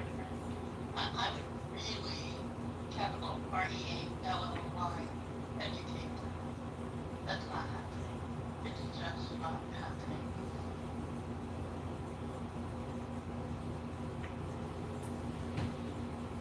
So you think we have a pretty good system? Is $37 trillion in debt a pretty good system? If that was a business and you created $37 trillion in debt and created no savings for your citizens whatsoever, you think that's a pretty good system, huh, Brent?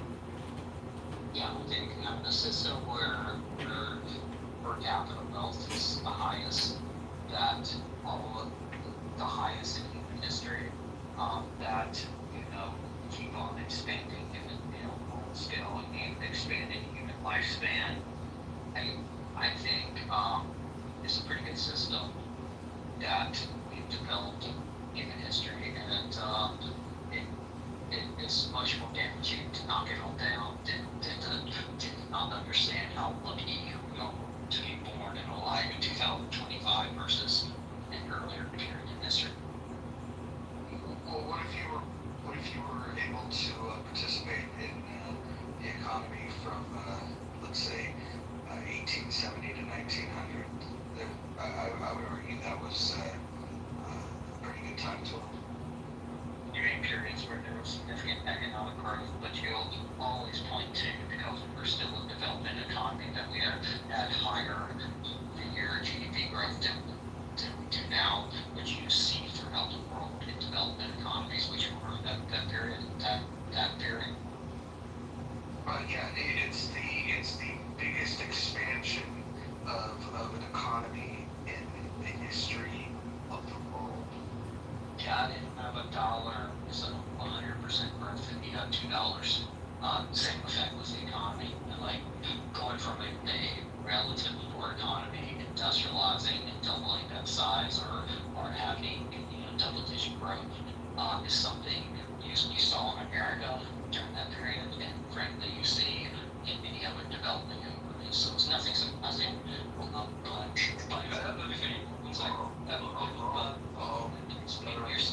You're still much better off living in a period post economic development and the time we are living in. Interesting. So post the economic growth of 1870 to 1900. So just so we're clear, the economic growth was possible because of massive deregulation, and so that allowed businesses to do what they needed to do in order to grow. And then following that period of time, we had massive restrictions that were put in place. And then shortly after that, come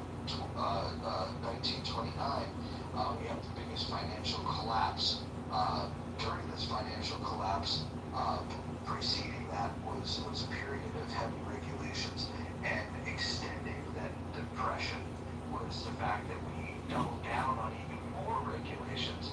And so the evidence is very clear that if you want to grow the economy, you have to deregulate.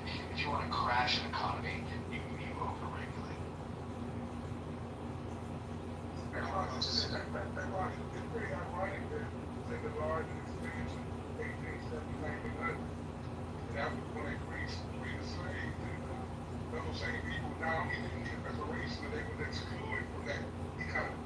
Well, it's also evident. It's also evidence of the erroneous claim that this country was built on the free labor of slavery.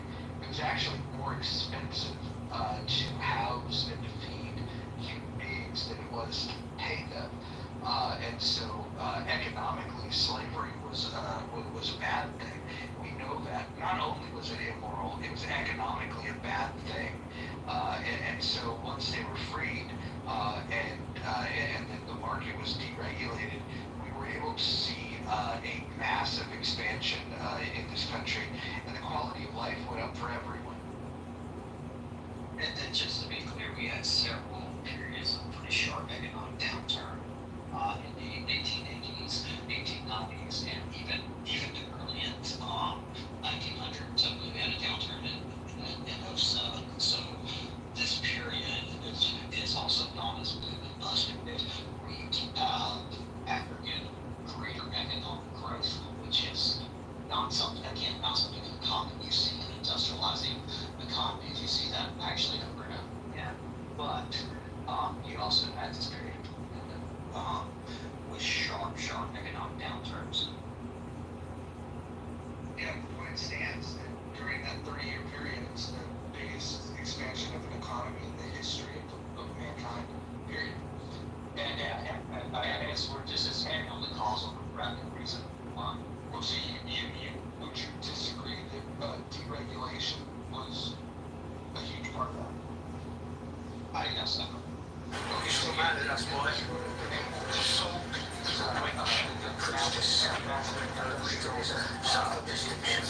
fighting the Great War. War's cost money. I wanted to be one of you. I wanted to join the Brotherhood, but you sold me off like a slave. Do you know what she did to me? She strapped me down on the bed. She stripped me naked. Sounds all right so far. Believe something. Was she naked too? She needed your blood. Yes, she know that. Very close. She wanted to kill me. I think would have killed me if it wasn't for damn of it. That thing is a bunch of whinging about. I'm not whinging. Your lips are moving and you're complaining about something. That's whinging. This one been killed 6 times. You don't want to hear you bitching about it.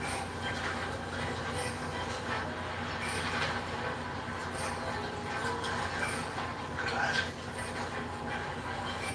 You're still mad at us, boys. So, what can we talk about, gang? Kima, what's on the docket? Well, I'm not sure.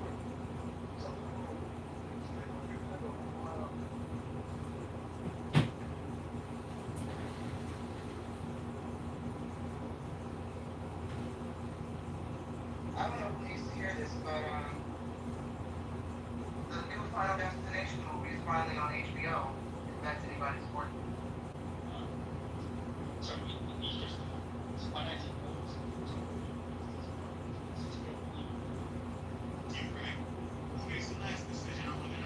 Are you very Are you? Then why the fuck I see my fucking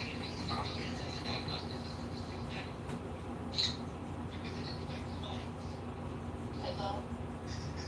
Hello? Are you okay?